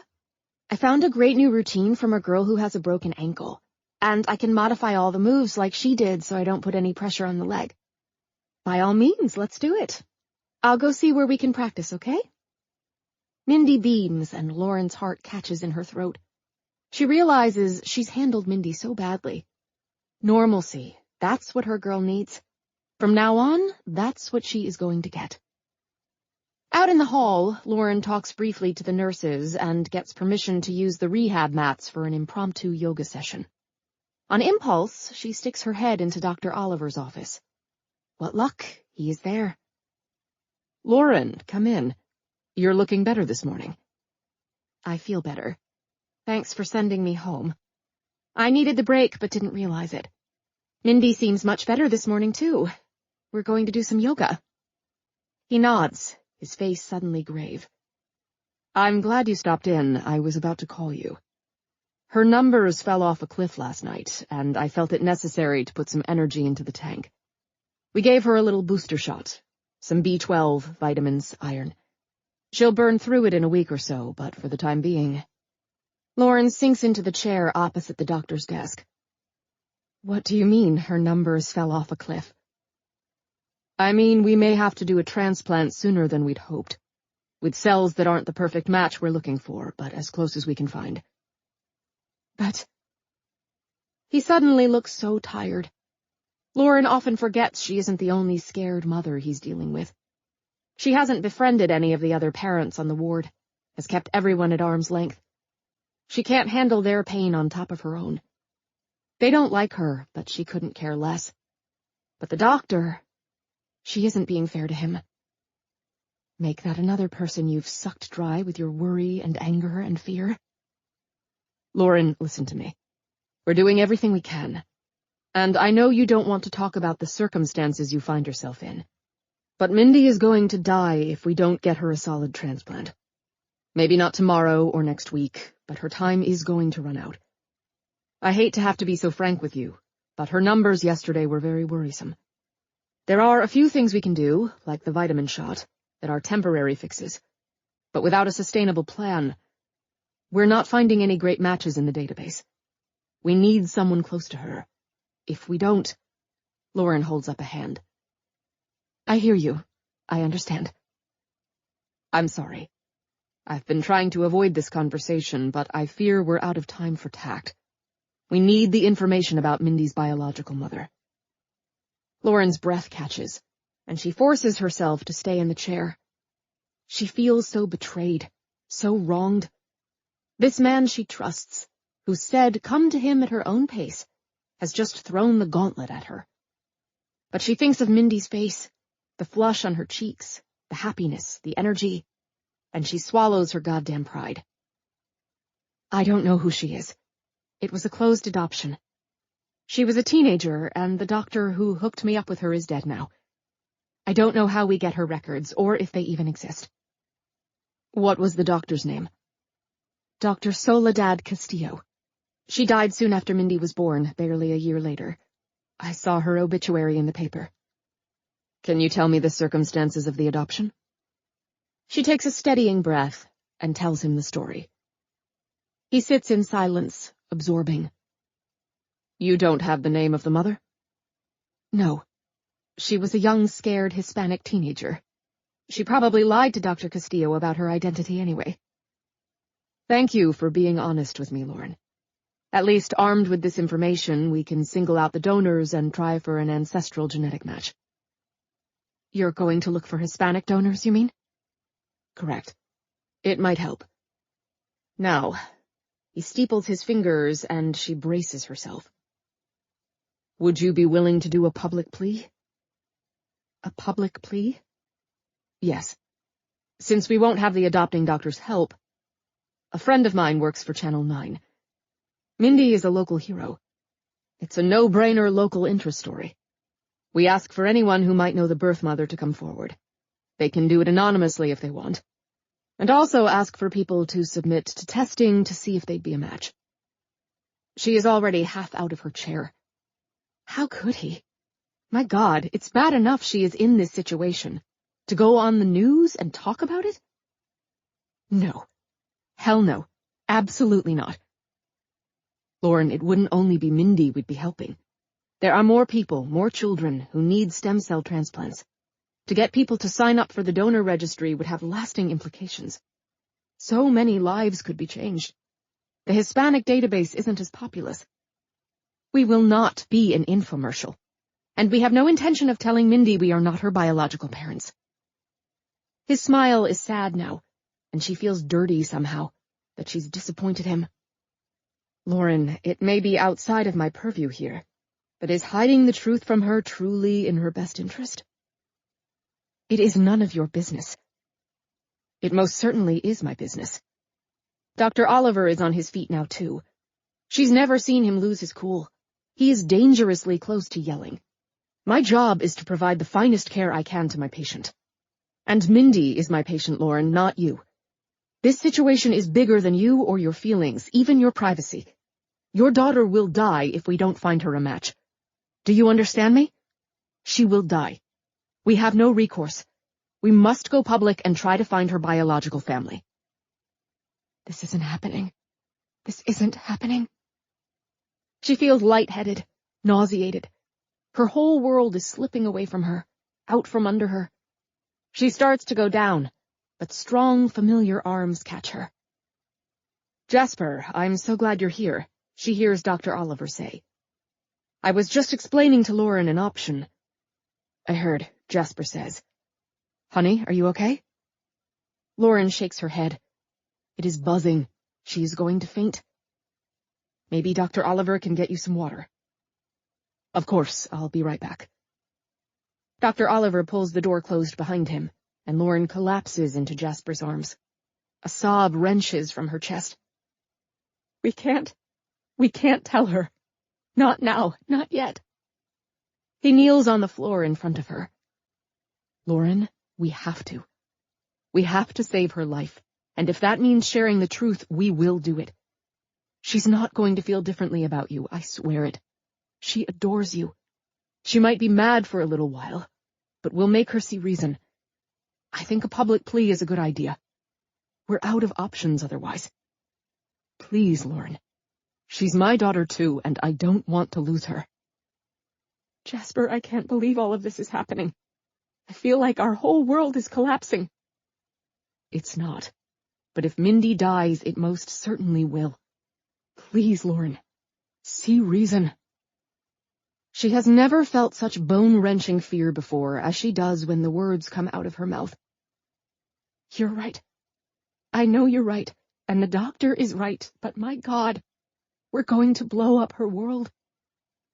And mine. Her world blew up a month ago when she crashed and was diagnosed. She sits with it for a minute, then nods, feeling Jasper relax, hearing his sigh of relief. What would he do if she said no? Tell Mindy anyway and be damned with her? He is doing the right thing for his daughter, and to hell with his wife. Oddly, she feels a spark of respect for him. He is always so kind and gentle and sweet. She's never seen him defiant before. She supposes that's what makes him such a good trial attorney, and he normally leaves that personality trait at work. Or maybe she just doesn't know her husband as well as she thinks she does. Perhaps he's been hiding things from her as well. She's spent their entire marriage focused on Mindy first and foremost. It's certainly possible. All right. If we're going to do this, we should tell her now. I can't get behind a public plea, though. I can't do it. But, wait, hear me out. We can ask Juliet to look for the mother. I'll give her every detail I can remember and help her any way I can. But I can't get on television and broadcast our lives for the whole world to see. It could damage Mindy's chances of making the Olympic team when she recovers. I won't do anything that might impact her public future. Deal? Deal. He pulls her into his arms. Oh, baby, you're making the right choice here. I'll call Juliet right now, and then we'll talk to Mindy together. He kisses her forehead and hugs her close. Cowering in his arms, she tells herself it is going to be okay. 17 years is a long time. She is lucky she's made it this far. She can only hope that if the whole truth comes out, Mindy won't hate her. She couldn't bear that. And all the while, the rational, calm voice in the back of her mind, the one she avoids connecting to at all costs, laughs and laughs. I know we'll be able to find her, Lauren. I know it in my heart.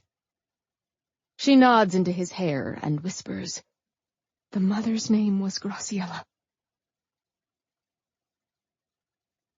Chapter 28, Denver, Colorado. Juliet is getting out of the shower when her phone rings. She is surprised to see Jasper's number on her display. She punches the talk button, suddenly frightened. Hey, is everything okay? Hi, Juliet. Yes, it is. We just need your help. That's all. Anything? She told me. She told me everything. I know you know the truth. Juliet heaves out a breath. Oh, thank God. Now what? We're telling Mindy shortly, but we need you to do something. The doctors are getting worried about finding a match. Lauren and I would like you to look for Mindy's biological family.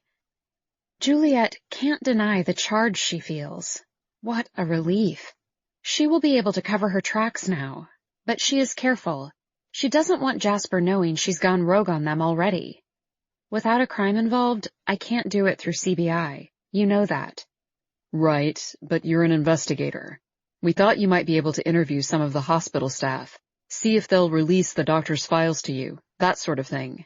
With a name, perhaps we can reach out to them directly and ask for them to consider donating for a possible match. Kind of like our own private eye. We'll pay you, of course. Oh, no, you won't. I'm happy to do it. I have to admit, I've already started looking into the doctor, and unfortunately, she's been dead for a long time. But I can make some calls and see if I can shake anything loose on that front. Lauren told me the girl's name was Graciela, if that helps. Oh, wow. She told me she didn't remember. Honestly, I think she's been holding this information in a vault she never thought she was going to have to open. I don't think she knows more than the girl's name, or else she would have told me. Maybe it will be enough to go on. The doctors here want to go public and ask for donors of Hispanic origin, specifically from families who may know or be related to a young girl who had a baby in the right time frame. But Lauren has put her foot down. She won't allow it. I don't blame her. It's hard to open yourself up to public scrutiny like that. Plus, we could waste a lot of time with false leads.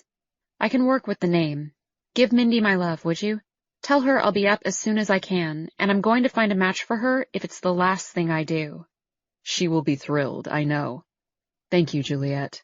Of course. Good luck. And Jasper? Yes? Don't worry. Mindy adores you both beyond reason, and she's a smart girl. Things might be rough for a few days, but we'll make sure she understands how very wanted she is, was, and always will be. There is a catch in Jasper's voice. Thank you, Juliet. That means a lot to me. To us. I'll call as soon as I have something. See ya. Oh, hey, wait a sec. Listen, this may be nothing, but one last shot in the dark. Lauren was searching for a man named Zach Armstrong last night. I saw it on her computer, and the way she reacted when I asked her about it, she got jumpy, wouldn't talk to me. I thought it might be an old boyfriend. Does that name ring a bell? Zach Armstrong? No, it doesn't. But remember, she's older than me by a decade. She had all kinds of guys around, and I don't remember any of their names. I'll take a look, though. Chances are you're right. It's probably someone she went to school with. People react oddly to stress, Jasper. She adores you and your life together. I don't think she'd ever willingly jeopardize that. No, I don't either. But in light of all the other issues... He doesn't have to finish. She knows exactly what he is saying. In light of all the lies she's been telling all of us. I asked who he was, and she refused to tell me. Sounds like it might be an old boyfriend, then. I'll look into him. Thanks, Juliet. And don't worry, Jasper. We never talked. Got it. He laughs quietly, says thanks again, then hangs up. Zach Armstrong. Who the hell is he? Juliet has a momentary longing for her mother. Kathleen would know exactly who Zach Armstrong was because Lauren would have told her everything about him, in intimate detail. She realizes Lauren even lied to their mom about Mindy. Wow. Well, when in doubt, she doesn't have her mom's institutional knowledge anymore, but she does have the internet. She hangs up and calls Cameron. Hello, beautiful. Any news? Nothing yet. Damn.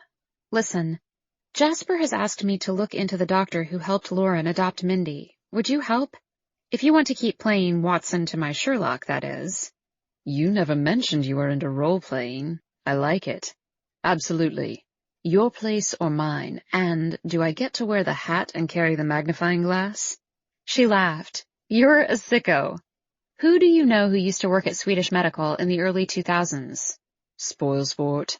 I thought we were going to be... Cameron, my dear, I'm dead serious. Who do we know? I'll call you back. Now it is time to talk to her boss, too. She needs to take a few days, and there are a lot of cases piling up.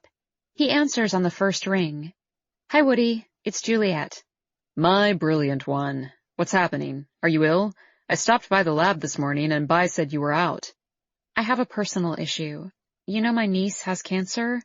Yes, the poor thing. She's not improving, I take it? No, and we've had a bit of a personal family revelation about something, and my sister has asked for my help. I have vacation days accrued. Juliet, seriously, take the week. I don't know that we can spare you for more than that without advance warning, but you do what you need to, and if you need more time, just shout. We are all rooting for Mindy. She's our champion. You're the best, Woody. Thank you. No, you're the best. That sample you ran last week from the quadruple murder in Golden, we just nailed the sucker. Can you believe it? They'd been looking at the wrong man all this time. Because they were looking for a man. It's so rare for a woman to do something so heinous. Rare, but you never know. Women can be just as ruthless as men when they need to. No kidding. Thanks so much for the time off, Woody. I'll keep in touch in case something breaks and you need me immediately. Otherwise, Bai has control of the lab and all will be well. Copy that. Good luck. Call me if you need me for anything. I'm happy to help. Wondering how things are going at the hospital, she thinks through her plan of action. Interview hospital staff. Find out if, by chance, there are videotapes from the time frame, which is a long shot. But neonatal is a whole different story than the rest of the hospital. It's worth a try. And she needs to look up everything she can find on the name Graciela. With any luck, she'll find a last name through the hospital records, and the woman will be living somewhere in the Denver metropolitan area. And life will be grand. Yeah, right. The odds of things going smoothly from here on out are astronomical, without a doubt. But it is worth being optimistic, at least until she has reason to feel otherwise. And of course, there is the database, churning through millions of profiles, searching for the truth. One way or the other, their mystery is about to be unraveled. Chapter 29. Vale Health Hospital. Mindy is watching the downhill from Val d'Isere, fighting feeling sorry for herself that she isn't there, when her parents appear in the doorway, clutching a bag of her favorite cookies. She knows something major is up. Her mom was supposed to be finding a room to do yoga, and instead, here they are together, almost creeping into the room, eyes sliding to the side, not meeting hers at all. She is dead. She knows it. They have some sort of test result that confirms it. She felt so awful yesterday morning, but once Dr. Oliver gave her the shot, she was better. But it wasn't enough. Tears begin to leak immediately. She doesn't want to die. She feels the cancer moving through her, like a shadow in her blood. It has grown in the past few days, is becoming harder and harder to fight. She isn't a quitter, though, and is doing everything she can to keep it at bay. Its snapping jaws are just there, out of reach. But for how long? So now they are going to tell her it is all over, and she has to give in gracefully, and they are prepared to let her go. It is inevitable, but it pisses her off.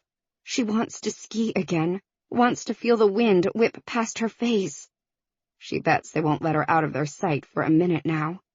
They're going to condemn her to rot away in this hospital bed until she can't even move, and the pain becomes so great they drug her into oblivion to make it all stop.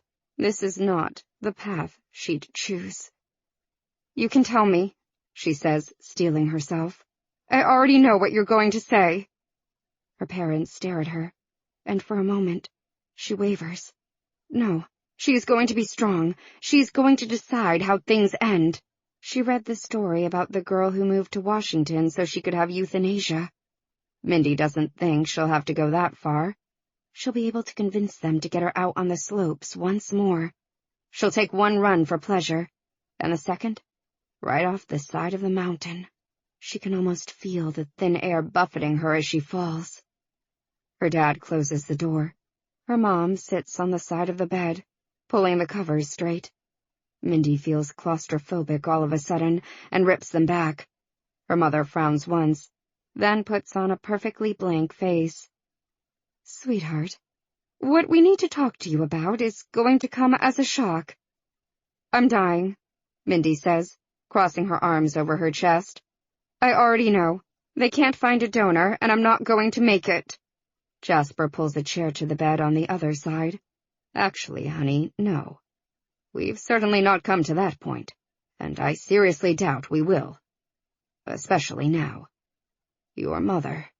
He looks at Lauren, who is kneading the blanket. Mindy doesn't think she's ever seen her mother so upset, and reaches out a hand to still hers. Lauren smiles weakly, then nods. Mindy, I don't know how to say this, so I'm just going to come out with it. You're adopted. I know this comes as a huge shock, and you will have many questions. We will answer all of them, but we want you to know that— Wait, what? I'm not dying? The spark of hope shoots through her like a comet. She's suddenly on fire, as if everything is possible again. A small part of her is screaming, crying, throwing a tantrum, but the rest of her is flooded with relief. Not that we know. Nothing's changed in your diagnosis. But I'm adopted?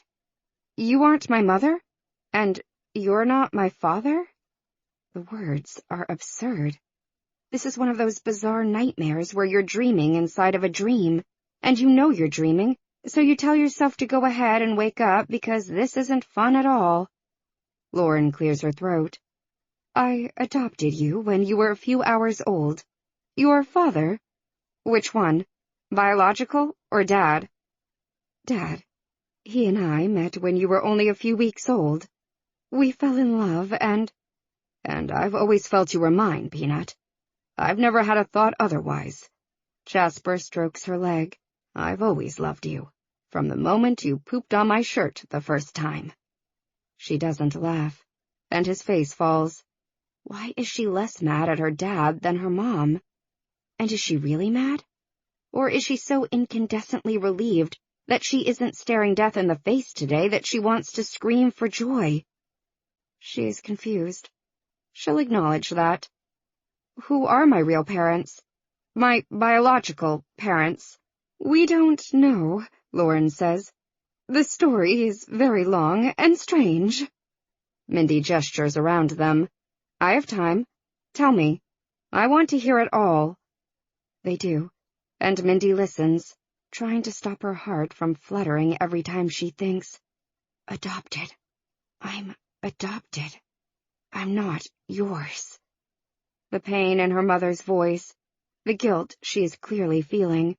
Mindy doesn't know what to do with it, how to process it.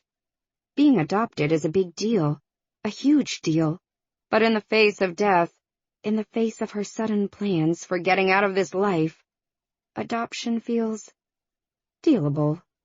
Wait, let me interrupt you. Can we find them? Jasper sits back in his chair. We certainly hope so. Because yes, they might be a match. Okay, I'm pissed at you both. Really pissed that you never told me.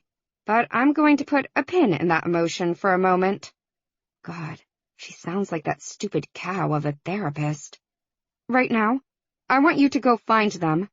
I can feel this thing inside me, and it's like my own personal monster that won't go away. Maybe they can help fix me. I don't want to die. I want to be cured.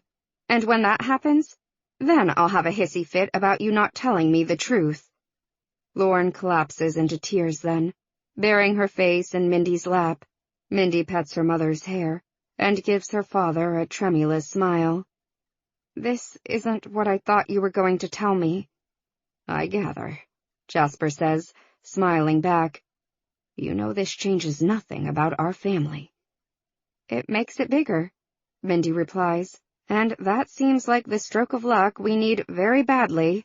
You always told me life is 99% about giving it your all, and 1% luck. Here's our 1%. It's a brave speech.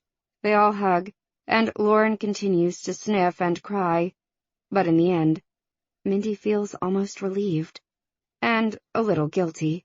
She knows her mom would prefer she have a huge meltdown to cement their love.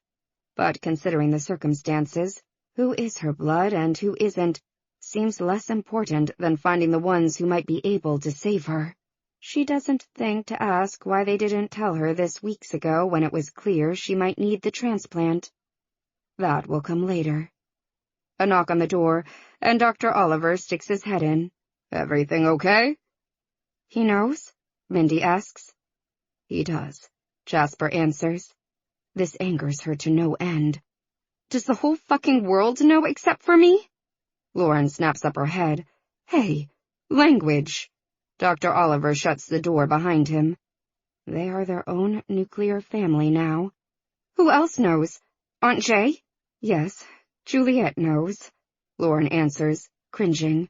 "Gee, thanks. And you too, Doc." Dr. Oliver clears his throat. "Listen, Mindy. The blood work told me the truth, and I confronted your parents. Be upset with me, not them. I'm the one who— I'm furious with all of you right now, and I'm sick of this place. Can I go home?" Lauren stands and starts to apologize for Mindy's tone, but Dr. Oliver nods. "I don't blame you a bit. Yes, you can be discharged. Take it easy, though.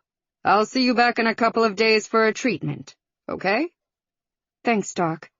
And to her parents, who aren't her parents, "We can continue this discussion later. Get me out of here." Chapter 30. University Hospital, Nashville, Tennessee, 1993. Vivian. The first letter to arrive makes me jump with joy. It's the first truly happy moment I've had since Liesl confided in me that first time. It is almost Christmas, and Liesl has been gone for 2 weeks. The ward has been a horrible place without her. I'm stuck back into the daily routine with the droolers and visionaries, and I'm lonely, bone-tired, and, if I'm being honest, wondering why I'm still walking the earth when I have absolutely nothing to live for.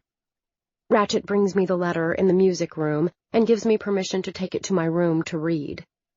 She's been trying to pull me out of my funk, but it's not working. I am funkalicious. I am the funk. I close the door most of the way and sit on Liesl's bed with my feet drawn up. The envelope has already been opened. There is no privacy on the ward. December 10th, 1993. Dear V, I hope you're doing well. I wanted to say thank you for all you did to help me, both before and after the miscarriage. This is a time of my life I want to put behind me. As you can imagine, the tragedy and heartbreak of the situation is overwhelming. I feel like I have paid for my sins, and now I have a chance to move forward, to experience the world in a different way. I wasn't going to write, but then I realized so much of my recovery was because of you. So if you want to write me back, that would be okay. If you don't want to, I completely understand. We've been through a horrible thing together, you and I, and if you'd rather forget and move on, I don't blame you. I hope you're feeling less bleak today. Thinking of you, Liesl. At first, I am incensed, livid, furious. I stomp around the room, throwing things. Here she is with the opportunity and choice to escape this shitty life, an opportunity I fear I will never have again. Why is she looking back? I told her, if she got out before me, to never look back. But the rational part of me is so fucking grateful she's reached out to me. She's given me a lifeline to the outside world. She's given me hope. It is a gift I don't know that I will ever be able to repay. I hate being indebted to others. I hate that this small letter makes my heart burst open and gush feelings through my body. Ours is a special friendship. We've been through too much together to let it all go. I sit down and write back, my wrist hard against the desktop. I'm not used to writing letters, and my hand cramps so badly I have to stop and shake it out a few times. December 14th, 1993. My dearest Liesel, I was so happy to get your letter. We didn't really have a proper goodbye. Man, do I miss you. It's dreadfully dull here. Ratchet et al. Are especially surly without your sunny disposition. They miss you too, I think. I hope they didn't let you out too soon. I've been so worried about you. Are you well? Still no cuts? We had crafts today. Guess what day it is? Yes, it's Tuesday. Give that girl a prize. And I swear, if I see one more stupid painted doormat, I am going to jump off the roof. I told them that, then fainted spectacularly, in a dead heap, right at their feet, which is why I'm writing you instead of sitting in group. They locked me away again, 5 hours in the box, and only let me out if I promised to stop being so dramatic. Isn't that why we're stuck in here in the first place? Because we're overly dramatic? Oh, except for you. I mean, you had cause. I'm supposed to be Sans' roommate for a while. We'll see how long that lasts. What are you doing out there in the big wide world? Is the sky bluer when you're free? Does the sun shine brighter? God knows they've pumped you full of every imaginable drug, so maybe you're just asleep. Which I'm going to do. Maybe I'll dream of my mom again. That was cool. Write me. Love and Stitches, V. Chapter 31. Current Day. Mindy uses her crutches carefully as they leave the hospital. She gets in her mother's car. Her dad follows in his. She puts on her headphones, and they ride in silence up the hill, lost in their own thoughts, until she finally breaks, pulls the headphones down around her neck. "You seriously adopted me?" "I did. And you have no idea who from? I find that hard to believe." Mom glances over, then shakes her head. "Oh, sweetheart, I know this is scary and a huge shock. It's terrible that we had to share it this way, out of desperation. But in the long run, we're going to be blessed. I can feel it. Dr. Oliver and Dr. Berger know exactly what they're doing. You're going to be fine. I promise." "I don't feel fine, and I'm talking about your lying to me my whole life." "I understand you're angry at me. I don't blame you." Her mom pats her arm. Her touch is foreign and unwanted. "Stop." "Okay. Well, I'll tell you this. Dr. Oliver is excited about the possibility of being able to find you a match in the database through something he called ancestral genetics. Your birth mother was Hispanic. Knowing that will help them narrow the choices. It was important that we be honest with him." "But you don't know where she is?" "Unfortunately, no. We don't. Not yet. But Aunt Juliet is looking for her right now. We're going to find a match for you, sweetheart. I promise." "You can't know that for sure." "I believe it, Mindy. I believe the universe is going to give us what we need right now." "Since when are you all mystic?" "Since when are you such a smartass?" Mindy jerks her arm away. "You have no idea what this is like. I've worked my entire life to make the U.S. team, and now that I'm there, this happens. I get cancer. I find out I'm adopted. I might die before they find a match. It's not fair. None of this is fair. Why didn't you tell them before? Why did you wait so long?" "Because I was being a coward, Melinda. I was afraid I might lose you. Not only your life, but your heart and your love, and I know you don't believe me, but I do know what it's like, sweetheart. I've had unfair things happen to me, too." Her mother sounds lost and alone. The letter. Ask her about the letter. But they are home, and the moment passes. Lauren pulls into the garage and turns off the engine. "Look at me." Mindy glances over, then away. She feels tears threatening. She hates to cry. Hates it. It's the ultimate weakness. and Mindy doesn't show weakness. We are going to get through this. They're going to find you a match, and you're going to get well, in time for the trials. I feel that in my heart. Mindy can't speak without the tears falling. She nods. Good girl. Now, let's get you upstairs.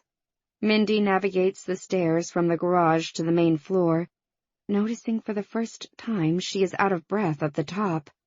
She tries not to panic. Dr. Oliver told her the chemo was going to sap all her energy and strength.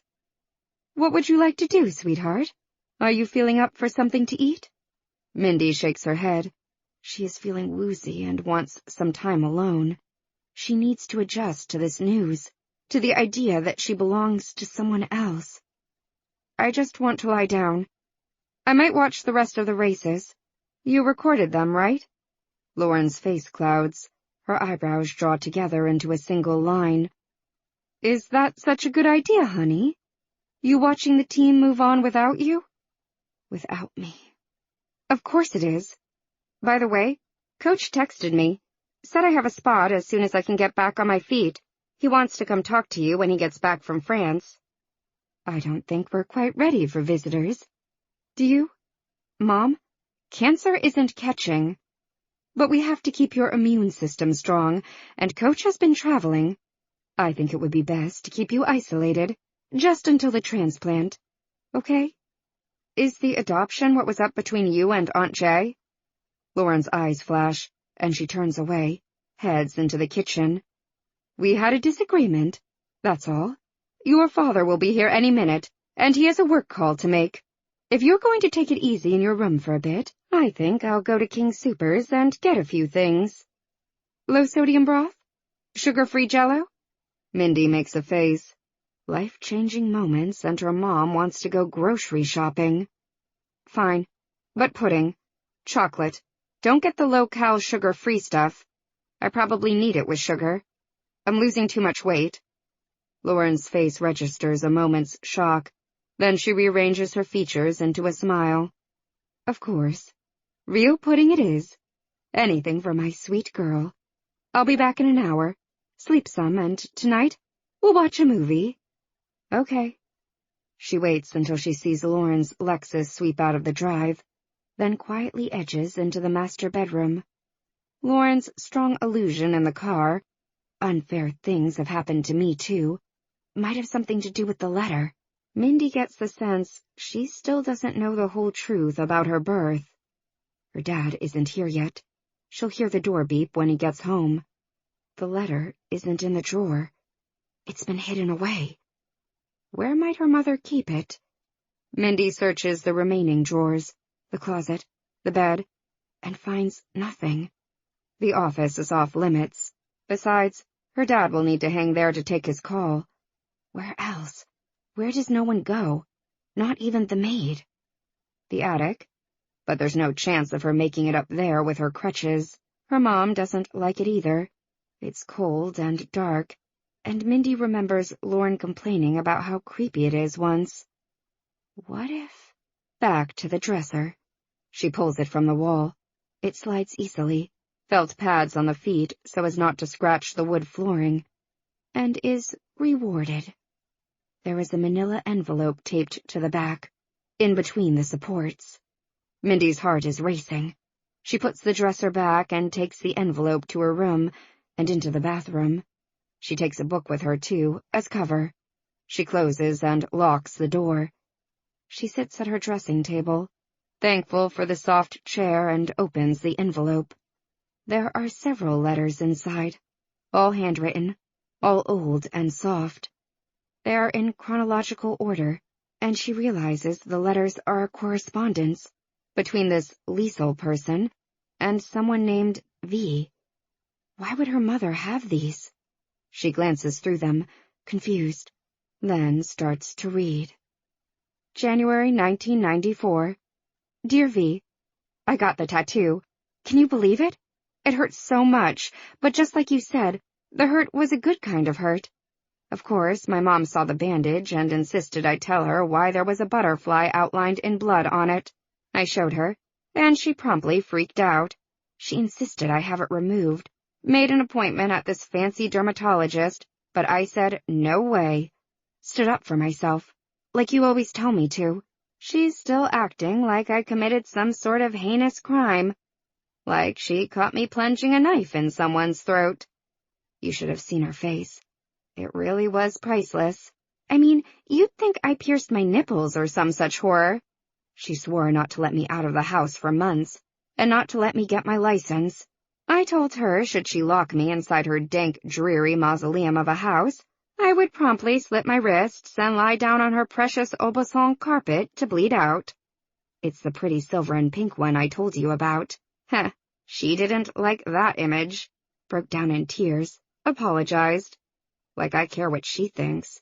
She then took me for my learner's permit. I passed. I'm one step closer to freedom.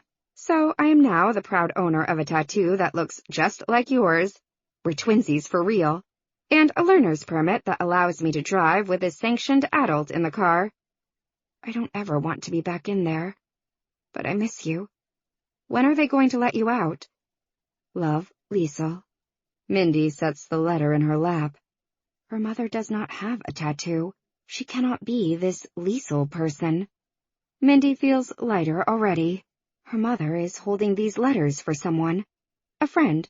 Perhaps someone she met in school. The boarding school Juliet said she attended. Mindy remembers when they had the purge and emptied out her mother's old pre-dad boxes, the ones with photos of her with other men, other boyfriends, and Lauren had given them a single glance, then thrown them into the massive black contractor's bag with a mischievous grin. Lauren didn't have a lot of attachments to her past. Preferred the now. Holding something for someone else makes the most sense. Why it would make her cry is another question. One Mindy will puzzle out later. Wait, maybe this is something to do with her birth mother? She turns the page to the next missive. January 1994. Dearest Liesel, so proud of you for standing up for yourself. Your mother is a witch. She wants you to be just like her, a perfect little China doll, and you don't ever need to capitulate to her. If she was so perfect, she wouldn't have chosen that dickhead to be your stepfather. Keep working on finding yourself. You're smart. Smart enough to get out of here. Smart enough to be someone. You have talent, kid. You don't have to get married and produce 2.3 children and own a slobbery dog and a house in the suburbs. You want a bigger life than that. I know you do. Don't ever let her tell you otherwise. There's big news here. Ratchet is knocked up. She refuses to say who the daddy is, but I think we all know it's Dr. Freakazoid. She's been mooning after him for months. Now she smells like vomit all the time. It's disgusting. They've been making us eat in the dining room again. No more food in our rooms because the smell offends her sensibilities. Like we should be punished because she doesn't know how to take her birth control pills? Fucking bitch. I hate her. I hate it here without you. It's not worth it, you know? They're never going to let me out. I will die in here, sooner rather than later. Sorry about the baby news. I wasn't thinking. V.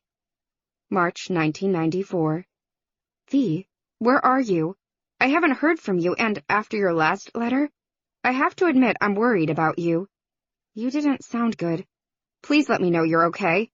Mother won't let me visit. I begged and pleaded, but she refuses. I'm going to steal the car keys if I don't hear from you soonest. You promised me you wouldn't hurt yourself again. I'm holding you to it. Love, Liesel. April 1994. Liesel, I'm so sorry to have worried you. I know it's been weeks since my last letter. Ratchet told me you called the ward, and I appreciate it.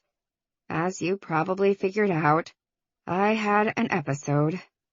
I got really down. Like, really, really down. I was just so tired.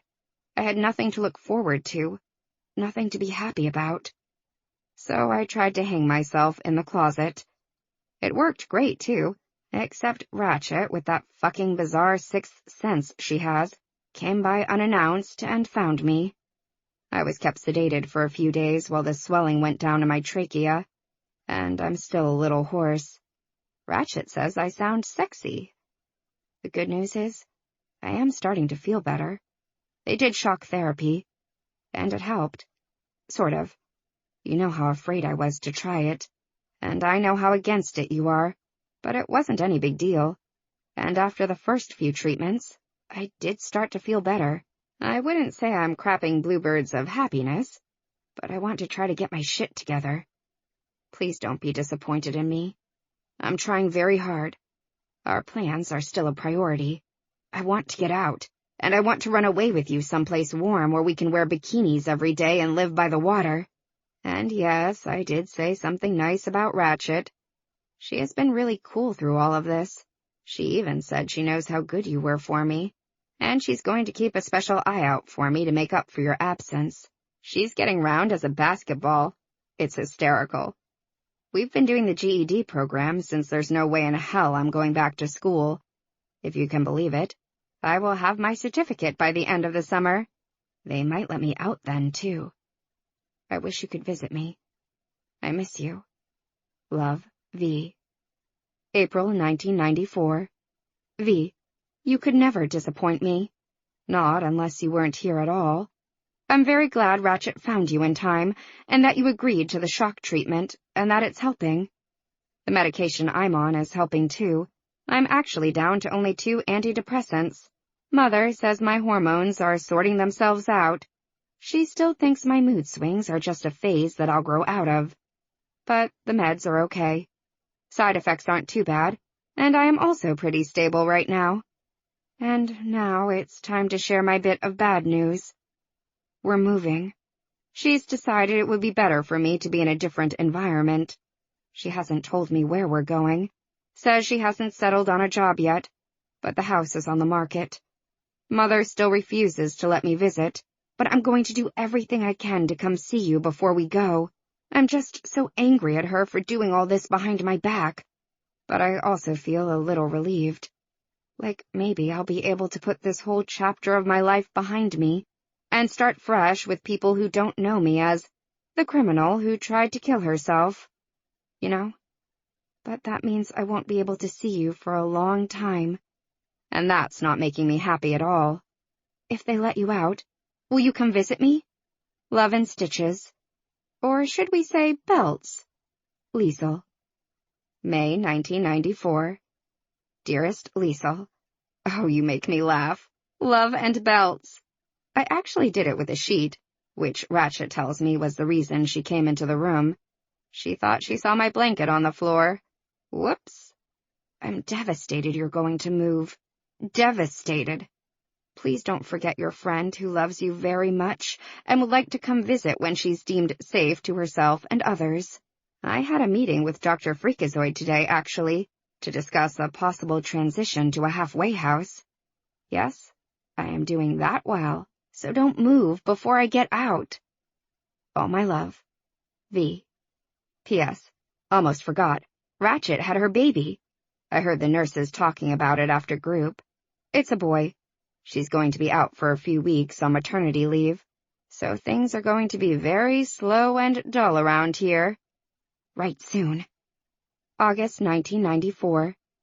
Dear Liesel, my last few letters. Mindy? Where are you, honey? Shit. She turns on the water, shoves the letters under the sink. I'm in here, Mom. Don't worry, I'm just taking a shower. I got you a decadent tub of Dutch chocolate pudding. It's ready when you finish your shower. Thanks. I'll be out in a minute. Mindy holds her breath. Her mom will hear her if she unlocks the door. Wonder why it was locked in the first place. Lauren doesn't like locked doors. It's a thing with her. Closed is fine, and she always knocks. But locked is out of the question. But her mom leaves, and Mindy sighs in relief. She can't return the letters, though, which is not good. But she will try later. After she's read them all. There are many more in the stack. Several years' worth of missives. She wraps her leg in a bag and steps under the water to wash off the grime of the hospital, thinking, who are these girls? Chapter 32. Denver, Colorado. Before Juliet can start her search, Cameron shows up at her door. He's carrying a pizza, a bunch of files, and is buzzing with suppressed energy. The dead doctor, Castillo? There's more to the story. Way more. She got fired back in 2000, and she committed suicide not long after. Come in. Suicide? What's the story? Why did they fire her? Apparently she was taking money under the table. Probably for illegal adoptions like your sister's. This makes Juliet's heart race. She shuts the door behind him carefully. Illegal? Not closed? Anytime you have the transfer of a child, there has to be paperwork. It's illegal to give your kid away for money otherwise. Apparently, one of the services the doctor was providing was finding homes for her indigent patients' babies. She took money from the family who was adopting the child, erased the bills for the hospital records for the birth mothers, and pocketed the rest. The hospital found out and booted her.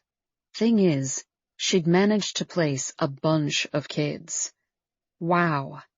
On one hand, I guess you could say she was doing people a service. Those babies might not have stood a chance being brought into the world by indigent teen moms. On the other hand... Yeah, baby farming. Not cool. Any way to find out who she worked with? The files identified a couple of young women, but the majority just disappeared. But catch this. One of the women identified was named Graciela Flores. She had a baby girl and gave her up for adoption. The works.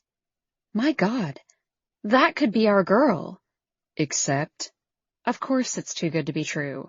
Except? The kid she gave up would be 18 now, not 17. And you said that you saw Mindy when she was an infant. I hardly think you'd mistake an infant for a toddler. No, I wouldn't. Maybe she had another kid right afterward, or they got the dates wrong. I don't know, Juliet. Something about this feels weird. There's more. What's that? Castillo was fired in June 2000. Mindy was born in August. So she did the work behind the fence after they let her go? Maybe. Come on. A full-blown OBGYN who'd just lost her license and some off-the-path kids having babies? She'd be the ultimate midwife. She probably had a few ready to pop when she was fired and just let them know where she'd be when their time was nigh. He runs a hand through his silver hair, looking doubtful. You may want to ask your sister for some more details, is all I'm saying. Well, I can't do that right now. They're telling Mindy the truth about her parentage as we speak. We should try to find this Graciela woman, see if she remembers Lauren at all, and see if she'd be willing to take a test. Maybe the files were wrong. We can only hope, right? She rubs her hand across her face. Absolutely. He parks himself at her desk. You have any beer to go with that pizza? Since I'm playing hooky. I do. Be right back. Want a cold glass? No, I can rough it. She grabs a bottle of Yingling, makes herself a cup of tea, throws some pretzels into a bowl, brings everything back to the office to find Cameron scrolling through his phone. What are you doing? Swiping right? Her smirk is unmistakable, but Cameron has stopped scrolling and is staring at her. What's wrong? You look like you've seen a ghost. We have a match. Her pulse kicks up. In CODIS? Let me see. Just hold on a second. I need your computer. Sure, of course. She gestures toward the desktop. He opens Google, speaks quietly. There's a cold case out of Nashville, Tennessee. I saw a case study of it a few years back. The man's name is Zachary Armstrong. His child was kidnapped. Wait, that's the same name Lauren was looking up. Jasper asked me to look into him. He types, Zachary Armstrong, baby kidnapped, into the search bar. Look. There are pages of hits. Her heart leaps to her throat. No. No, there's no way. What are you saying? That Lauren somehow bought a baby that had been stolen from a couple in Tennessee and has raised her as her own this whole time? It's so much worse than that, Juliet. He clicks open the first of the stories. There is a photograph of a young army officer and his very pretty wife. At the headline, Juliet sags, her knees turning to jelly. Fort Campbell soldiers baby kidnapped. Wife murdered. Part 2.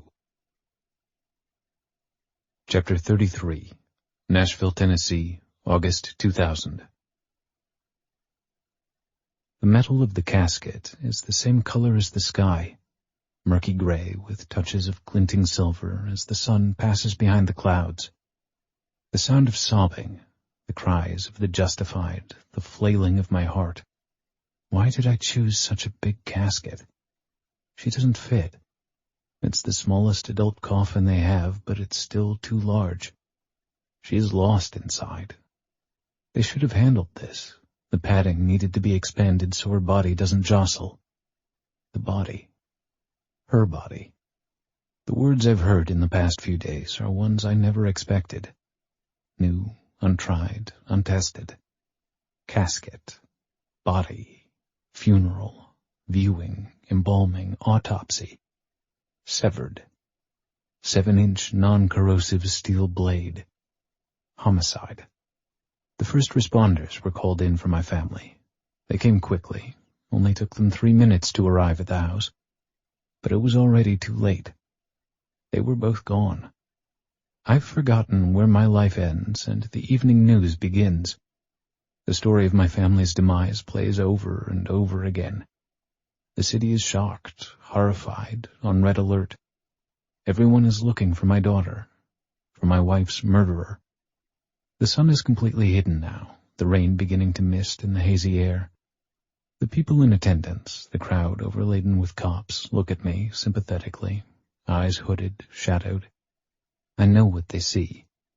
A tall man, dark hair cut high and tight, ribs still bandaged from a month-old gunshot wound sustained in a double cross in Afghanistan, eyes angry and sad. A man alone. This is my second funeral this week. In the past few days, I've lost my mother, my wife, and my child. I can't look at the casket anymore. She's wearing the blue dress I know she loves, the dark sapphire silk, nearly the same color as her eyes. I had to bring her makeup bag to the funeral home intact. I didn't know what color of lipstick she would want. The mascara I had down pat. I always loved to watch her put it on.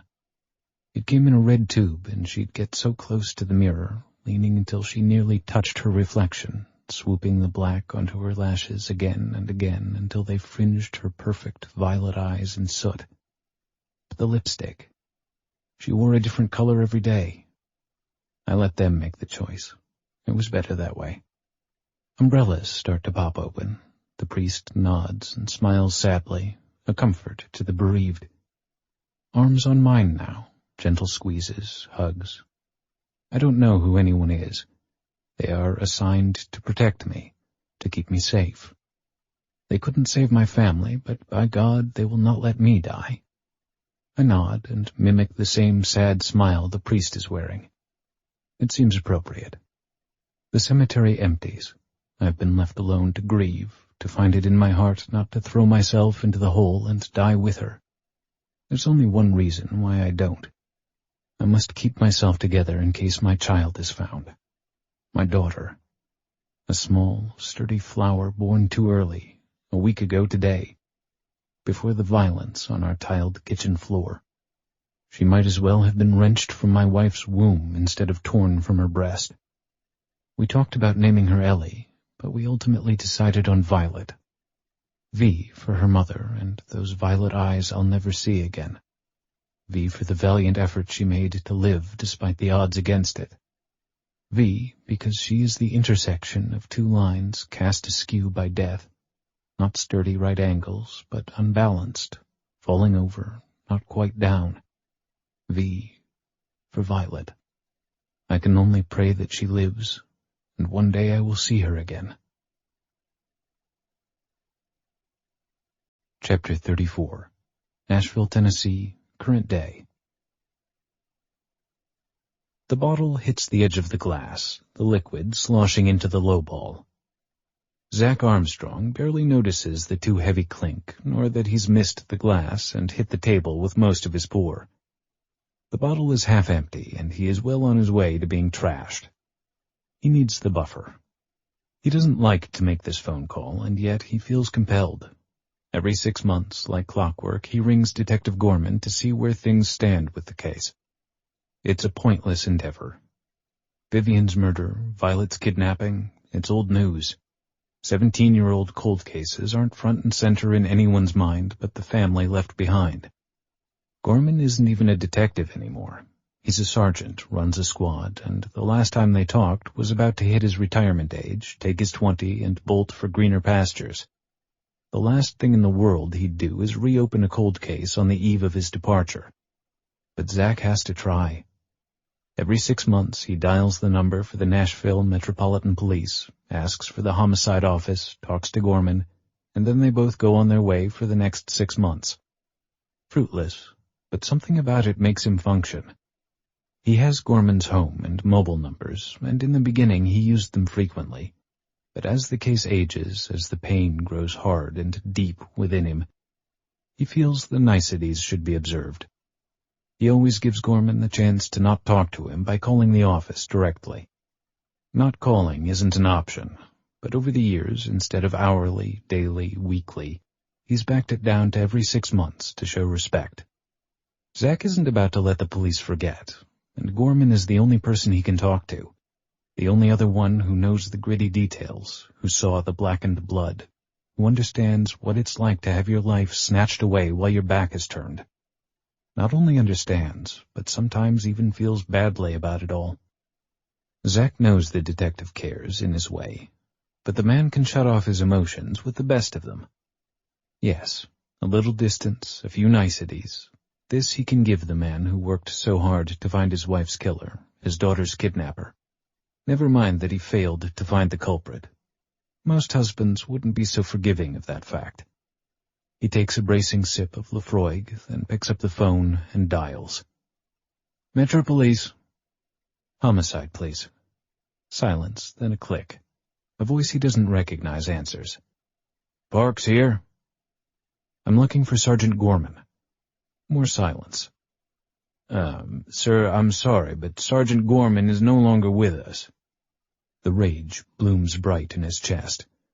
How dare he leave without at least saying goodbye, without warning him he was handing off the case to another detective? He pulls himself together. When did he retire? He didn't. I'm sorry to have to tell you this, but Sergeant Gorman passed away. Is there something I can help you with? I've taken over the day shift. Sergeant Bob Parks. I'm Zach Armstrong. Another brief silence. He hears papers flipping in the background, the bray of a distant laugh. He's been in that office often enough to know that the room is tiny. There's a television in the corner above the desk, and the homicide office itself is a warren of cubicle desks that house a bunch of detectives who are practically on top of one another. They are moving soon to a new office space, one he assumes will be shiny and clean, state-of-the-art. Maybe they already have. Maybe his image of the scene is already distorted. How can I help you, Mr. Armstrong? The tone is neutral but inquisitive, polite, as if the man has no idea who Zach is. I'm calling to inquire about the status of a cold case from 2000, the murder of Vivian Armstrong, my wife. The cop's response is automatic but sincere. Oh, I'm so sorry for your loss. If Zach had a quarter for the number of times he's heard those words. Sergeant Gorman was my contact for the case. No one phoned to tell me he'd passed away. Sorry about that, sir. It was sudden, an accident. We're only now settling the squad's reorganization. What kind of accident? That's personal information I'm not authorized to release. Right. How did I not hear about this? I read the papers. There's been no report of the sergeant's death. His family didn't want a lot of attention. It's been hard for them. I see. Well, I am terribly sorry to hear about this, but as I said, I'm calling for an update on my wife's case. 2000, right? Vivian Armstrong? I remember it. I was patrol back then. I didn't work the scene, but it was certainly news everywhere. Your infant daughter was kidnapped as well, if I recall. That's right. Weren't you the one who found your wife? You were out of town and came home to find her dead? Zach grits his teeth. He hears the lingering question and the cop's tone. Are you sure you didn't fly off the handle and murder your wife? You can tell me the truth. Yes, I was in Gulf Shores. My mother was ill. Well, I don't have any updates for you, sir, but I'm happy to pull the case file and give it a look. Can I call you back? Of course. Thank you. Same number and address is in the file? That's right. Give me a few days, okay? Absolutely. Thanks. Zach hangs up feeling oddly elated. New eyes. He hasn't had new eyes on this case in years. He takes the Lefroy and steps over the dog. The stunning fawn Belgian Malinois lifts her pretty head, and he can swear she raises a furry brow. Sorry to disturb, Cat. Cat, short for Katerina, sighs heavily and wags her tail. You don't need to get up, honey. I'm just going to look. Another wag, the rug catching under her powerful tail. She understands him better than most people. She puts her head back on her paws, and Zach walks down the hall toward the guest room. His house on Love Circle is modern, boxy, all glass and exposed brick. Impersonal, some would say. He designed it himself, placed it on the hill where he can look over the city. He can also walk or bike to work, which makes life easier. Easier? More convenient. The cozy house where he lived with Vivian and the specter of his daughter was torn down years ago. He couldn't fathom anyone living in it, and he certainly didn't want to stay there. He'd never be able to look at the kitchen floor again without seeing the blood. He arranged to have it dismantled, giving undamaged sections to Habitat for Humanity. A crane had taken the roof off in one piece. Goodwill had taken the furniture. The remainders, doors, windows, beams, had gone to the various housing charities throughout Nashville. He left with nothing but their wedding photos, a sonogram, and the clothes on his back. He started fresh, new. But he didn't start over. The guest room walls are plastered with news stories.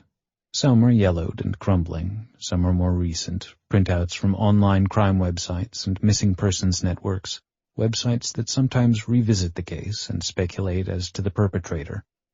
He entertained every theory they threw out, even those that blamed him, claiming he hired someone to kill his wife and sell his baby into the world of traffickers. Those people are insane, as everyone is aware. He passed a lie detector with flying colors and was never a legitimate suspect. Not really. Not with his alibi. No one could make the timing work, no matter how hard they tried. He fingers the most recent story, done 3 years earlier. It is an age progression analysis of what Violet might look like as a teenager. He stares at the stranger's face, at his own tilted eyes, at Vivian's strong nose, the lips not thin like his, nor full like Viv's, but somewhere in between. Teeth an amalgamation of his and hers based on an algorithm of age and length and root depth, and knows it isn't even close to being right. This is not his daughter. He might not know what she looks like, but she doesn't look like this. Of course, he's never seen her, never felt the warm round of her head in his palm, saw the strong flexibility of her body, smelled her skin. She was taken while he was burying his mother in the quaint town of Gulf Shores, Alabama, and he never had a chance to meet his little girl. He's always suspected that the crime wasn't committed by a stranger. No, the villain is closer to home. It has to be someone he came in contact with, someone who felt he did them wrong, someone who wanted to punish him. His old job was in intelligence. The people he worked with were criminals of the worst sort, hidden from the world, taking money to divulge secrets. They were whores, all of them, himself included. Of course, the police saw it differently. They'd looked at him hard from day one, but his alibi was ironclad. He'd been standing over his mother's grave with 100 witnesses 6 hours away. When he got home the next day, worried after several calls home went unanswered, the blood was dried black on the floor. No matter, they still investigated him 6 ways to Sunday, took apart his finances and phone records, interviewed every person he'd come in contact with, everyone they knew in Nashville. It was Gorman who'd finally put a stop to it. Gorman knew Zach was innocent. There were no hard feelings. They were doing their jobs. Unfortunately, after Zach, there were no other suspects. He sits on the desk chair and stares at the walls. Kat pads in and sits by his side, putting her head under his hand. Support. She gives him unconditional love, support, and protection, better than any person he knows. The cut crystal glass is empty. He debates a moment. More? He hasn't eaten, and he has a mound of papers to grade. Zack always eschews the services of his TAs in favor of doing his own work. He likes to see the students' progress, determine if they are becoming better writers under his tutelage. Another drink will send him into the stratosphere, and he won't get any more work done tonight. But it is a 3-day weekend, so who the hell cares when he gets the papers graded? "Come on, girl," he says quietly, and Kat follows him out. He stands in the doorway for a moment, staring at the detritus of his life, then closes the door with a gentle snick, goes to the kitchen, and the open bottle. Chapter 35.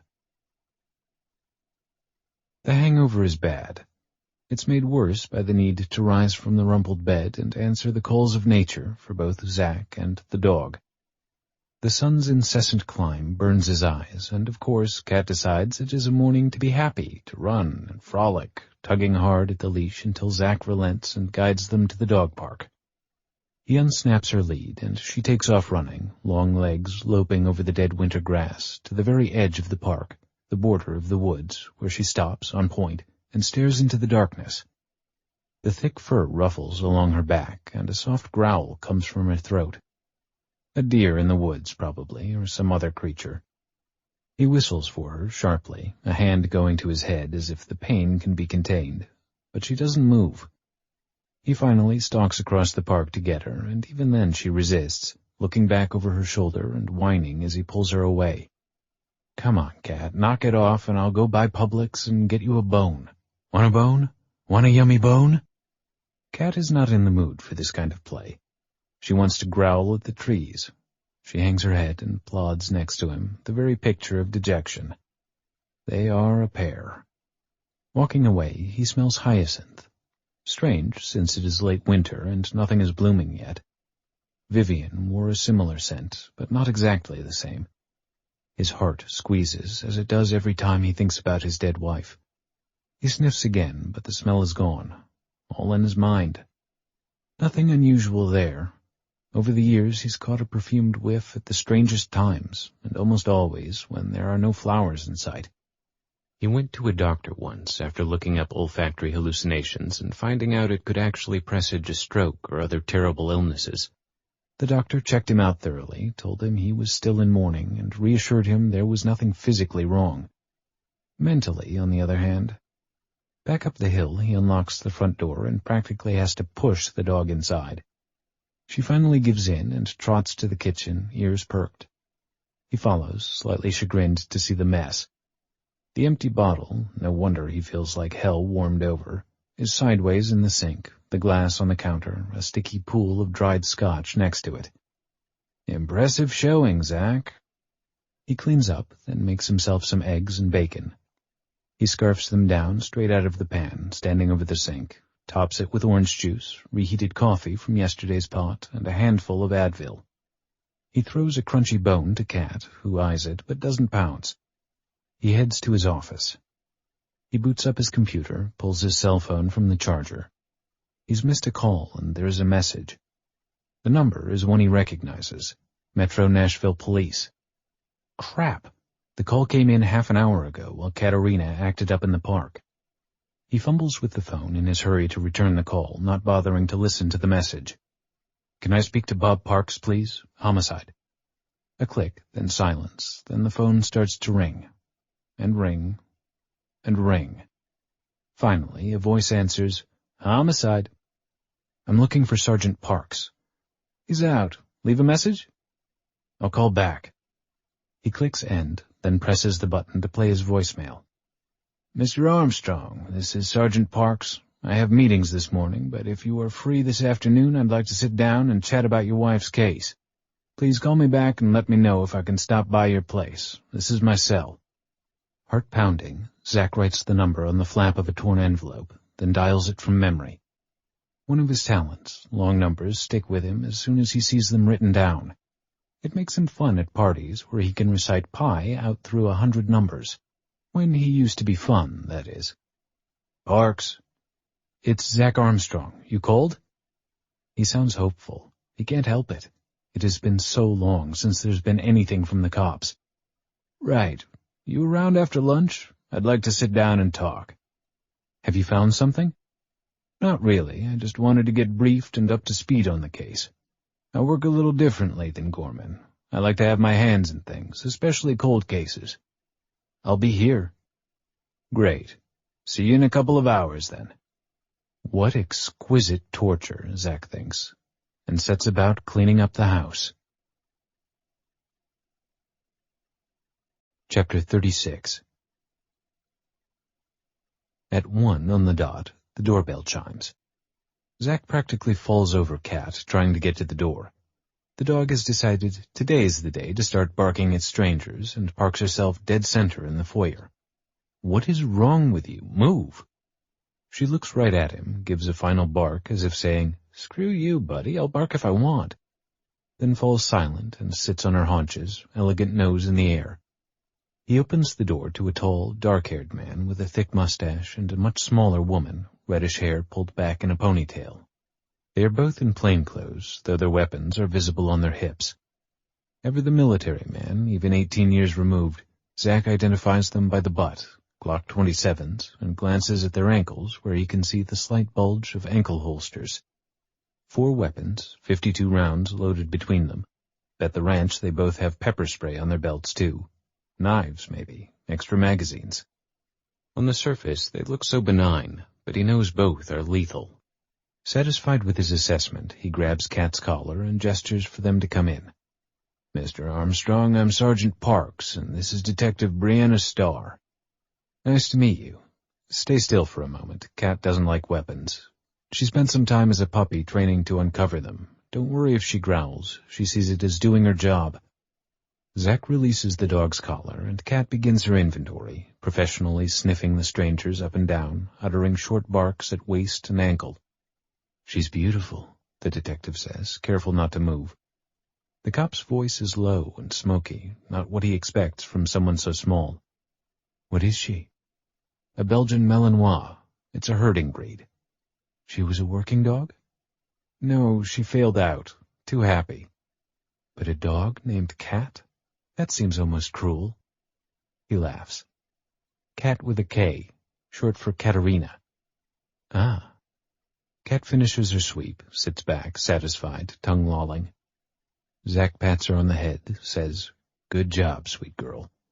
Then leads them to the living room. Can I get you anything? We're fine, thanks, Parks replies. They all sit, and silence stretches between them. Finally, Zach opens his hands expectantly. You wanted to get updated? Right. Parks smooths 2 fingers over his mustache, a nervous gesture that puts Zach on alert.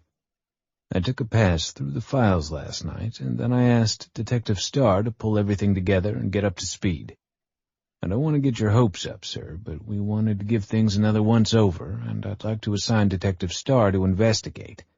She's had great successes with cold cases, and since there have been so many technological updates recently, she and I agree it would be wise to take fresh DNA samples and get them into the system.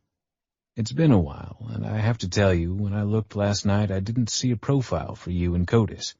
Your wife, yes, but not you. Zach's entire body goes tense. You want my DNA again? I was cleared. Nothing to worry about, sir, Starr says. If I'm going to reopen a case, it's standard protocol for me to update all the files, and in this case, since you're not in the system, I'd like to get fresh DNA input. You never know what might show up. What, like my missing daughter is some kind of teenage criminal mastermind, and you want to see if you can find her through the system? She shakes her head, fighting back a smile. Not at all, Mr. Armstrong. There's nothing villainous here. Your DNA isn't attached to the file anymore. Things get lost over time. It happens. It's a long shot we'll find a match, but I'd like to get you back into play, just in case, okay? Zach crosses his arms. Continue. After I update your DNA, I'm going to update CODIS, the Combined DNA Index, and put the information into VICAP, that's our Violent Criminal Apprehension Program. These programs will look for DNA matches and any cases that are similar. I will go into deep specifics, weapon used, placement of the body, the missing infant. Anything and everything I can add to the case to see if there's a chance the suspect in your wife's murder has committed another crime in the intervening years. I might even put the age progression of your daughter into the FBI's NGI facial recognition database, just for kicks. Back up a second. You're reopening the case? Not exactly. I'm going to do some legwork and see if anything pops. If it does, then we'll reopen the case. Fair enough? Yes, quite fair. Good. Now, can you run me through the whole story? I'd like to hear everything, start to finish. The file... She smiles. Her teeth are pretty. The smile makes her look sweet and innocent, and he knows she isn't. Not by a long shot. Not after what she's seen. Files are what they are. I'd like to hear your point of view verbally instead of reading and watching the old tapes. Looking for inconsistencies in my answers and body language? Of course. But it's better for me to understand the case from your perspective. Helps keep me from making assumptions. I know it's been a long time, but I bet you have a lot of insight to share. She is a cool customer, he'll give her that. He looks at Parks, who nods encouragingly. Unfortunately, there's not much to tell. I was in Lower Alabama. My mom was dying, late-stage breast cancer. Vivian wasn't due for a couple of weeks. Even though I wanted to stay close to home, she encouraged me to go down, be with my mom. She was adamant. So I went and had a chance to say goodbye, and we buried my mom the same day Vivian was murdered. He recites these facts with as little emotion as possible, though inside his gut is churning. He wasn't expecting to reopen all his wounds this afternoon. And you were injured in the line of duty, yes? That's why you were home in the first place? I had a meet go sideways and was shot. They sent me home to recover. I jumped at the chance to get back stateside before the baby was born. According to your statement, your wife didn't call you when she went into premature labor, nor after she had the baby. Why do you think that is? I don't know. She wanted a home birth, was working with University Hospital's midwife program. They delivered Violet at home with no issue, left her there with a planned follow-up OB appointment that she didn't show for. Trust me when I say I regret not getting in the car and driving home immediately when I couldn't reach her, but I had my hands full with my mom. It wasn't unusual for my wife not to answer. When I was overseas, I caught her only about half the time. After several missed calls, though, I finally got scared and headed home, and as we all know, after she had the baby, someone broke in and stabbed her twice, once in the stomach, once in the neck. The baby was taken. Whoever did it wore gloves. There were no fingerprints or outside DNA found other than the midwife, who was cleared right away. And me, of course. You found her. I did. The following day. She'd been dead for a while. He looks off into the distance, out the windows, over the city. The dog sets her head on his knee. He pets her ears absently. I've seen the photos. It was bad, Star says, not unsympathetically. Bad. The understatement of the century. Yes, it was. Do you have any ideas who could be responsible? No. There was a thought that I got too close to discovering something in an operation, and they needed to warn me off. So the suspect or suspects were sending a message. But you left the Army after this incident? I did. I resigned my commission and went back to school, finished my PhD, landed a tenure-track position at Vanderbilt. I got lucky. They don't hand them out like jelly beans. He didn't need to add. And with some people thinking I was a murderer... You teach English, is that right? Right. English Lit, creative writing, comp, the works. So how was your relationship with your wife? Zach gives her a look. It was good, outside of the fact that I only saw her once or twice a year while I was deployed. We kept up by phone and email, some online chats when we could. It wasn't as easy as it is now. I was off the grid for a large part of my deployment. What did you do in the Army? I mean, counterintelligence is rather vague. That's classified, ma'am. She flips a page, glances down. You were attached to the Special Operations Aviation Unit, SOAR. First, you were a part of the Night Stalkers, flying helicopters, then you moved into Alpha Company, 902nd MI Battalion, as an intelligence team leader. Yes, ma'am. You have a wad of medals, including a Bronze Star and a Purple Heart, right? Yes, ma'am, a wad. And the prevailing wisdom is someone took offense to your work, killed your wife, stole your baby. That's right. And you gave it all up to become an English teacher. Again, I don't buy it. Ma'am? Detective Starr shifts in her seat. It doesn't make sense. Why would they attack your wife if they wanted to send you a message? Why not kill you? Or is that what happened when you were shot? They were trying, and when they didn't succeed, they came to Nashville, killed your wife, and stole your child. I dealt with ruthless people. They don't always think logically. They're more the burn down the world, ask questions later type. It also suggests a terror operative was in Nashville. It does. And that jibes with your experience? It's likely to be the case? It feels very convoluted to me. Ma'am, what the government chooses to share with local law enforcement is way above my pay grade, then and now. Likely? I can't tell you that, but I wouldn't say it was impossible. Look at 9/11. They were here for months before they attacked, coordinating. For all I know. Careful. He stops. Sorry, I can't go there. Everything I did was highly classified, still is. Suffice it to say, the scenario is not outside the realm of possibility. Scary, Starr says. Still, I don't get it. Why take the baby? That in itself ruins the terror suspect profile for me. Punishment. Zach's voice is strained. Sheer, unadulterated punishment. They run through it, front and back, a couple of times. Everything that happened, everything he knows. The biggest stumbling block is, of course, Zach was the one to find Vivian. Not only that, he hadn't seen his wife for several days before she was killed, and she'd managed to deliver their child without him knowing, too. He can see Starr draw a few conclusions. He is an unreliable witness. He is to blame for Vivian's death. Simple. An hour into the conversation, Parks checks his watch and nudges his detective, who smartly closes the files and pulls a DNA swab kit from her purse. Zach swirls the brush around the inside of his cheek, spits into a cup, and hands them both back. He has nothing to hide, but he has a strange sense that Parks and Starr do. They promise to be in touch and slide out the door, leaving him no wiser as to the real reason they are interested in the case again. Oh, their claims made sense. Parks is new to the job, Starr is their, star detective for cold cases. It will be a big win for them if they solve something so heinous and so old. And yet... Zach walks down the hall to the guest room, sits for a few moments, staring at the walls. There's been nothing new to pin up for over 3 years. No talk, no articles. From the beginning, no real new information has ever come out. The case is as cold as it gets. Except there is a living, breathing child out there somewhere. His child. And he gets the sense these detectives have a fresh lead. Zach taps his finger along the sharp edge of the desk, then, with a deep sigh, pulls the door closed behind him and heads off to grade his papers. Chapter 37. Well done getting him to agree to the DNA swab. Parks and Starr are back in the Unmarked, heading to their new offices on Murfreesboro Pike.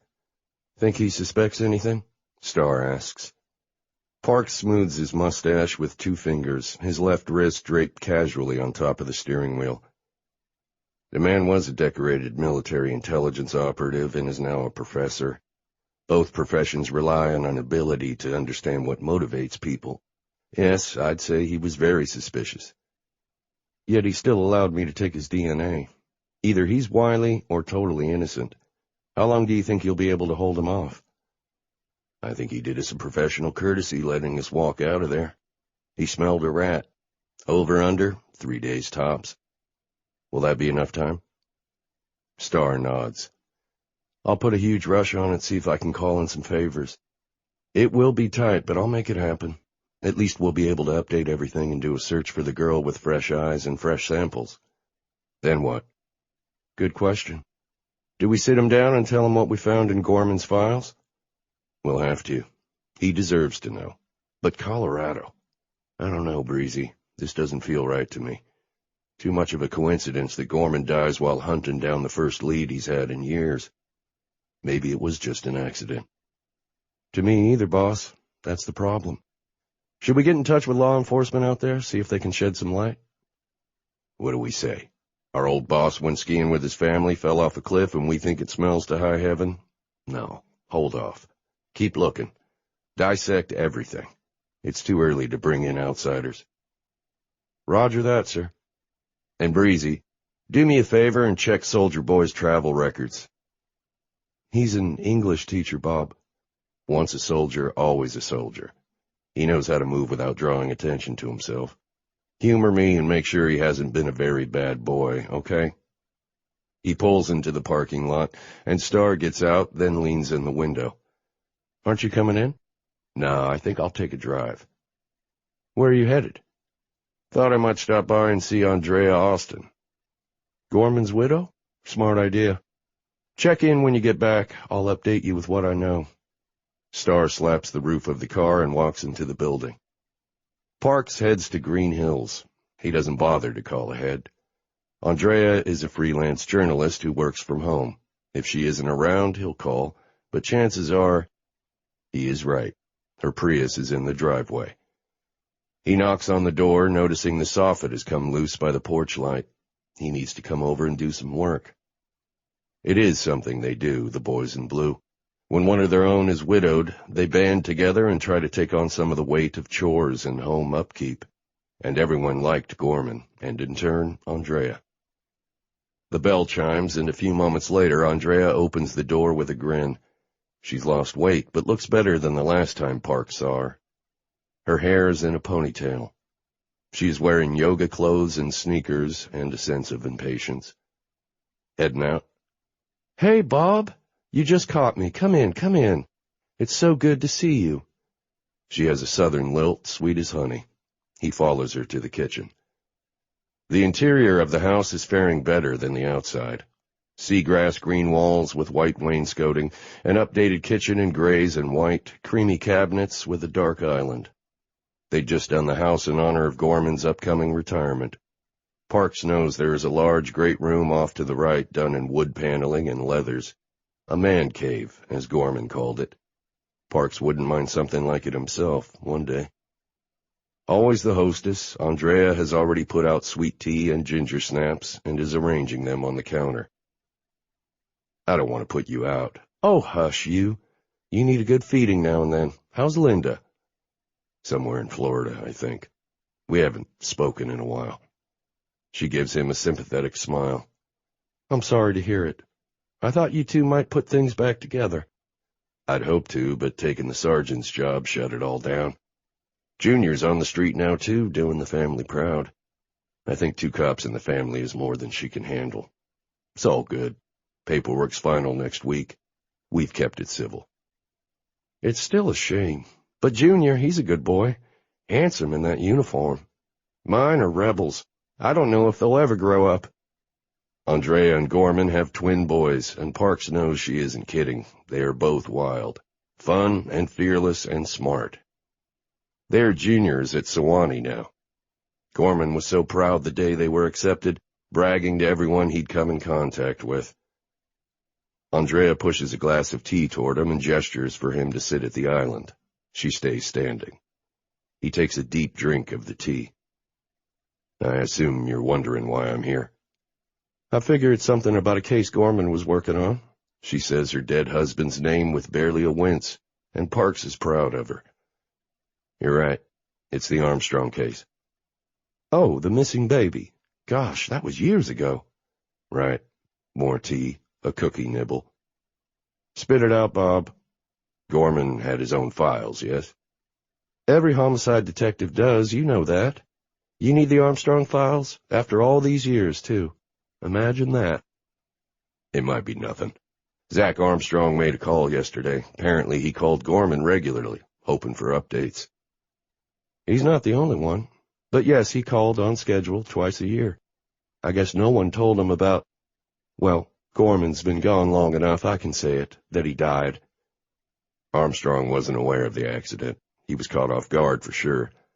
It's probably nothing, but I took a look at the case files just to familiarize myself. I hadn't seen them, figured what the heck. There was a recent notation that piqued my interest, a handwritten post-it note. Gorman's writing. I was hoping his personal files might explain what it meant. What did the note say? Colorado. It was underlined 3 times. She stills and her eyes become hooded. A hand snakes to her throat. Did he mention that he might be looking into anything while you were out there? She shakes her head, still pale. But he wouldn't have told me. It was a family vacation, winter break. We'd never skied the Rockies. He thought the boys would love it. He said he wanted to experience it while his knees were still good and while he was still fully insured with Metro in case he broke a leg. She stares into the backyard. A squirrel is swinging wildly from a red ball feeder. It was almost like he knew something was going to happen.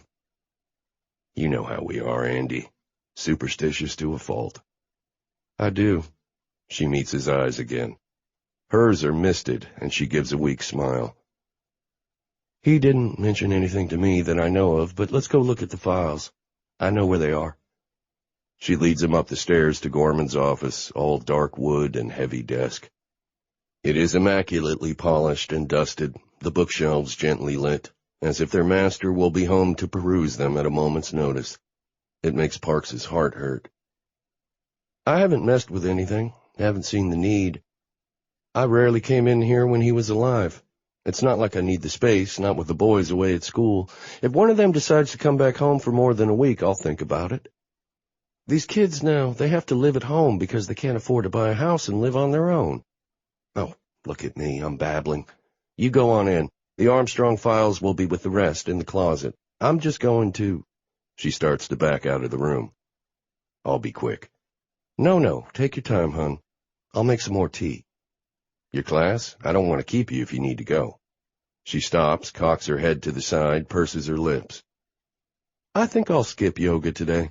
I was thinking about playing hooky anyway, going to Parnassus and browsing instead. I haven't read anything good lately.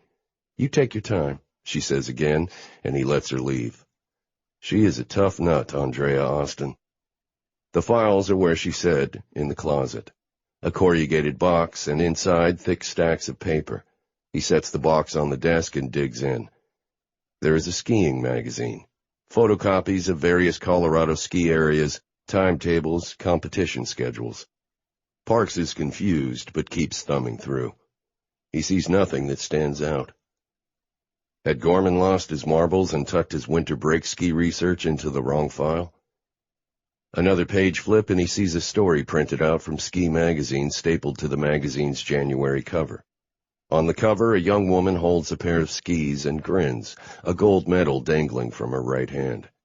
Her goggles obscure her face, but it is easy to tell she is young.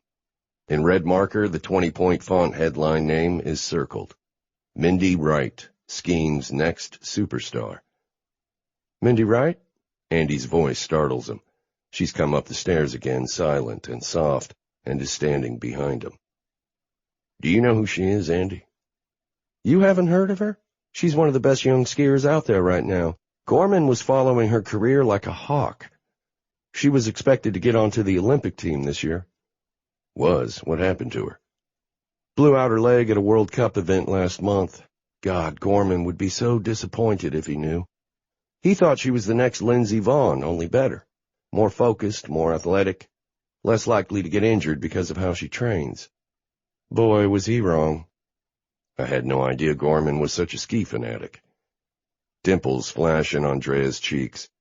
Oh, he loved it, though he rarely had the chance to ski himself.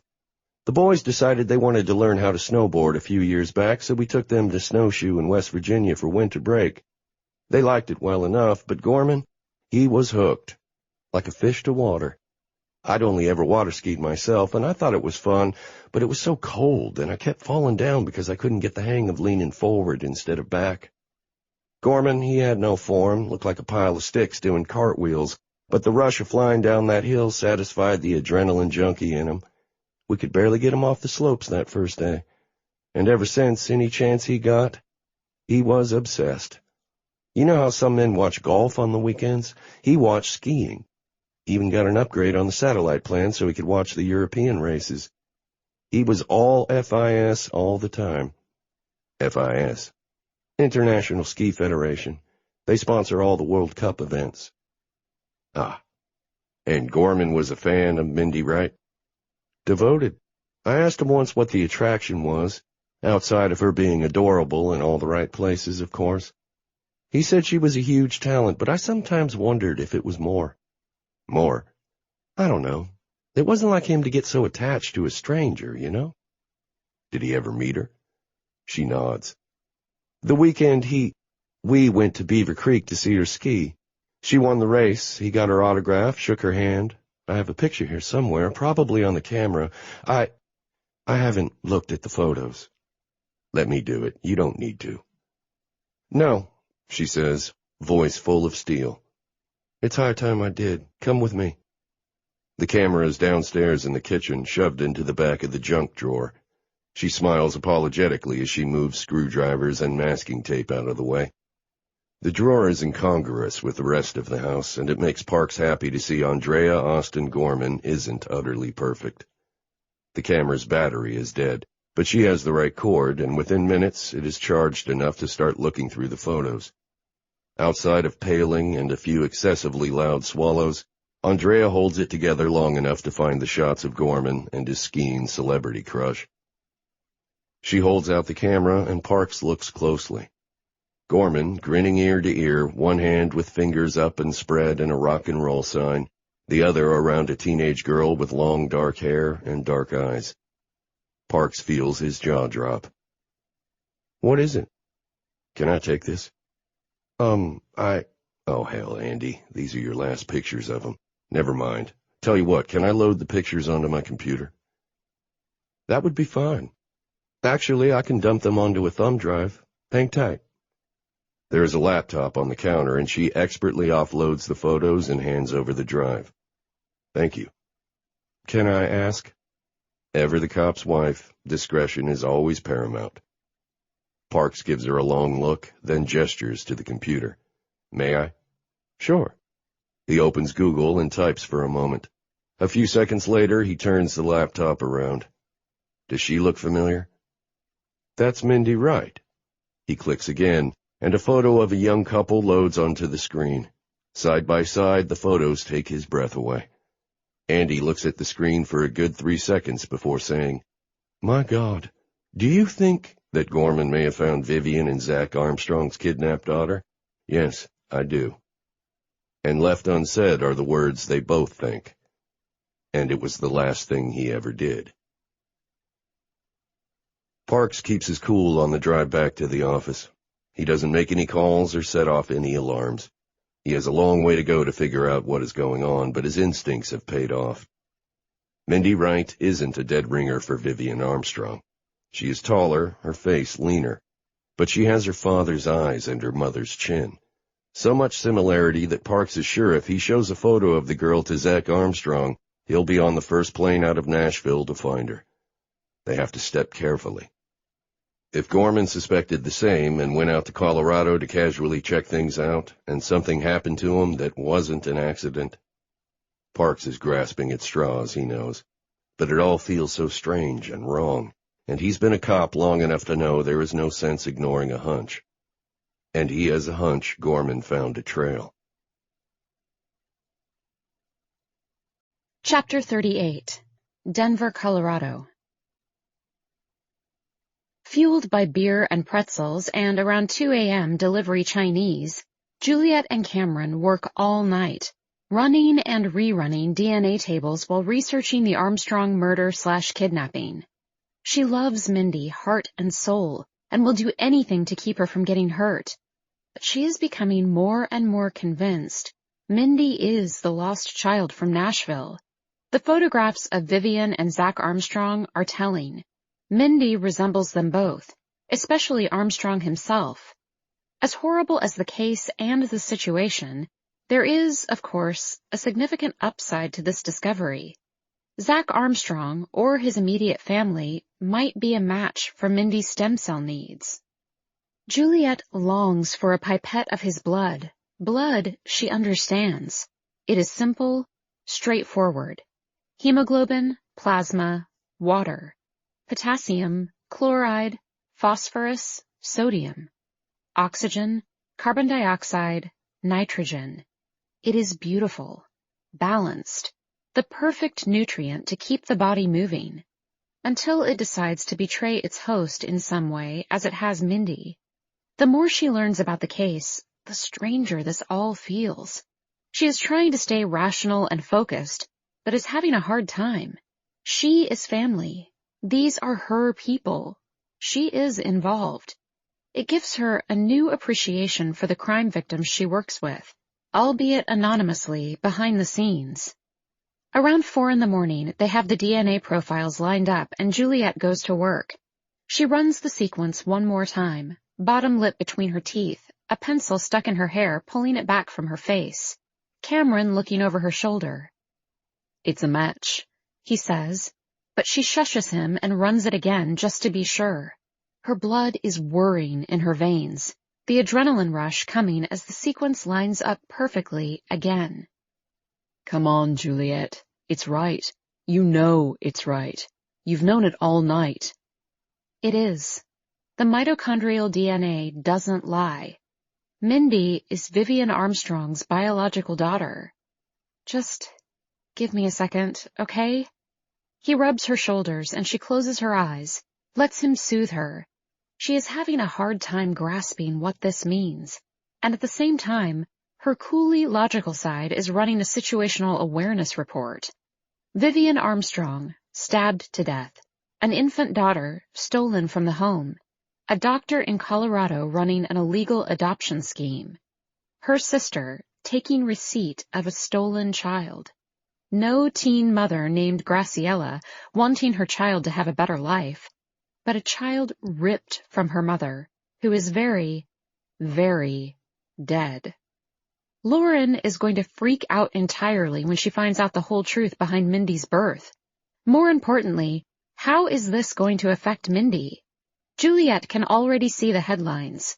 World-class skier, stolen child of murder victim.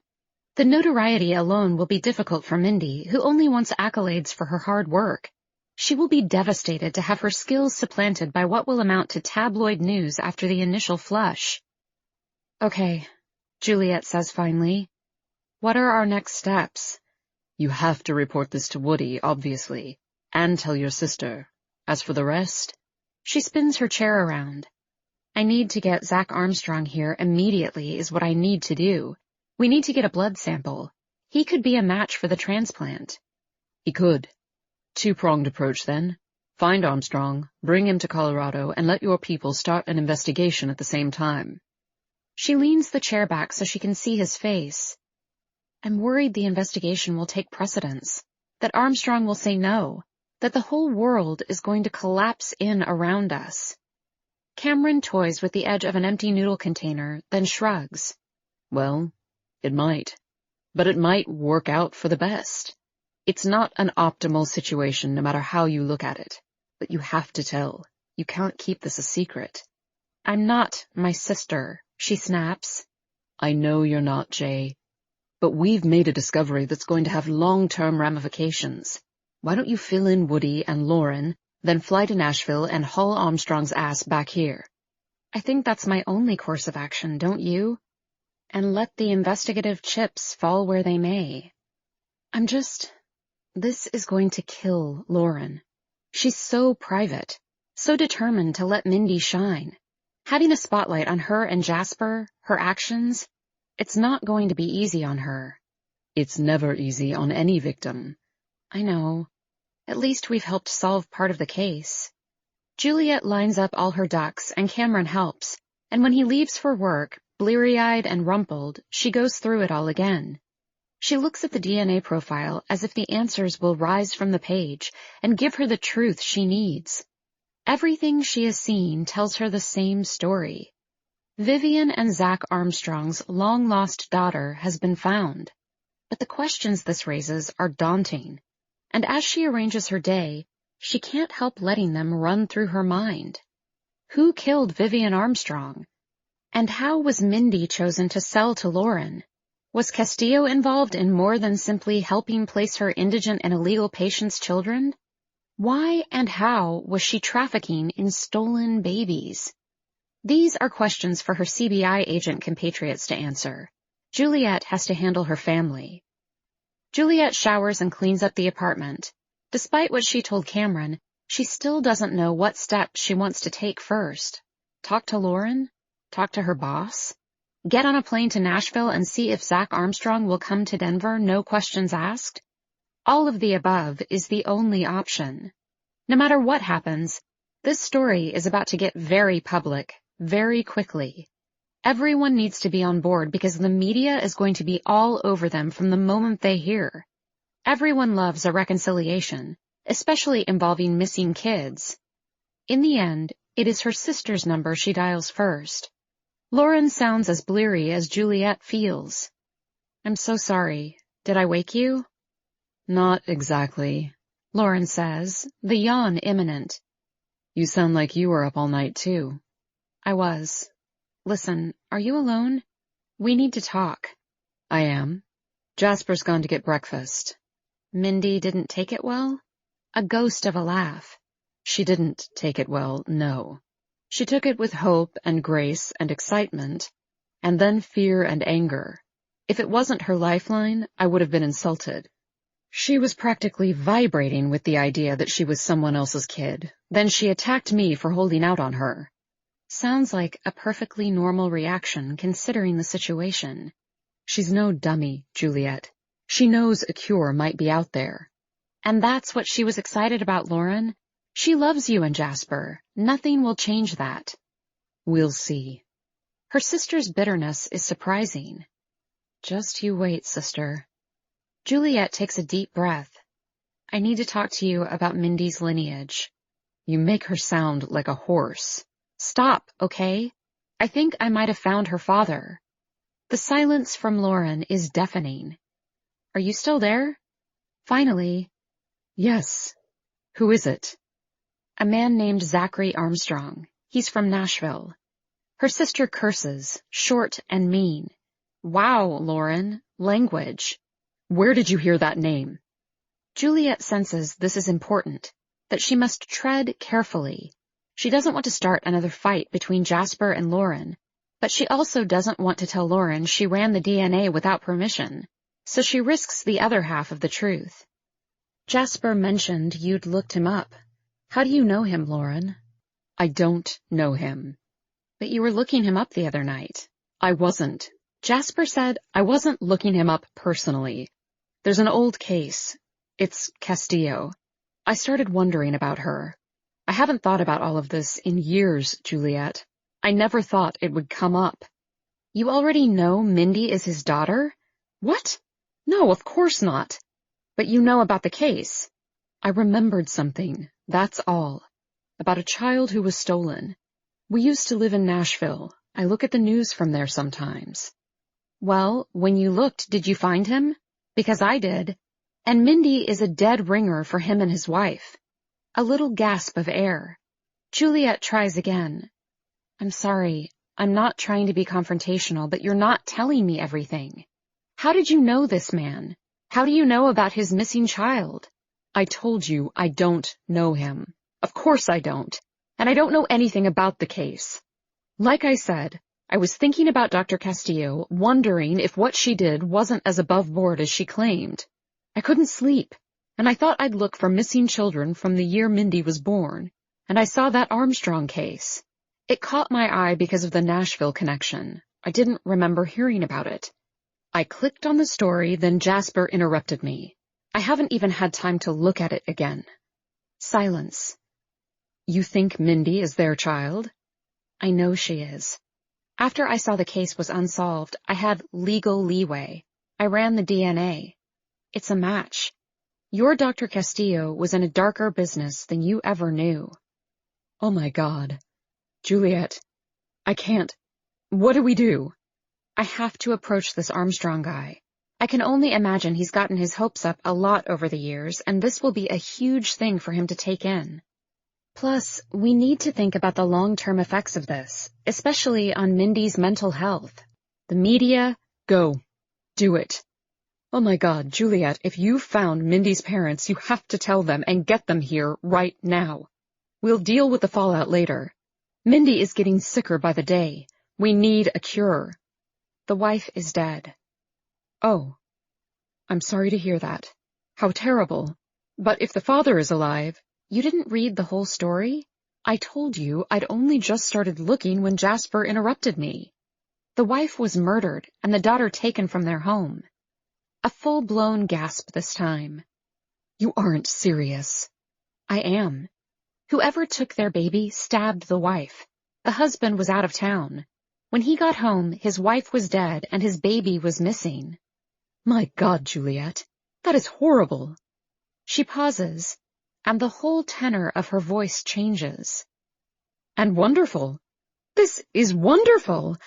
I don't mean to be selfish, and I am very sorry about the situation, but if there's a chance this man can help us save Mindy's life, there's no time to lose. He might have more children. He might be a match himself.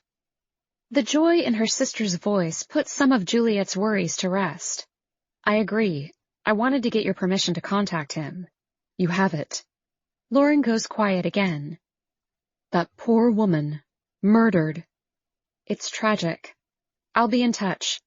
Hang in there, Lauren. We'll get this sorted out. You guys have to be prepared, though.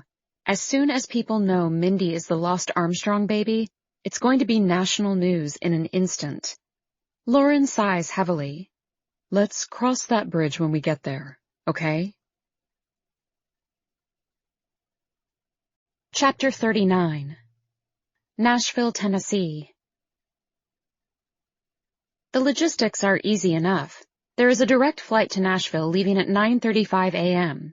Juliet books the flight online, cringing at the last-minute full-fare price, then tosses a couple of things in a bag. Toothbrush, change of clothes, brush, laptop, and opens her Uber app and orders a car. They make it to the airport in record time. She doesn't call Woody. Not yet. She knows it's dumb and that she'll probably get taken to task, but there is something inside her that says, wait. Talk to the man first. Break the news gently. Get him to Colorado and then you can tell Woody. Her mind is racing, but she puts the thoughts aside and takes advantage of the flight to catch some shut-eye. She is exhausted and falls asleep quickly, her head pillowed on her jacket against the hull of the plane. She wakes as they land in Nashville, the wheels screeching onto the tarmac, jolting her upright. She has all of Armstrong's contact information, which has been easy to find with a quick database search. Climbing in another car, she tells the driver, a young woman this time, to head to Vanderbilt University.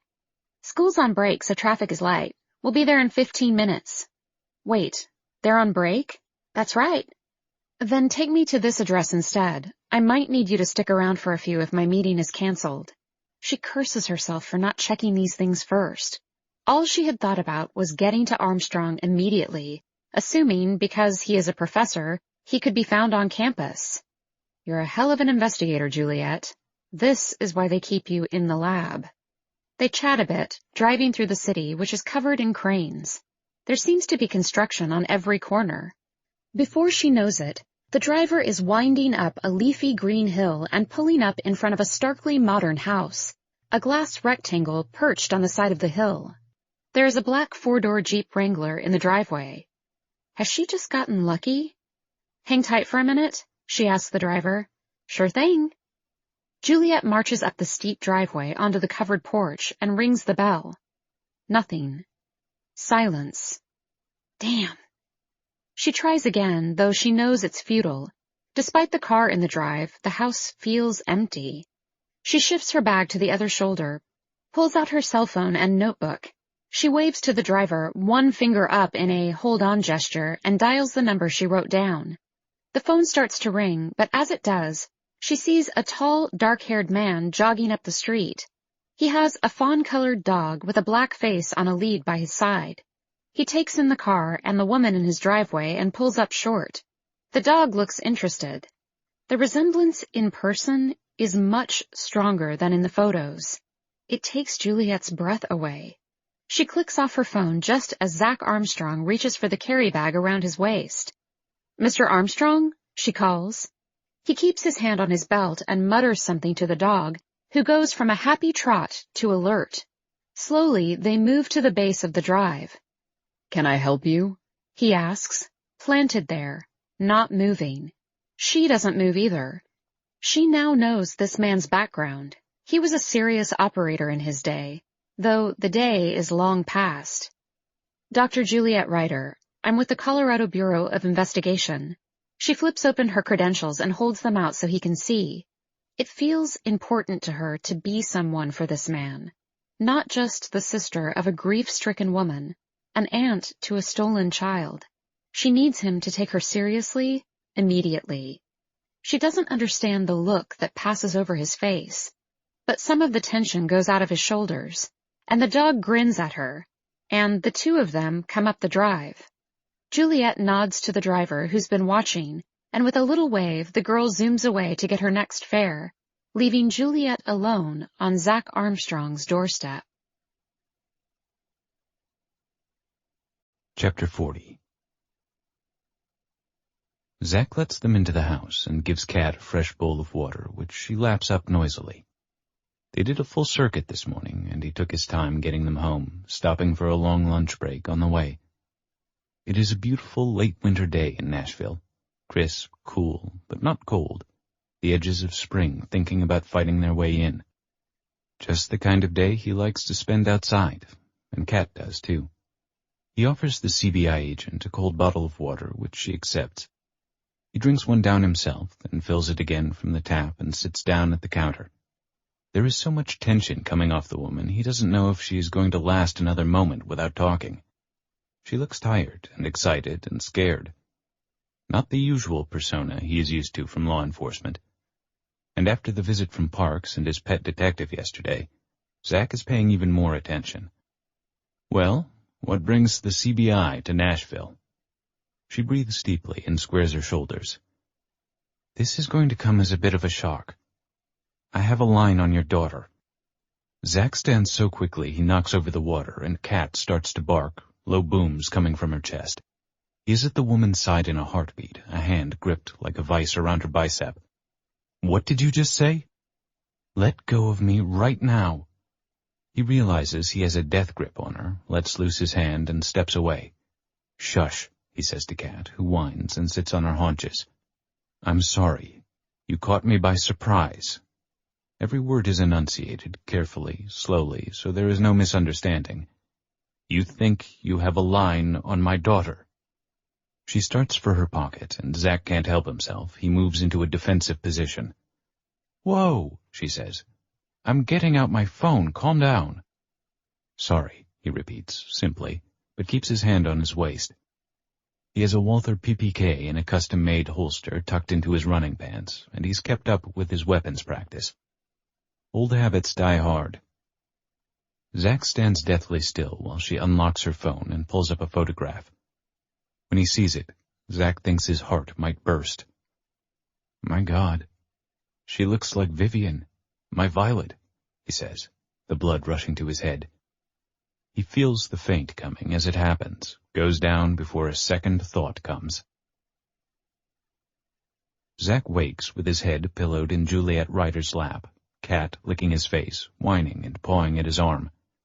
You fall gracefully for such a big guy, she says, a note of humor in her tone, and he realizes she has very pretty eyes, golden brown, which is hard to miss considering how close they are to his.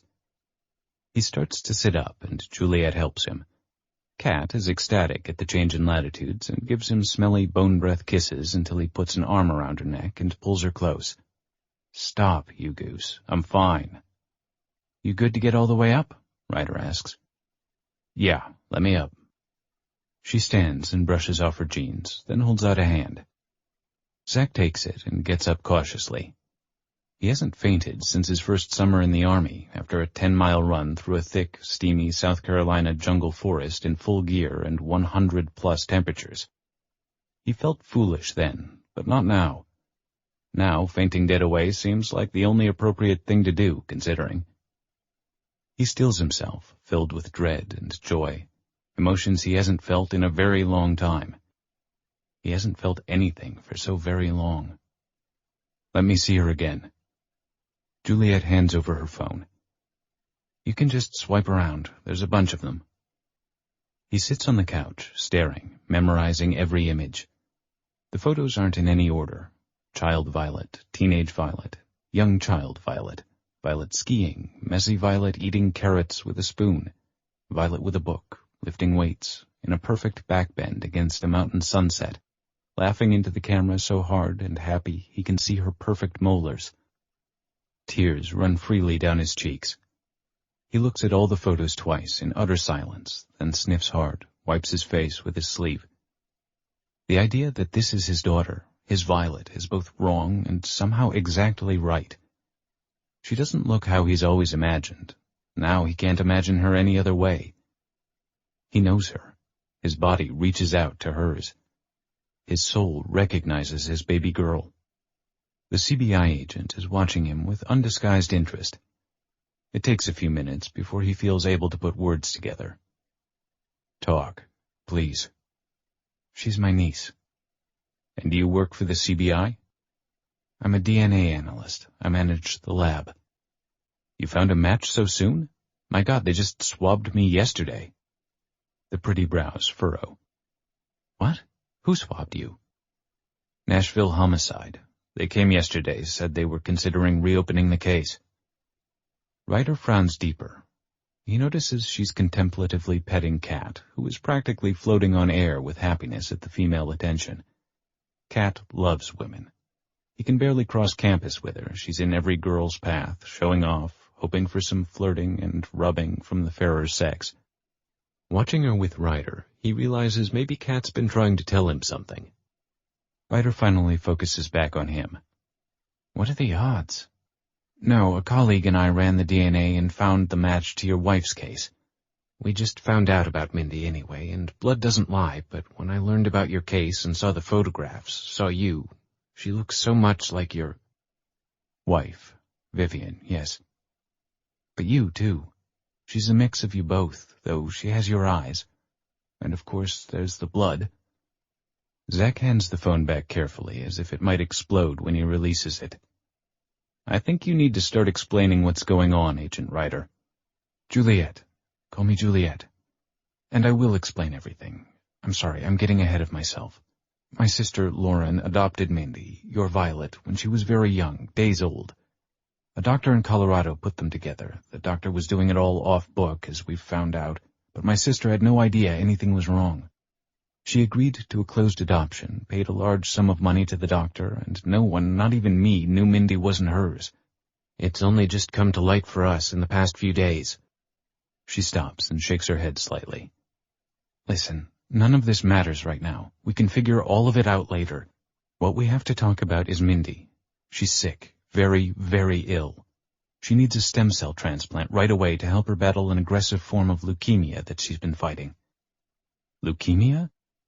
Yes, Mr. Armstrong, I know this is all quite a shock, and it sounds terrible, but I need you to give me a blood sample so I can test you against Mindy's DNA just as a confirmation point that you're her father. I am her father. You said the blood.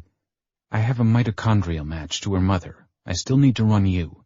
I mean, yes, we all know it, but there's still a protocol to follow on the off chance Vivian had an affair. I'm sorry, but we need the tests.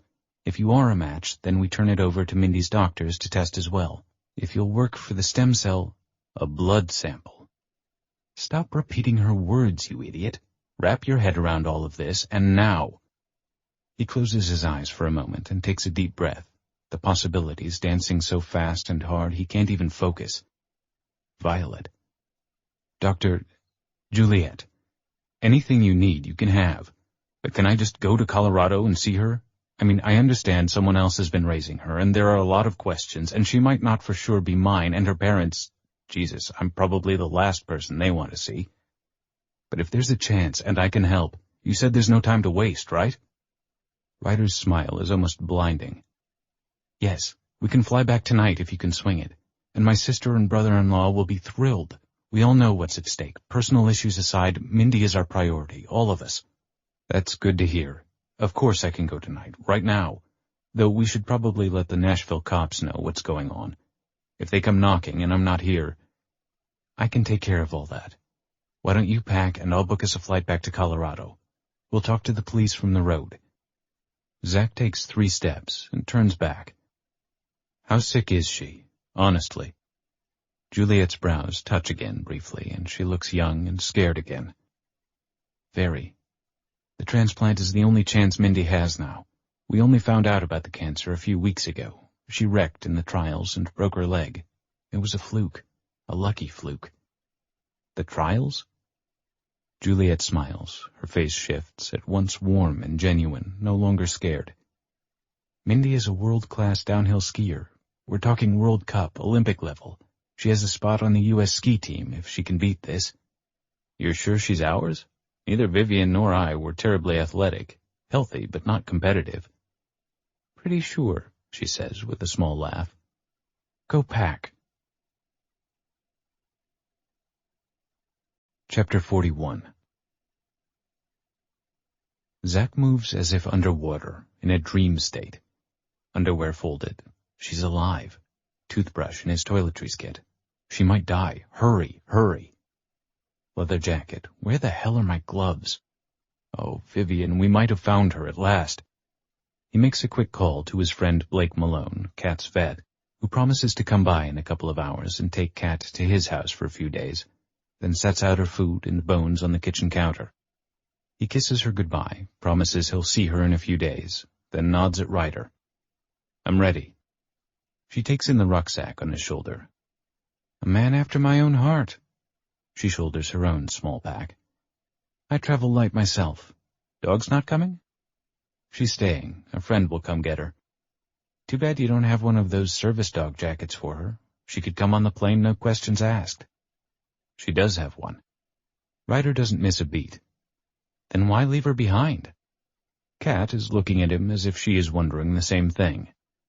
Why is he? Kat serves a number of purposes for him, companionship aside. He is about to step into an emotionally fraught situation with a bunch of strangers. She is good with weapons and with words. And he's been told over and over again, she makes him strong, not weak. Lord knows he doesn't like parading into the unknown without backup. Mindy loves dogs, Juliet says, scratching Kat's ears. Zach needs no more persuading.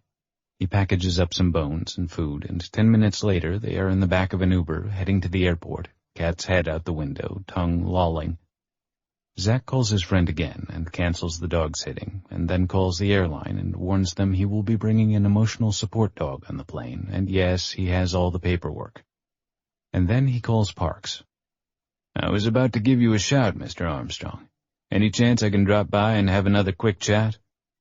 Actually, no. I'm headed to the airport. I'm going to put you on speaker. I'm in the car with a Colorado Bureau of Investigation agent named Juliet Ryder. What? Parks says, but Juliet jumps right in. I'm Dr. Ryder, Sergeant, not an agent. I run the forensics lab. Sorry to be stealing your guy, but we have a lead on his daughter, and we're acting quickly because of a personal situation. The confusion is evident in Parks's tone. You're CBI? What's your role in this investigation? Not official yet, sir, though my next call is to my boss, and I know he'll be jumping on this immediately. Mindy Wright is my niece. The skier Mindy Wright? Yes, that's her. You're familiar with her name? Dr. Ryder, what time does your flight take off? Ryder looks at him, permission-seeking, and Zach shrugs. He has nothing to hide from the detectives. We're on the 5:45 p.m. direct to Denver, Southwest. I'll meet you at the gate.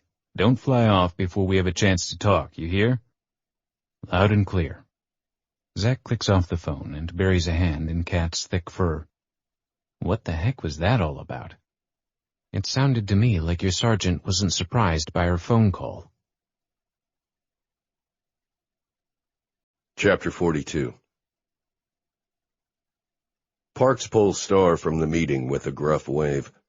In the hall, she pulls on her jacket. Thank you for saving me. The Community Alliance Task Force meetings are possibly the slowest, longest meetings on the planet. They're a 10-minute briefing. They used to be. Now it's an hour of lectures about how homicide is slacking off and not doing our part. What's our role in the Community Alliance, exactly? That's an excellent question. Last I heard, we are responsible for exactly squat outside of our monthly weekend in uniform, yet somehow we have the most people on the ground in this. She waves a hand. Politics and posturing. You know how it is. I'll talk to the lieutenant. See if she can't put in a word. I don't need my detectives having their time wasted. They were in the garage now, alone, shoes echoing off the concrete. What's up?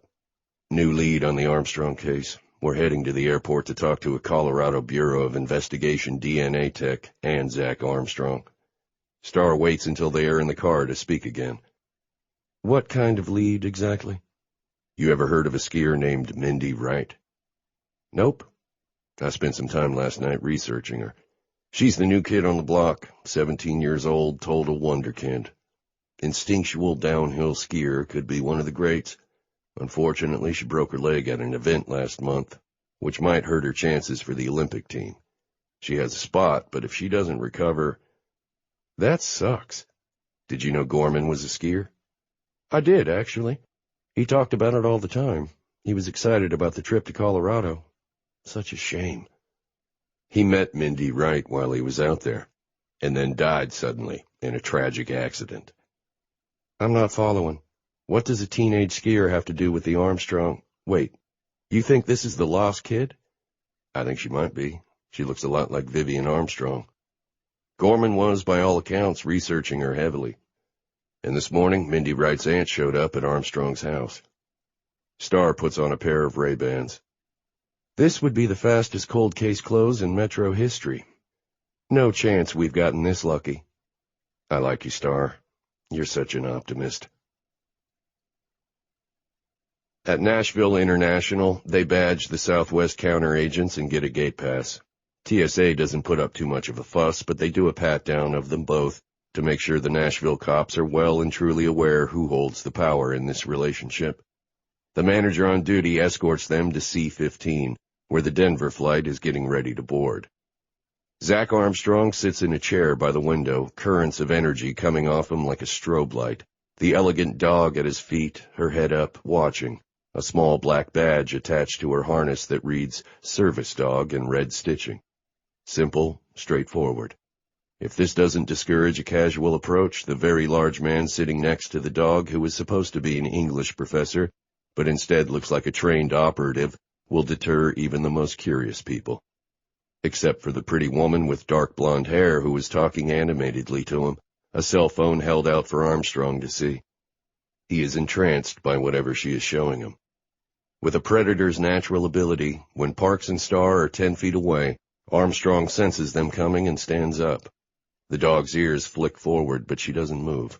The young woman, and she is young, Parks realizes, younger even than Starr, stands as well, warier now.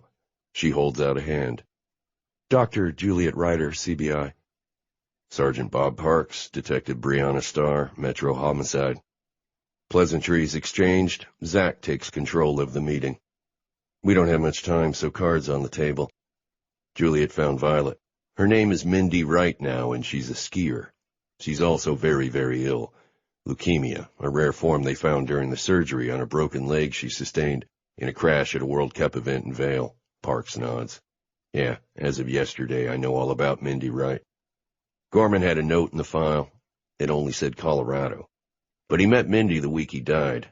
He was out there on vacation, but I think he was checking into the case. Bad luck he died, Zach says. Do you have anything but gut to go on here? Seems more like a coincidence.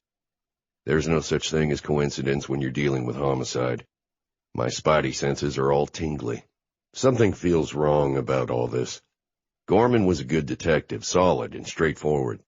He didn't tell anyone about a possible lead, so far as we know.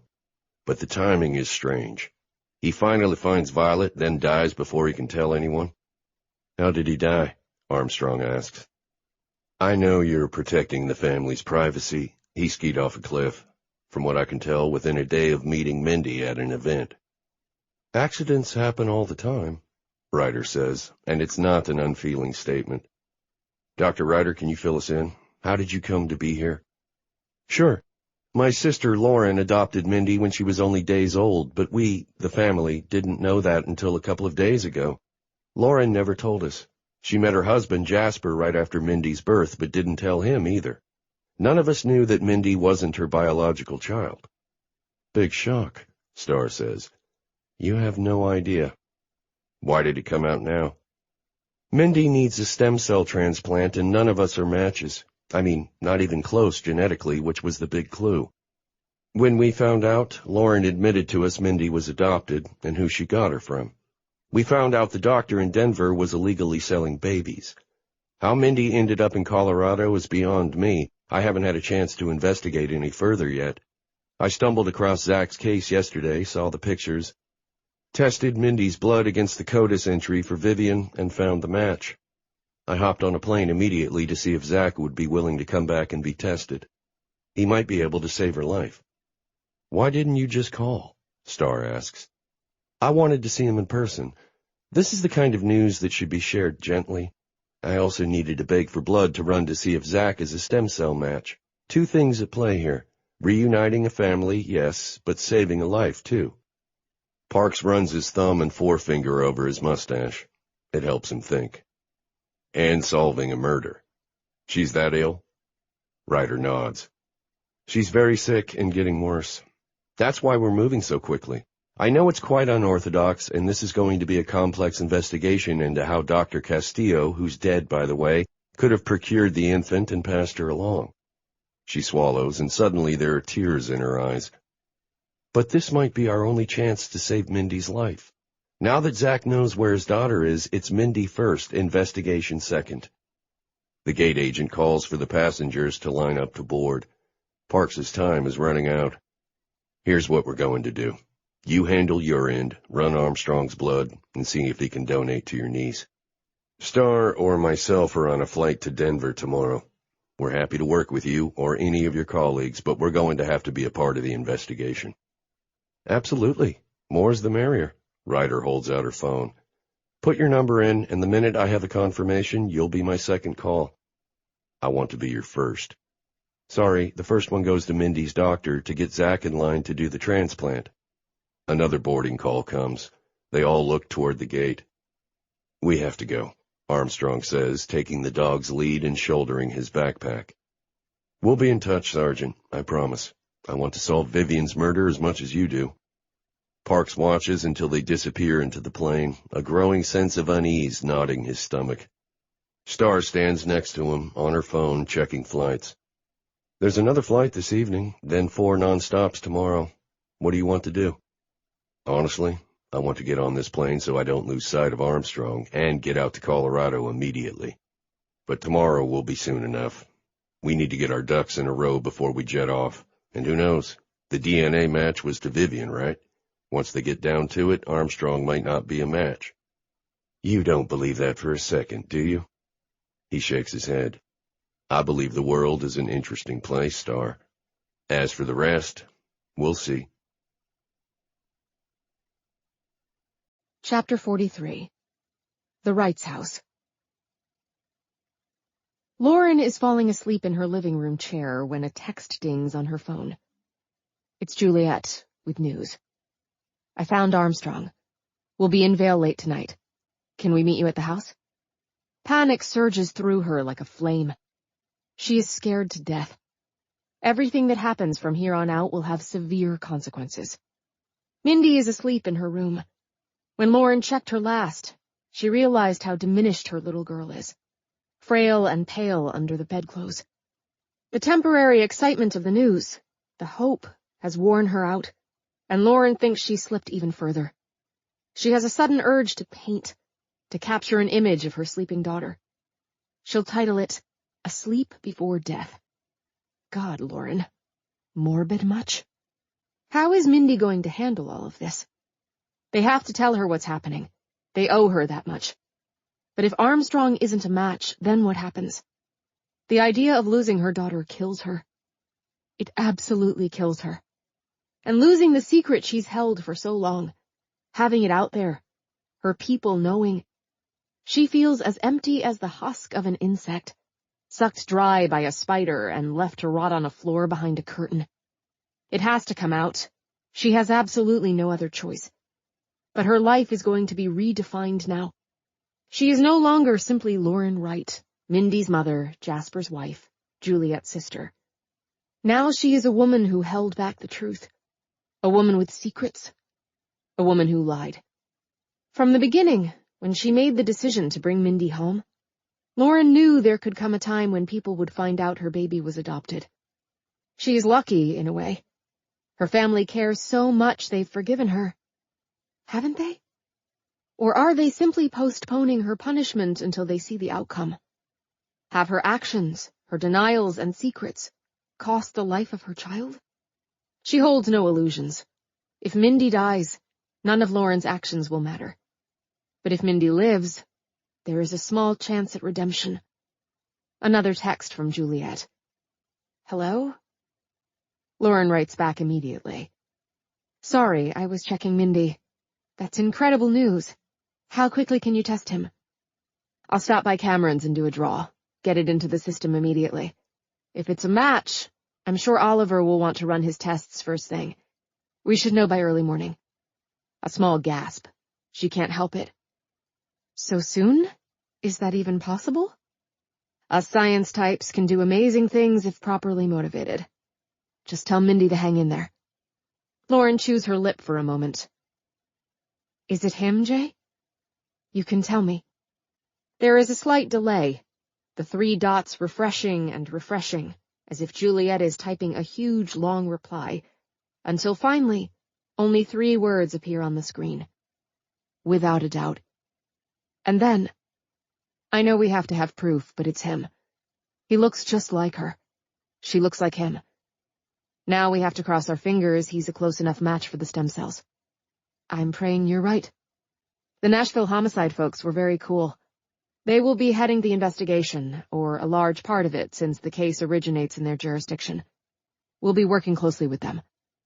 Investigation? Into how Dr. Castillo got Mindy in the first place. Remember, a woman was murdered. We'll have to find out what happened. But don't worry, none of that will affect Mindy. Did you tell Dr. Oliver what I was doing? Mom? Gotta go, Mindy's calling. Fly safe. She stashes her phone in her right back pocket and hurries down the hall to Mindy's room. You okay, sweetie? What's wrong? Mindy is holding an arm across her stomach. So small suddenly, so wasted. She looks about 8. Her eyes huge in her face, her bald head shiny under the light. I don't feel so good. Your tummy hurts? What do you want, ginger ale? Yeah. Hang on, honey, I'll go get some. Lauren's heart hurts. Her Mindy is morphing into another child, another soul. Competitive Mindy hated to ask for anything. She hit her self-reliance stage early and never grew out of it.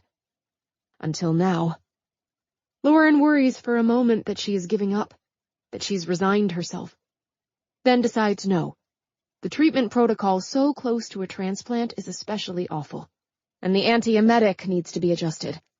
No going to the dark side, she promises herself. Not when hope incarnate is on a plane west. She grabs a can from the refrigerator, pours it over a cup of ice, tosses the empty can into the recycling bin. Finds a bendy straw, sees a Sharpie on the counter. She carefully draws on the full cup. A goofy-eyed smiley face, eyes crossed, tongue out. A perfect rendering of an emoji she's seen Mindy use to indicate she feels silly. Anything to keep her cheered up, engaged. The drop-off from yesterday's flush of excitement is frightening.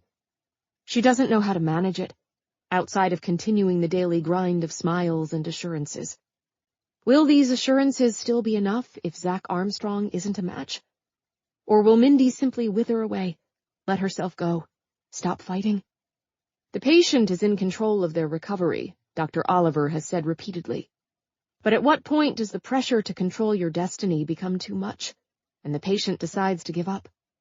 Lauren witnessed the moment her mother gave up. She died quietly 12 hours later. No fanfare, no drama. Just a small life ending. Please, God, please. I'll do anything if you give her strength. Give her hope. Help me fix my girl. Back in the room, Mindy sits with her trash can in her lap. Did you get sick? Not yet. It was close, though.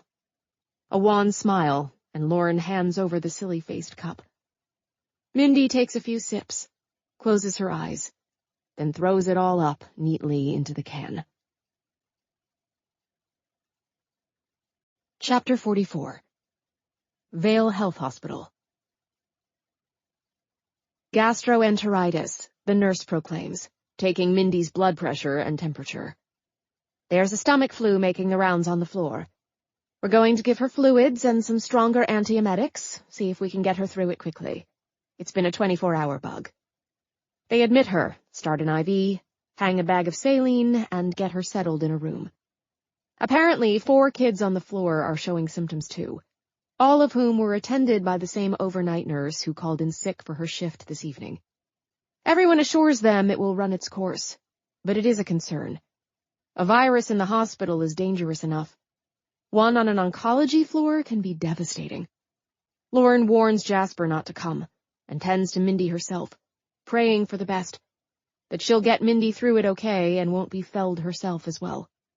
Hours later, Lauren has just gotten Mindy into an exhausted sleep when a shadow darkens the door. Juliet, and by her side, a tall, solidly built, dark-haired man. Lauren recognizes him from the news reports. He is a little older now, lines around his eyes, some silver threading in at the temples. But not much has changed otherwise over the past 17 years. He looks very tired, very overwhelmed. Lauren gets to her feet, surprised by how exhausted she feels. Oh no, is she coming down with it? And gestures for them to go silently into the hall. Juliet steps out, but Armstrong doesn't move. He stands in the doorway, staring at the child inside the room, who sleeps fitfully, tethered to an IV.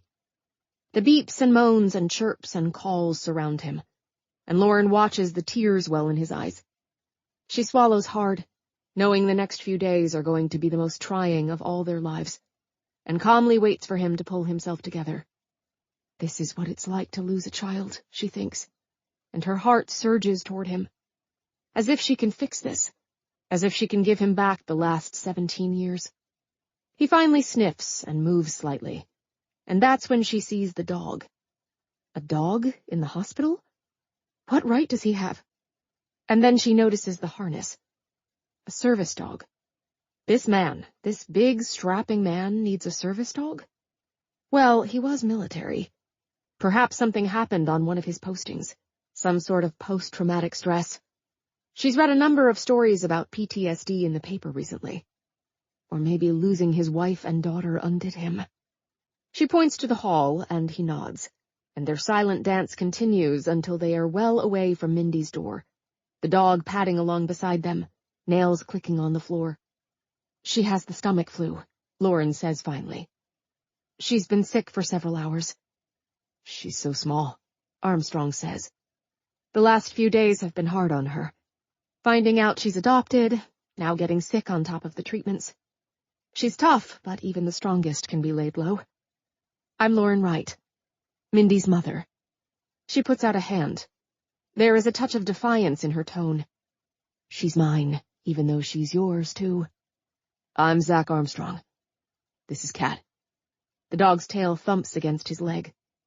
Lauren notices Juliet hanging back, almost as if she wants to see how the two will handle things. What is she expecting? Lauren to scream and yell and clutch Mindy to her breast? Not let him approach for fear of her child being stolen away? This man represents their best hope of saving Mindy's life. And at this point, Lauren has abandoned all pretense, except for the tiny voice yelling, "Mine, mine, mine," in the background. She's a beautiful dog, Lauren says.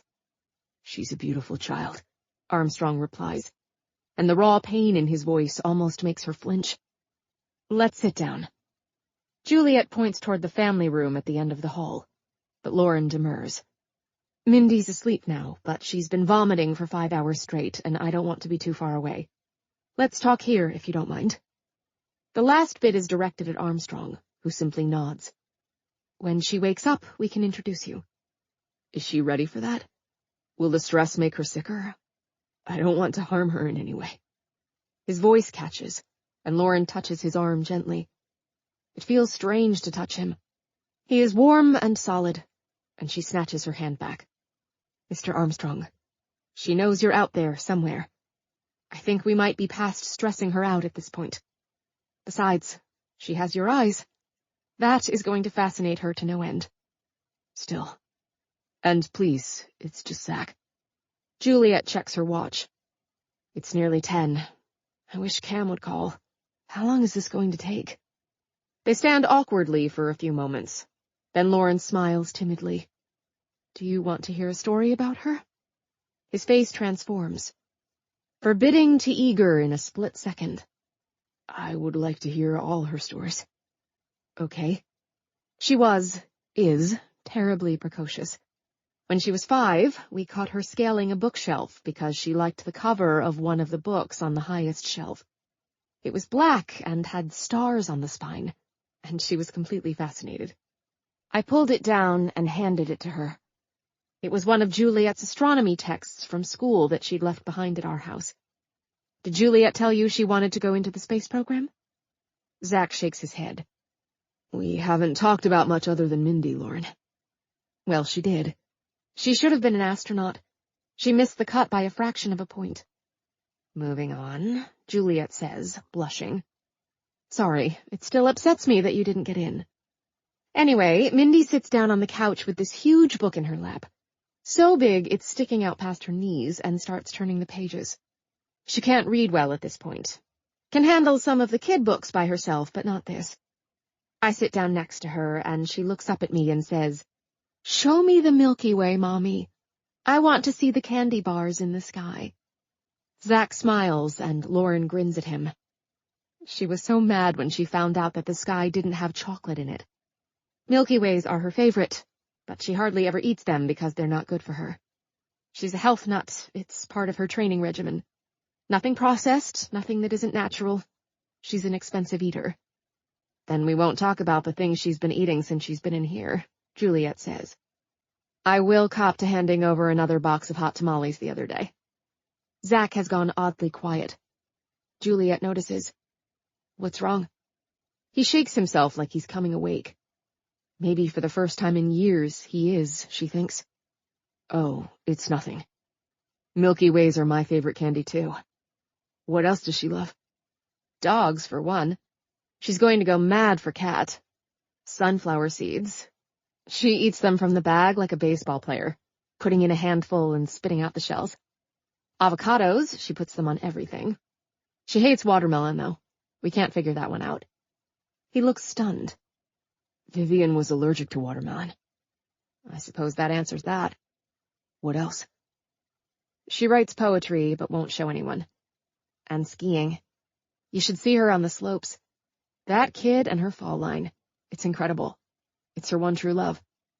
I'd like to see that. I'd like to talk to her. You've done such a good job with her, I can tell. His voice cracks. Except for this. The cancer. I don't know where it came from or why. Does it run in your family? Yes. My mother had breast cancer. She died. His eyes are filming over with tears. She died right before Vivian, when the baby was born. I'm so sorry, Lauren says. It's hard to lose your parents. Juliet's phone rings, startling them all. Chapter 45. Juliet sees the matching looks of hope and fear on her sister's and Zach's faces, and turns her back on them to answer the phone. It's Cameron. I came across something you might want to hear. I'm all ears. Hang on. To Zach and Lauren, whose eyes are following her every move, she shakes her head. This is business. I'll be back in a few minutes. She returns to the call. Talk to me, Cam. You have the results? Not yet. It's running now. Here's what I called about. Castillo had a partner. What? I managed to track down the woman your sister mentioned, Graciela Flores. She lives in Alamosa and agreed to talk to me when I told her we were looking at all the patients Dr. Castillo had worked with. And by worked, I mean that loosely. Long story short, she told me Castillo had a partner, a man who delivered the money, It was an installment plan. You got the first $2,000 up front and the second $2,000 a few weeks later, after delivery, and once the baby was placed. $4,000? Lauren said she paid $10,000. Tidy profit. $6,000 a kid, right? Definitely. What's this partner's name? Carlos Fuentes. According to the papers, he's currently doing a nickel in Inglewood Federal Correctional for mail fraud. No kidding. That's convenient. Totally. Listen, Juliet, I think it's time to push this up the chain, you know? I do know, and you're right. I've already spoken to the Nashville police, and they'll probably be here tomorrow. As soon as we have the results from the test, see whether Zach is enough of a match, God willing, and get the ball rolling here for the transplant, I'll turn my attention to the criminal side of this case.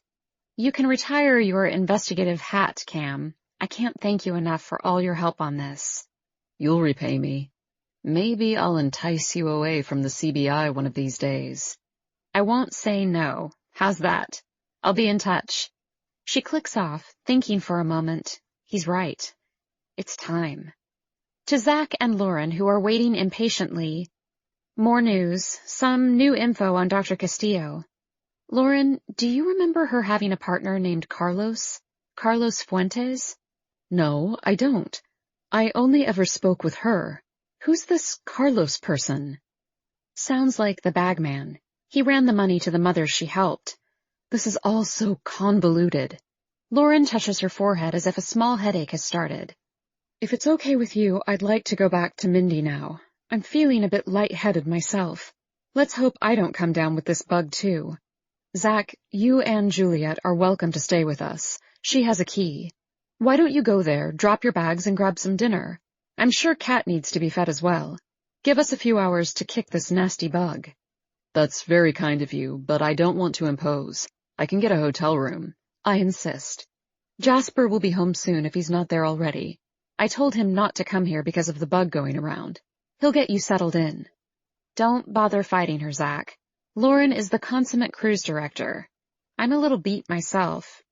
It's been a long day, and we have no idea when Mindy might wake up. Let's get some food and rest. What do you say? He still doesn't move. I understand the urge to watch her sleep and to be near her, Lauren says. I understand completely. But trust me when I say you don't need your first interaction with her to be on the wrong end of a green bag. It's not pretty, and it will stress you both out. Go. I'll call if there are any changes. Juliet tugs on Zach's arm. Kat stands up, head cocked to one side. A flow of nurses parade past, sparing them barely a glance. It is time for a shift change. She knows from experience this means all kinds of chaos, while the new shift gets up to speed on the day's goings-on among their patients. Then it's meds and vitals and other annoyances. Even if Mindy isn't asleep, there will be a lot of interruptions. We're going to be in the way for a while, Zach. Let's go. With a last glance at the sleeping form inside the white and yellow room, he nods. Chapter 46. The Wrights' House. Zach's first impression of the Wrights' house is big. They aren't hurting in the financial department.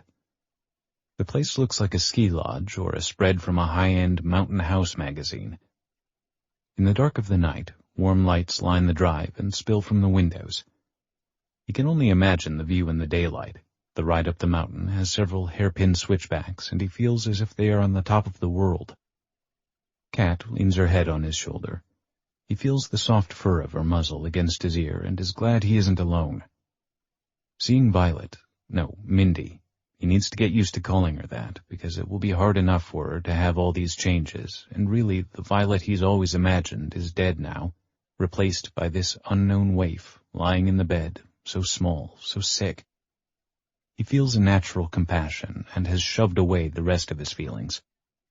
He has no idea where the next few days are going to take him, and he wants to keep himself on an even keel. As much as possible, that is. Kat serves this purpose well. Her job is to keep him from diving off the end of the ship. She can ascertain his moods, knows when the memories are overwhelming him, when he is about to fall apart. They are good together.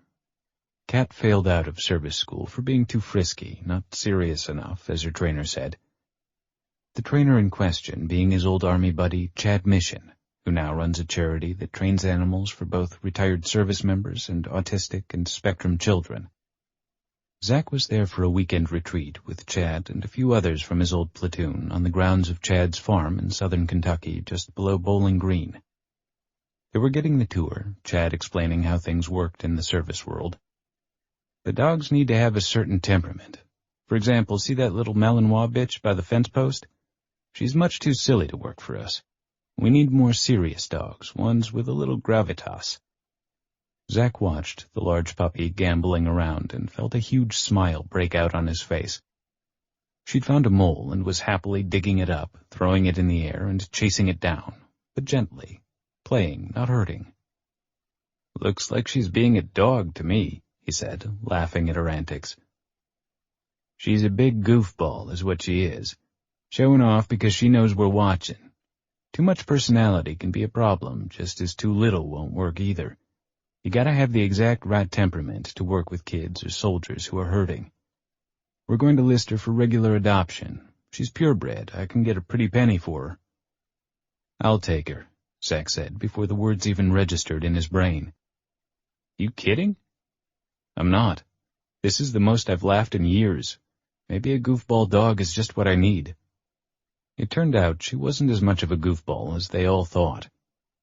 Cat grew into a wonderful companion, serious when necessary, but also happy and loving and always there for Zach when he needed bolstering, or when the bad dreams got out of control. Being betrayed, shot, and left for dead in an Afghan warehouse, then finding your wife murdered on the kitchen floor and your child kidnapped did that to a man. Since Cat was already registered as a service animal, she came with all the attendant paperwork. Zach tried to give it all back, but his friend said, "Nah, you keep it. You may want to travel with her or take her places most dogs won't be able to go. Besides, Zach, I think this is a good call. I might have suggested it myself had I known the state of your sorry ass. You're looking kind of rough, pal." He debated punching his friend in the nose, but instead gathered up Cat's things and drove her to his house in Nashville without a glance back. That was 4 years ago, and since, he's only used the service dog signage one other time until today.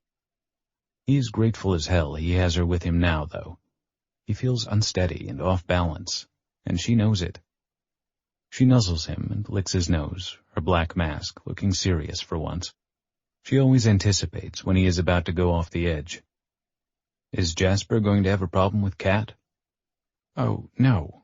They had a dog when Mindy was little, and when she passed away they didn't get another because of the travel schedule. They didn't think it was fair to board a dog all the time, especially on the extended trips to Europe and Canada. Mindy begged and pleaded, but they held firm. I'm sure he'll be happy to have a dog in the house again." She breaks in front of the garage. "Go ahead and take her out. I think Jasper is home. I saw a shadow moving in the kitchen. I'll just run in and give him a heads up.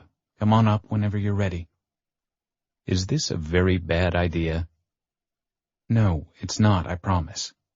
We're all going to be one happy family. You just watch." A family. Is that what this is going to be? Honestly, he hasn't thought this through at all. The shock of finding out about Violet, Mindy, God, he doesn't even know what to call her. He doesn't want to get his hopes up, but he wants this so much, so badly, so viscerally that he can hardly breathe. If she is his, though, what will he do? Take her home to Nashville with him like he did Kat? Move to Colorado to be with her? Let her continue living with Jasper and Lauren? Will he get custody? Will they switch weekends? Technically, legally, if she is his, what are his rights? What are theirs? And what kind of asshole is he for even thinking about all of this? Forcing away the sudden spurt of anxiety, he guides Kat to the edge of the driveway. She happily sniffs around the rocks. There is still snowpack here from a recent storm, fresh and untouched down the hill, except for a series of black dots near the scrub oak. Breaks in the snow he assumes are from deer walking through. He is glad it is still too cold for snakes. Cat loves anything that moves, but snakes are a personal favorite, and he knows the poisonous ones rule these large hills.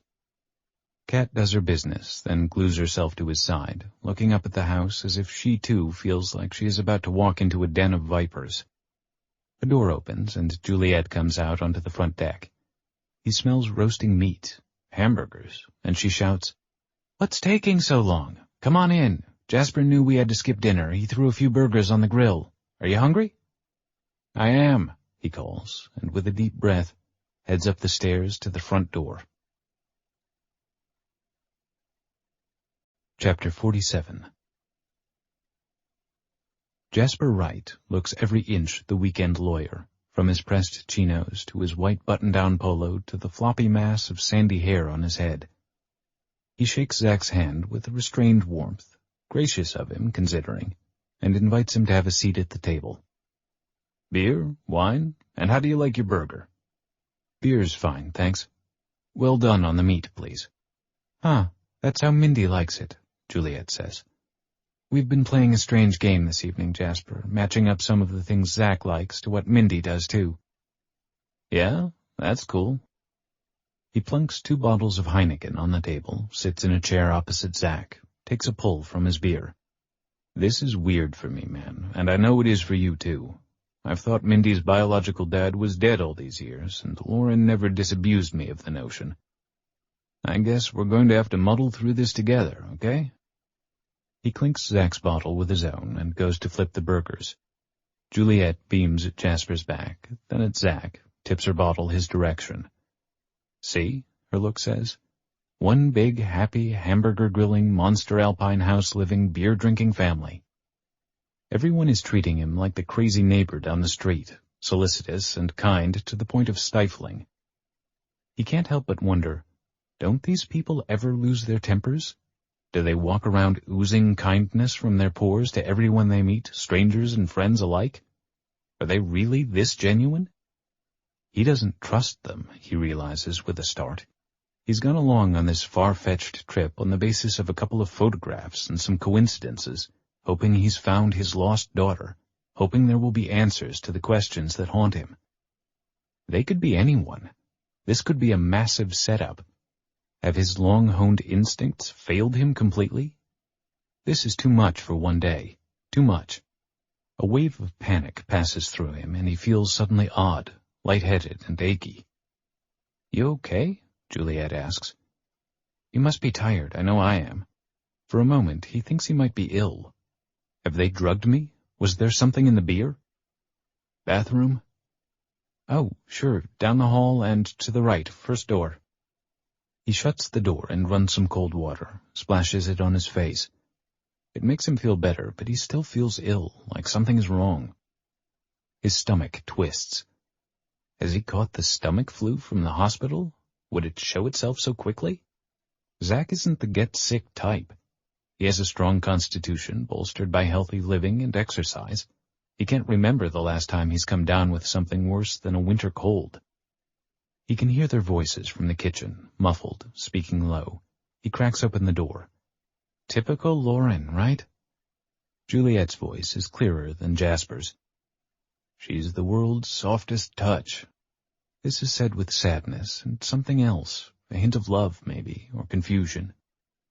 You're being a champ about all of this. What choice do I have? I just want Mindy well, Jay. I'll deal with the emotions and the hurt of Lauren's lies later. It's just... What? I don't know. This feels wrong. It's all happening so fast, it almost feels like Lauren led us right to Armstrong.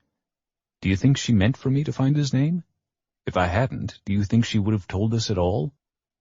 I think if Mindy got much worse, yes, she would have. I hope, at least. I can't imagine her letting Mindy decline further without doing something. Besides, I ran the blood work and found the cold case. It was going to happen regardless. But why didn't she tell us the truth the moment she knew Mindy needed a transplant? She had to know none of us would be a match, and we'd need to go outside. I asked her the same thing. She said she didn't realize how it all worked, that the science was confusing. She thought her blood would be enough. Juliet sounds contemplative. Jack can imagine her sitting there, her head tilted to the side, tapping her fingers along the shaft of the bottle, thinking. She says this to her DNA tech sister? God, how naive is she? Or is she just in denial? I vote for denial, but she never was the scientific type. Even when we were kids, her head was always in the clouds. Bemusement now, and Zack thinks about what they've said, and he too finds it odd. He also realizes he isn't going to die. The strange feeling, while not gone, hasn't worsened. Not poisoned, then, or the flu. Exceptionally tired and overwrought, definitely. Maybe he should get out there before they think he's wandering the house looking in drawers. He flushes and makes some extra noise coming back down the hall to give them a moment. "Altitude get you?" Jasper asks. He is slicing tomatoes casually, as if they haven't just been discussing life and death and lies. "Altitude," Zack groans. "Yes, that's it, exactly." He remembers now the horrible feeling of crushing panic and sick stomach he got in the Hindu Kush Mountains, high above Afghanistan. "It's been a long time since I've been up this high. I totally forgot what it felt like." "Water and ibuprofen," Juliet says, digging in her purse. "I have some here. It will help." She hands him the pills and pours a glass of water. "Drink it all, and let's get another couple in you as fast as we can. You're dehydrated, and you'll go downhill quickly if we don't get plenty of water and painkillers in you." He lets her mother him, lets her cluck and fuss. It feels nice to have someone care, even if that someone is tangentially attached to the worst memories of his life. "Better get Kat some extra water, too," Jasper says, pulling down a large stainless steel bowl. "It can affect animals just like it does people. And let's get some food in you. Burgers are ready, fries are done. You might not want to finish that beer." "Thank you," Zack says. "You're right, I think I'll stick with the water. I feel like a total wuss." "Don't. I've seen people laid low by altitude sickness so badly they had to be hospitalized. You'd be shocked. At the competitions, half the treatments the paramedics do are for altitude issues. No different than heat stroke at a hot beach. You're both very kind. I'm so glad Mindy has you." Jasper stops. "What did you start to call her?" "Sorry, I'm trying to reframe her name in my head. It's not easy. Violet. That was supposed to be her name." "Violet." Jasper's face grows utterly blank, closed, but he watches Zack with a new appreciation, as if the whole thing has just clicked. "It's a pretty name. I wonder what she'll think about it." Juliet puts the food on the table as if nothing's happened. "Dig in."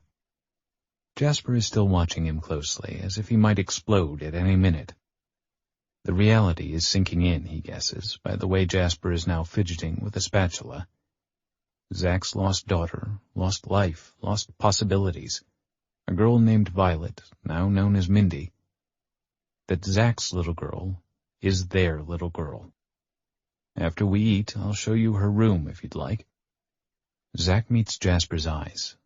They are a shockingly light blue, he didn't notice before, and veiled, as if he is forcing himself to be kind, to be open, while inside he is slowly dying. He's losing his whole family, just like you did. The realization hurts. I'd like that very much. Chapter 48. Mindy's room is not what he expects from a teenage girl. It is immaculate, sparse. There is a small statue of the Buddha in the corner, sitting on a short wooden table with a bronze gong and a few sticks of Nagchampa incense, a yoga mat unfurled. The walls are a warm green, like the forest outside, and the dark wood floors are unadorned except for a white shag rug and the mat. A desk completes the space, with bookshelves above, books alphabetically ordered. Mostly fiction, he notices, a pleasant flush going through him. It looks like a yoga studio, like a designer's room. Like us, she has a very minimalist aesthetic, Jasper says. I know it's somewhat odd, but she has never been attached to things like other kids. Over the years, she's given most of her stuff away, clothes to Goodwill, toys to Toys for Tots. She always asks us to make donations instead of giving her gifts on her birthday and Christmas. Very altruistic. Except for her ski equipment, which has its own room downstairs. That she insists on the top of the line, though now that she's so successful, the manufacturers are breaking down our doors to sponsor her. Juliet is standing in the doorway, watching Zach with a small smile on her face. Weird, huh?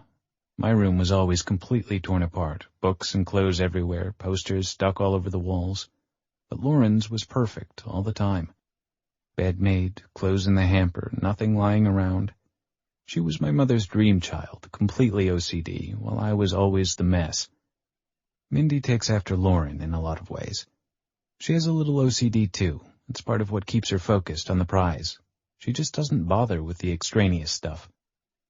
Zach looks at the iMac computer on the perfectly neat desk, a small notebook next to it. Where does she go to school? Lauren homeschools her for the most part, Jasper says. For a while we had her in a program that allowed her to ski all winter and do school in the summer, but when she got onto the national circuit, it was just easier to do it ourselves. She loves school, loves to read. She'll graduate at the end of the summer. College isn't really in the cards right now. We have a lot of hurdles to overcome before we look into the future. He glances at his watch. It's late. You have to be tired. Why don't we show you to your room and you can get some rest? They are halfway down the hall when Juliet's phone rings. She listens for a minute, eyes darting over to Jasper, then to Zach, and then thanks the person and hangs up. The men watch her. Her face is unreadable. Finally, she speaks, a small catch in her throat. Well, we have 100% confirmation. Zach, you are Mindy's biological father. Jasper looks at his watch again, lips thin, his face suddenly pale. Zach barely notices. He stands in shock for a few moments, trying to wrap his head around what his heart hasn't let him fully experience. His girl. He's found his girl. This is real. It's happening. He starts to smile. My God, I didn't even want to hope. I didn't think I'd ever find her. I don't know, God. He has no words for the emotions he is having. He looks at Jasper, who is not looking joyful. I'm sorry. Don't apologize. This situation isn't of either of our making. You're her father as much as I am, Jasper. Lauren is her mother as much as Vivian was. Don't think I'm not aware of this. It's hard for all of us, but we'll figure it out. Jasper claps him on the shoulder, but doesn't say anything.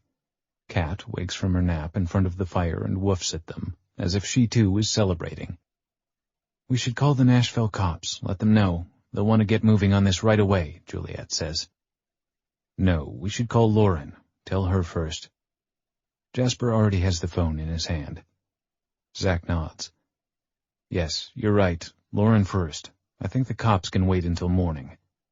And inside, all he can think is, she's yours. She's yours. But who stole her away? Because whoever did killed Vivian.